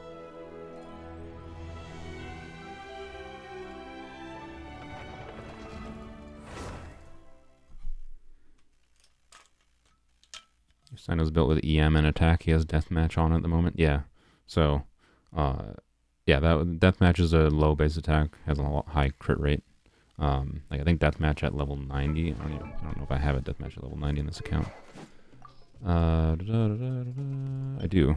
Yeah, it's only 454. So that's only like 50 more base attack than White Tassels. So EM Sands with deathmatch does make sense as well. Although that EM versus attack percent Sands with deathmatch and Sino probably comes down to substats more than anything. If you have a good substat, like let's say a 30 crit value EM Sands is probably slightly better, but it's definitely a substats over main stat situation with Sino and EM versus attack percent Sands for most people. Most people. Oh, hello, Jesus, God, okay, jump scare me, freaking hell. Let's go. Did I craft my resin already? I think I'm not gonna finish my dailies here either. Let's go do that quick, I guess. All I'm doing here today is I I'm going to do... So when this Abyss Cycle resets, I have no idea this is going to be the Abyss Cycle. So this might not turn into a video depending on how well it goes. I'm going to attempt to clear floor 12 in the Abyss on my main account without artifacts. So I've been leveling up some weapons, mostly weapons like Sack Sword. I got Fab Sword leveled up. I don't know if I'll use Ziphos, but I might have to play around with it a bit. I leveled up Sack Sword. I leveled up Favonius Warbow to level 80. And then I'm also working on leveling up Foliar for Kuki as well, but this is not going to be used in the Abyss attempt, I don't think. I'm gonna try to see if I can clear floor 12. I think I can clear floor 12 on this account without artifacts. I think. I'm not super confident. And there's a non-zero chance for getting more than just a clear. But we'll see, we'll see. I don't think I've ever seen anyone do a no artifact clear. I'm sure someone has done it, honestly. But I don't think I've seen anyone do a no artifact clear. I'm also trying to gauge it for whether or not it's even realistically there's a chance of 36 starring the right Abyss Cycle on no artifacts. But we'll see, we'll see.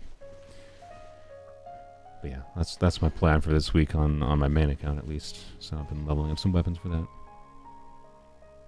What are your artifacts on them? On the no artifact builds, there's no artifacts. My artifacts are my current characters. Kuki is on a hybrid build. She has 500 EM, so I should probably, on this hybrid build, if I'm focusing on aggravates, but right now, this team, because Nahida ends up making it hard to swirl Electro consistently, focusing on the Hyper Bloom damage makes more sense, but if I want to balance the crit ratios more, I do have a crit circlet. So this would be more focusing on Kuki's Hyper Bloom, or sorry, her aggravate damage rather than Hyper Bloom damage. Like she goes to 71, like once Foliar is level, once this is level 90, this will go to like level 205 crit damage, something like that, right? But it's a pretty healthy build, is what I would say. But for now, I'm going on this, where she occasionally crits and gets big aggravates, but more importantly gets big Hyper Bloom. So it's a hybrid build.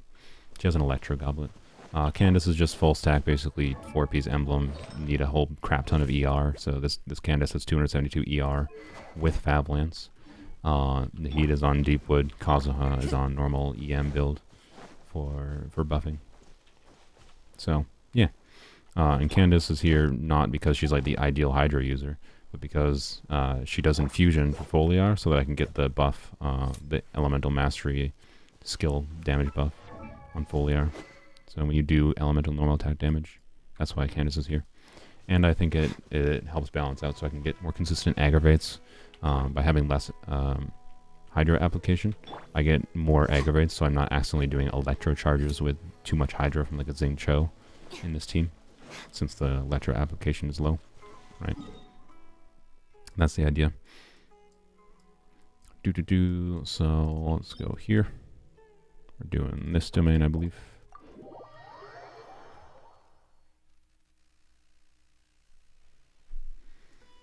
Pretty sure Moga did no artifact Abyss. Yeah. Did he clear it though? Did he clear floor 12?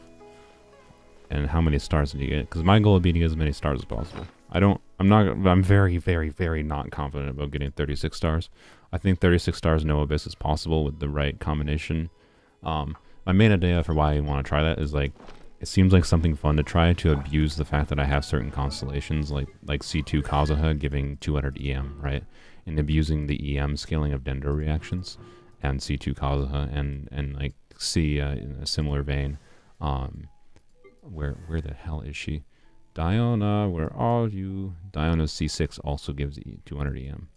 So abusing things like that, right? Elemental Mastery increased by 200.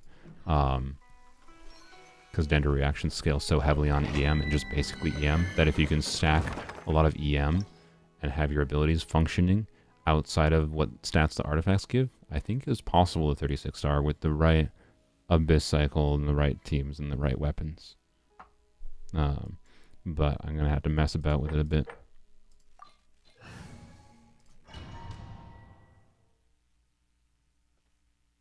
I mean, yes, it was also an excuse to use Candace on this account, but Candace was also the ideal solution for this team. Once I had that realization, that's why I was like, okay, I want Foliar now. Also, look how well it matches Kuki. It looks so good. Talents. What am I? I was going to check something. Oh yeah. Derp. I was going to check how many do I need? I need 4 more golds. Okay. Bond is strong. One with nature. Do your worst. We shall prevail. Oh, you don't have it. The wind knows. Oh, didn't crit.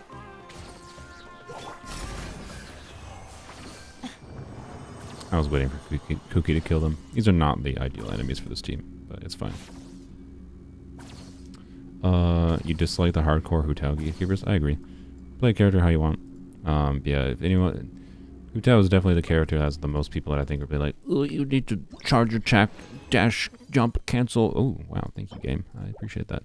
Let's see. That means I can make 2 more whites there. So that's already 4 golds I have. This goes into 2 blacks. Okay, yeah, I might only need to do one more run. We'll see. Gatekeeper, like people who are like, to play Hu Tao, you need to, do charge attack and then jump, cancel, and like it's called, technically it's wave dashing, I believe. So like ideally, if you want to get the most charge attacks in for Hu Tao, like if you're theoretically a god, you can get something ridiculous. Like I think if you really practice it and get really well at it, like I think 15 is achievable. And if you are a literal god, which I think there's like one person that is extraordinarily good at wave dashing with Hu Tao, like gets frame perfect timings on their wave dashes. It's absurd. And is able to do like 18 charge attacks with a rotation in Hu Tao, which is absurd. Oh, who's alive? Hello. So, that's why, versus if you're just doing normal attack spam Hu Tao or just occasionally charge attacking, whatever, like, you're not getting as much damage in. That's why people in it's gatekeeping, because people are saying, oh, you should play this way, and it's wow. This is a contrast to the previous drops I just got. Good lord. Okay, we probably have to do one more run. I'm guessing. I'm just gonna do one more run.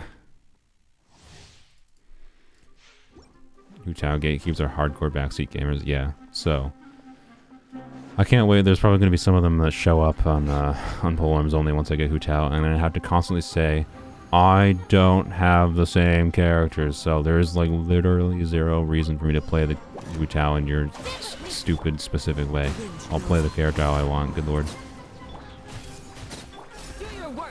Everything's dying before... Ugh, okay. I don't like these enemies, they're too squishy. We shall prevail. Our bond is strong.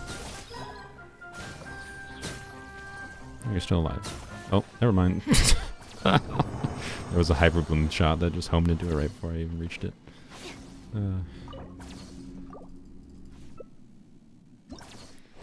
Yeah, ideally in this team in the future, okay, hopefully we have enough now. Ideally in this team in the future, I'm probably going to replace Nahida with Baiju, is my thinking.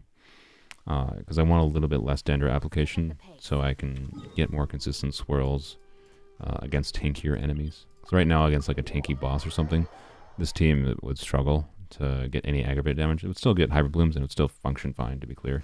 And Nahida does a lot of damage on her own. I'm pretty sure putting Baiju in the team will probably make the team weaker. But I like seeing big aggravates out of Kuki, so that is why. I don't need it to be a, oh my god, this clears Abyss in 20 seconds team. What am I doing? Let's see. Alright.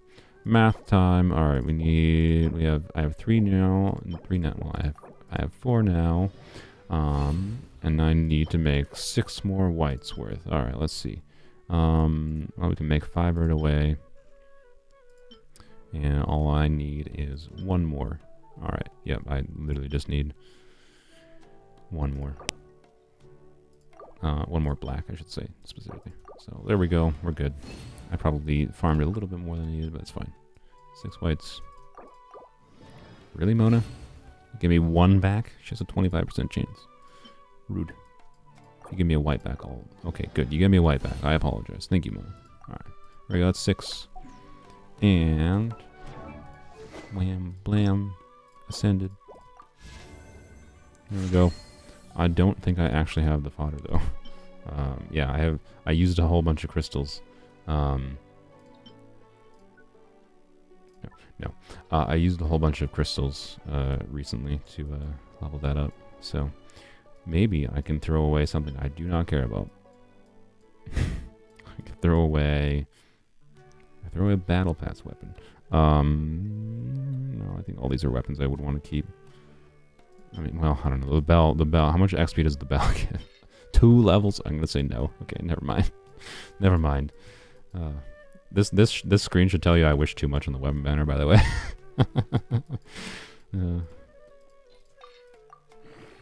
I really. Oh man. Also, wait. I forgot. Did I level? I should not have done that. If I didn't get, I know I need to get Feloni's Lance to level 80, but it's not that important.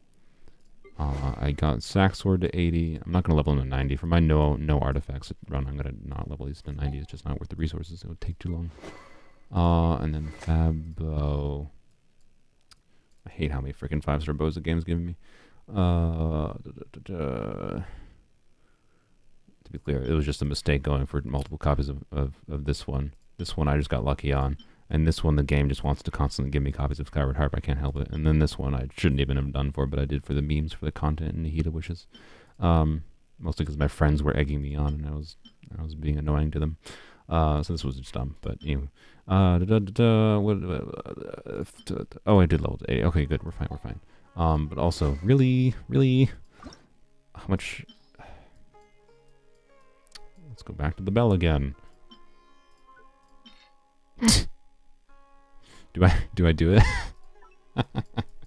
No. What we're gonna do? We're gonna check. I don't remember. All right. Have I exhausted all my things?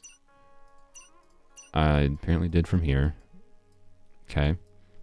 I can't not have this level 90 today. I'm sorry. Like, she's already over 200 crit damage. Or no, she's not. Okay, yeah, she's not even at 200 crit damage yet. This is inexcusable.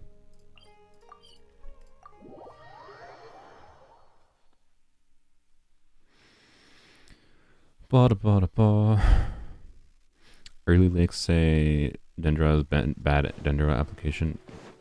Take leaks before a character's kit is actually out with a massive pile. Before a beta is out with a massive pile of salt.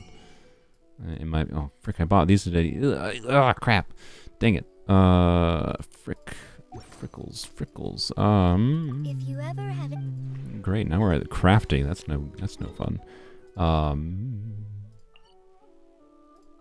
Nobody wants to craft for things. Feed Skyward. I might feed the bell. Like, it's a level 40 bell. It could be useful in the future, but it's mostly a meme. Let's be real. The vast majority of characters would probably want, like, every time they've released a character, like, they released Dory. But guess what? Dory would want Fab Lance. You know, Dia was theoretically HP scaling, but Dia probably gets more value out of, I say Fab Lance, Fab Greatsword. Dia probably gets more value out of Fab Greatsword than she does the bell, even with C1. So I can probably just sacrifice the bell. But this might be enough here. Hopefully it's enough. We'll see. Apparently I crafted those earlier today. So let's see. Come on, game. Please be kind to me. Ugh. It's only halfway. So it's either I wait till tomorrow or I feed the bell. And I already have copies of the bell still. I have extra copies of the bell. You know what? Screw it. I don't need an R. I'll get another R5 freaking bell if I need it in the future. It's a kind of Pooh Bear weapon anyways. Screw the bell. You're being sacrificed for the greater good of a decent weapon. Bam. And then 3 more. There we go. There we go. Finally. Perfect. Now I don't have to worry about this weapon in the future. I'm donezo. Donezo with it. Alright. Beautiful. So, 50, 201.9, 144 recharge. The recharge I'm cheating a little bit with Ziphos to be clear, but it's fine. Yeah, pretty good. And 1200 attack. And if I switch to, a more aggravate focused build, has a better crit ratio. But like I said, it's meant to be a mix where I occasionally get big aggravates, not where the aggravates are all of the damage kind of thing, right? So, but if I wanted to actually consistently see aggravates, I would do this build. So, anywho. Okay. Whoa, that sword. Yeah, I know. The crit damage on this weapon, and also it matches Kuki specifically. So yeah, I went for Alhaitham sword for Kuki, and I don't regret it. And now, I think that's it for my... Actually, no, I still have resin, don't I? Oh, yes, I do.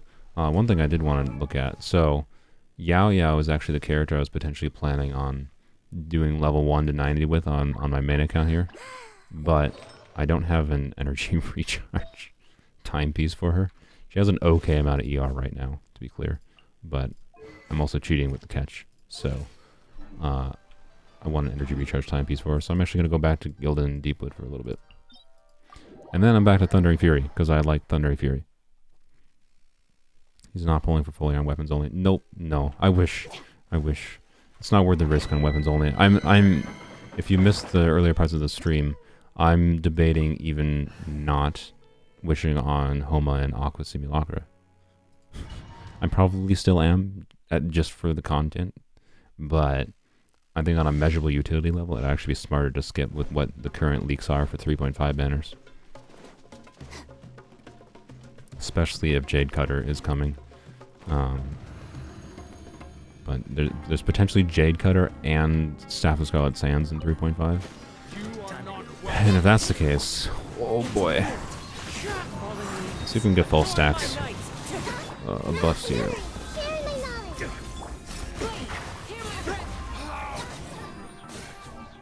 1200 EM. This domain buffs EM if you're not aware. Really? You're not dead? How are you not dead? How did you not get Dendro on you? Weird. Alright. My boy somehow didn't have Dendro on him, so he never died. No, this is my main account. I'm almost ending the stream. Maybe. I'll take that. That's quite good. Oh my god. What in the world, game? Can you... I literally what I want right now. This freaking game is such a troll, man. All I want right now is I want an energy recharge timepiece. I literally honestly don't even care what substats it has. And the game is like, lol, have crit stats on attack percent timepieces. And ER. The stream is ending literally in like a couple minutes. I'm just finishing off with my main account stuff. But yeah, I don't know. I'm debating skipping Homa and Aqua on weapons only, just because I'm pretty confident the crit rate weapons have far more value than the other weapons. So I think I saw 33,000 aggravate. I can definitely get higher than that with this build, but with all pass, I didn't even try to make sure the passive foliar was up, so I'm not sure if it was, but.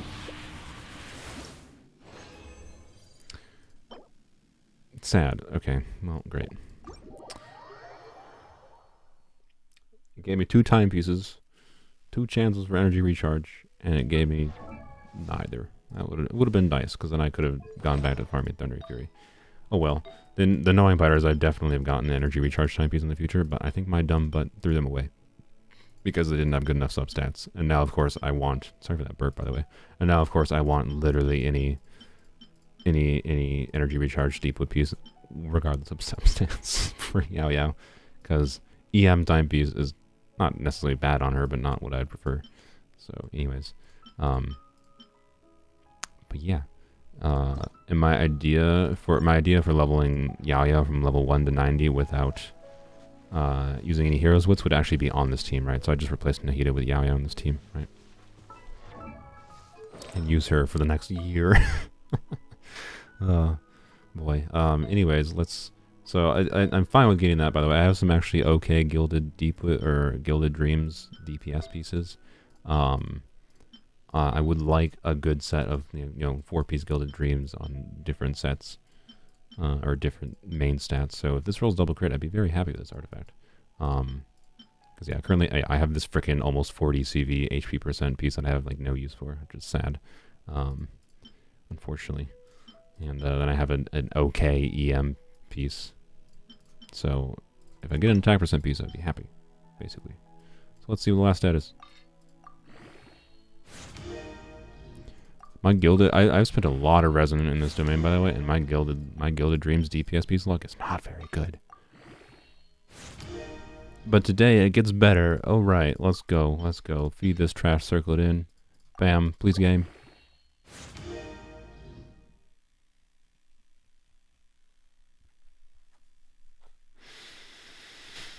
This is what I'm talking about. My gilded dreams luck are bad. Do I keep this? Like, the EM is fine. Like, if I'm using gilded dreams, I want EM anyways. Can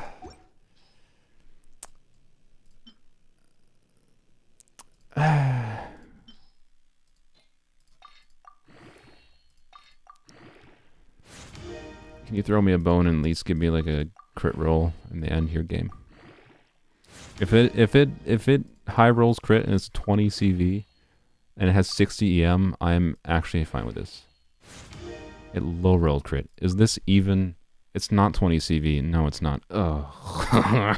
No, it is. Oh, wait, no, it is. It is because of the max roll crit rate. Sorry, it is. I did my math wrong.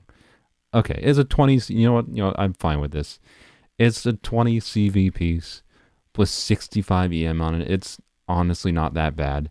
Like the reason I'm saying that is because, like, genuinely, this piece, like, say I'll hate them, right? Say I'm using this on I'll hate them. Ideally, this would be an EM main stat, to be clear, right? But again, substats over main stats. This is a piece that has high enough stat value, right? There's 1, 2, 3, 4, 5, 6 stat value rolls that are like good for anyone that wants those stats, and a lot of characters want EM now. And you got 2 dead stats in the defense roll, right?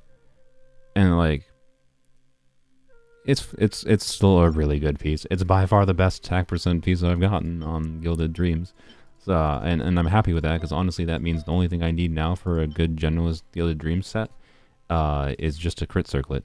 So, which I somehow, I've literally spent at least probably I'd estimate towards 6,000 resin in this domain. I spent the better part of 2 months in this domain and have not gotten a good circlet. So, and that was the best attack percent piece I've had. So, anyways, I'm happy with that. It's good, but I do need to like illustrate, like, just as a simulation. Let's say I'm doing 4-piece Gilded Dreams on EI. If I put, let's see, I don't know how I want to balance not that piece, obviously. You know, I'm gonna keep this circlet. So I'm assuming, let's just assume I get a really good Gilded Dreams circlet like this one on Yai. I'm gonna keep this goblet on, and then we'll go to attack percent here, and then we'll take this feather because this is just objectively the best one, and then so we're pretending this is 4-piece Gilded Dreams, right? And then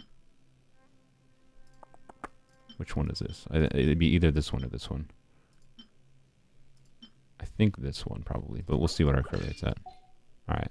So if this was 4-piece Gilded Dreams, right, you'd have the 4-piece Gilded Dreams effect where you give it, once you do a reaction, get a bunch of elemental mastery and attack percent.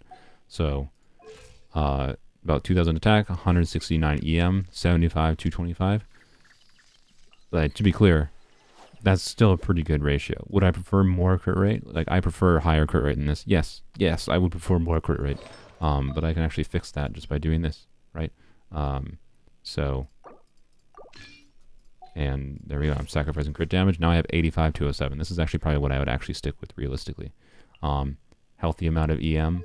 You know, to be clear, I'd need to get a really good circlet to complete this. But that's a good piece. Balancing your stats is good. EM is very valuable on any character that wants to do reactions. It increases your damage a meaningful amount, especially on someone like Miko, who has her passive that she gets element bonus damage to her skill from EM.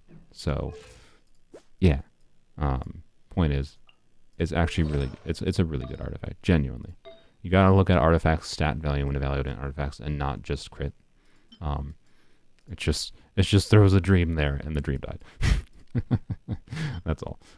But it didn't go full into defense. Only one roll into defense. It's pretty good, and it high rolled EM too. So EM, if you want to average high rolls, you're looking at like 20 EM average. So this was 3 rolls of EM. It's over 20 average. It's a high roll EM. So yeah, it's pretty good. It's pretty good. Genuinely, it's not that bad. I'm gonna go back to my previous set on Miko for now though, until I get a good circlet or a good goblet. I could have it too. But anywho, I think that's the stream. I don't remember what artifacts I had Miko. Frick. Oh, crap.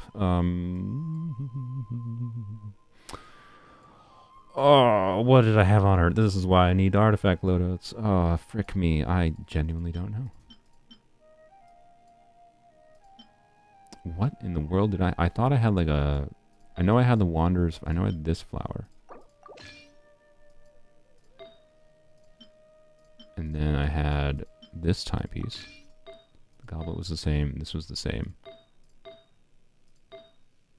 It was a gladiator. Oh, I remember. Derp was this one. Yeah. This is the best, like, probably the best artifact on the account. There we go. Yeah. So you can see, like, compared to my current build on Miko, right? That build had less attack, but I remember you get attack % from Gilded Dreams after you trigger a reaction. So that build had less attack, but I would get that attack back. And it had about the same EM, but I would get bonus EM from 4-piece Gilded Dreams. So assuming I got it, which again, it could take a long time before I ever got a circlet that's equivalent to this one. But assuming I got an equivalent circlet, like that build with that circlet, with that timepiece that I got, was actually better than this current build on Miko if I got a good circlet. So unironically, it's really, really nice to have that as an option, because now I have an okay EM timepiece for a DPS character on Gilded, and a decent attack % timepiece. I also have this freaking HP % one if I ever need that for some reason. And I have a good feather, really good feather, and a couple good options for flowers. Now all I need is a circlet. So it's unironically really, really good. And that's how I recommend you evaluate artifacts. You gotta evaluate based on what you currently have. I had nothing before, and this has a high amount of stat value. It makes a well-balanced build. Balance your stats. Crit is not the most important thing. Rant over. Anywho. So, yeah. It would be really nice to put 4-piece Deepwood on Miko. I would love to do, because then I can free up, like, this artifact. I can put this back on Tignari, improve Tignari's build a little bit. I could use this cracked as heck feather, and I got this so long ago in my main account. It was the first good feather I ever got, and I have never gotten a good, or sorry, not the first good feather. This got like 3 months into playing the game, and I've never gotten a feather better than that since. So, anyways, yeah. So I could use the artifacts Miko has on other characters, which would be nice. And yeah, we'll see how it goes. Oh, by the way, this is an illustration, by the way, of why crit value is in everything. See this thing? So this has 3 rolls into attack %, 1 roll into crit damage, 1 roll into ER. So this is a 4-line, 0 dead stat electro damage goblet that I'm using as an on-set goblet. This has no dead stats. Very low crit value. This is not a 50 CV. This would have been a 50 CV with higher crit rate rolls. So this was a 4-line with all rolls into crit, but it had low rolls and crit rate. So it would have had to have a little bit higher rolls into crit damage. Like it had, if it rolled like 31 crit damage and 10.5 crit rate, then that's a 50 CV, right? So this is just barely under 50 CV. But yeah, this piece though is an example of where stat value matters more. Like, overall stat value matters more. This piece makes my Miko do more damage than my other Electro Goblet, which I have no idea where it is. My other Electro Goblet is a higher crit value. It's like a 30 CV. There it is. Oh, or sorry, that's Cookies. There it is. It's on Gaching, who I don't really use. But this is a 30 CV plus an attack % roll. But then I had 2 flat def rolls. This, if I just put this on Miko right now, actually, we would lose the Gladiator's finale, so that's actually helping as well, since I'm using it as an onset goblet. But even when I was not using an onset goblet, this piece was actually giving me slightly less damage than this piece, right? It depends a little bit on your other artifact stats, but like don't undervalue having a bunch of attack percent. And this is a 0 dead stat piece that was a dead stat piece that had 4 lines. It's really, really good. It's really good. So, and then the upside is that wasn't for now. This is an onset goblin that lets me use this cracked offset circlet, right? Like, it's the best circlet I have on the account, and I have on Miko, because, and I only can do that because of this. So it's, yeah, this is, yeah. Anyways, point is, you gotta evaluate artifacts more than just their crit value. That's the whole point. People undervalue other stats is kind of all it is. And especially with Dender reactions nowadays, honestly. One of the 2 most important stats in the game are EM and ER. With Dender reactions, you can just like this team that I have right here, you can probably clear Abyss with this team, but replace Candace with like Xingqiu. Replace Candace with Xingqiu, focuses more on the Hyper Bloom damage. Put Kuki on full EM on Gilded Dreams, and then you have Xingqiu for Hydro application. As long as Xingqiu has enough Hydro, Xingqiu doesn't even need to do that much damage. He just needs to apply Hydro, so just stack ER on him. As long as Xingqiu has enough ER to keep his burst up consistently, keeps up Hydro application. Nihida just has Hydro application always with her skill. And then Kazuha is here for grouping. You could replace Kazuha with someone else if you want. Kazuha is mostly here in this team to buff aggravate damage, so not doing aggravate damage. Kazuha is not doing as much, so Sucrose would probably work better in like a Hyper Bloom team here, if you wanted Anemo. Or you could put Freeze, or you could do Zhongli, or whatever you want for the 4th slot. And this team with 36-star Abyss, basically with having the investment level of just doing full EM, which is less of like playing, oh, I need my substats to roll well, and just playing the game of statistical inevitability, where you will get a main stat EM piece eventually. It can be a pain, and it might take you 4,000 resin if you get unlucky to get 4-piece, you know, EM on Gilded Dreams or Deepwood. But you'll get it. So, like, yeah, I don't know. Crit has less value than it used to with Dendro reactions, which in my opinion was a really good change to the game. They made artifacts in general way more useful with different sets of stats with Dendro. So, I don't know. Mihoyo did a really, really good job with Dendro reactions. The only thing that's lame about Dendro reactions is there's no freaking, I forgot about my daily. There's no Geodender reaction, but anywho. That one guy with 400 ER, C6 Chi-Chi support. That guy can play Farazan at C0. What a world. Oh, we're doing this daily. That's the stream. We gotta stop with the 4.5 hour streams. I could do hungry during them. And then, my brain goes loopy. Need a Snickers. Is that a dead meme? I think it's a dead meme.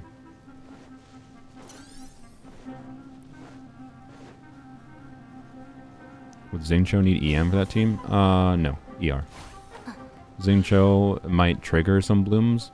Might be the one triggering blooms, but ideally you want all of your bloom cores. The vast majority of your bloom cores are being triggered by your Electro user, right? And the damage of the Hyper Bloom is based on... Okay. 2 achievements, nice. The damage of bloom cores is based on the triggerer. So in this case it would be Kuki, not the Hydra trigger. So you do not need EM on Xingqiu. The only thing what it would buff is if you happen to accidentally not trigger one of the cores, then it would do more damage by having EM on him, but ER would be your priority. You need his burst up in that team. Hydra application consistently is your most important aspect for any bloom related team. Dendro too, of course, but if you have Nahida, you'll have enough Dendro. And Baiju, we'll see what his Dendro application is like, but I don't know. I saw Yao Yao has enough Dendro application on my Polearm account, and on weapons only, that you can still do Hyper Bloom with that too. The Hydra user is more important than the Dendro user in Hyper Bloom teams, in my opinion. Actually, it's not even my opinion. I think that's just like kind of objective. So, if school at 5 a.m. and it's midnight, but you're not complaining. I mean, that's your fault. You don't have to watch the stream. But go to sleep, staff. We're ending the stream literally right now. I'm doing this. Thank you. And then, yeah. I kind of want to go for Al-Haytham just for the wishing content, but I'm not going to. I need to save. I'm at the... I would do a YOLO poll for Al-Haytham if I wasn't at 30 pity. I'm at 30 pity, so I do not want Al-Haytham. because at this point I would rather say my wishes, because even if I get an early Alhaitham, it'd be like, no, I would have rather had a future character than Alhaitham, right? Yeah, I am at, what is that, 35, 36, 37, 38, yeah. So, not worth the risk. This is like the period where I absolutely do not recommend building pity. Building pity can be something that is worth it, in my opinion, sometimes. You gotta evaluate the risk of it, and when you're taking this risk where you don't want the 5-star, it's not worth it. But in this situation, like if I really wanted, let's say Yao Yao, if she wasn't like a free character, I would have considered wishing on it for Yao Yao, because I would have been fine with getting Alhaitham. YOLO, fine. I'll do a single one, okay? Okay, good. I'm risking a lot, risking 40 pity there. Anyways, there you go. I wish for Alhaitham happy. No one can say I didn't pull for Alhaitham, okay? Anywho, building pity is not advisable, but there are times where it's worth the risk, is my point. So, anywho, bye-bye. This stream's over. There's your wishing content at the end.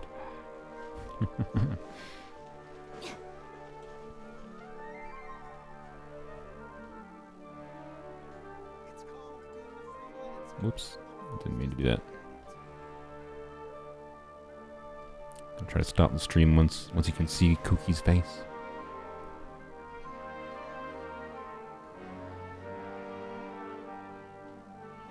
Just let me know if you ever find yourself in a pinch.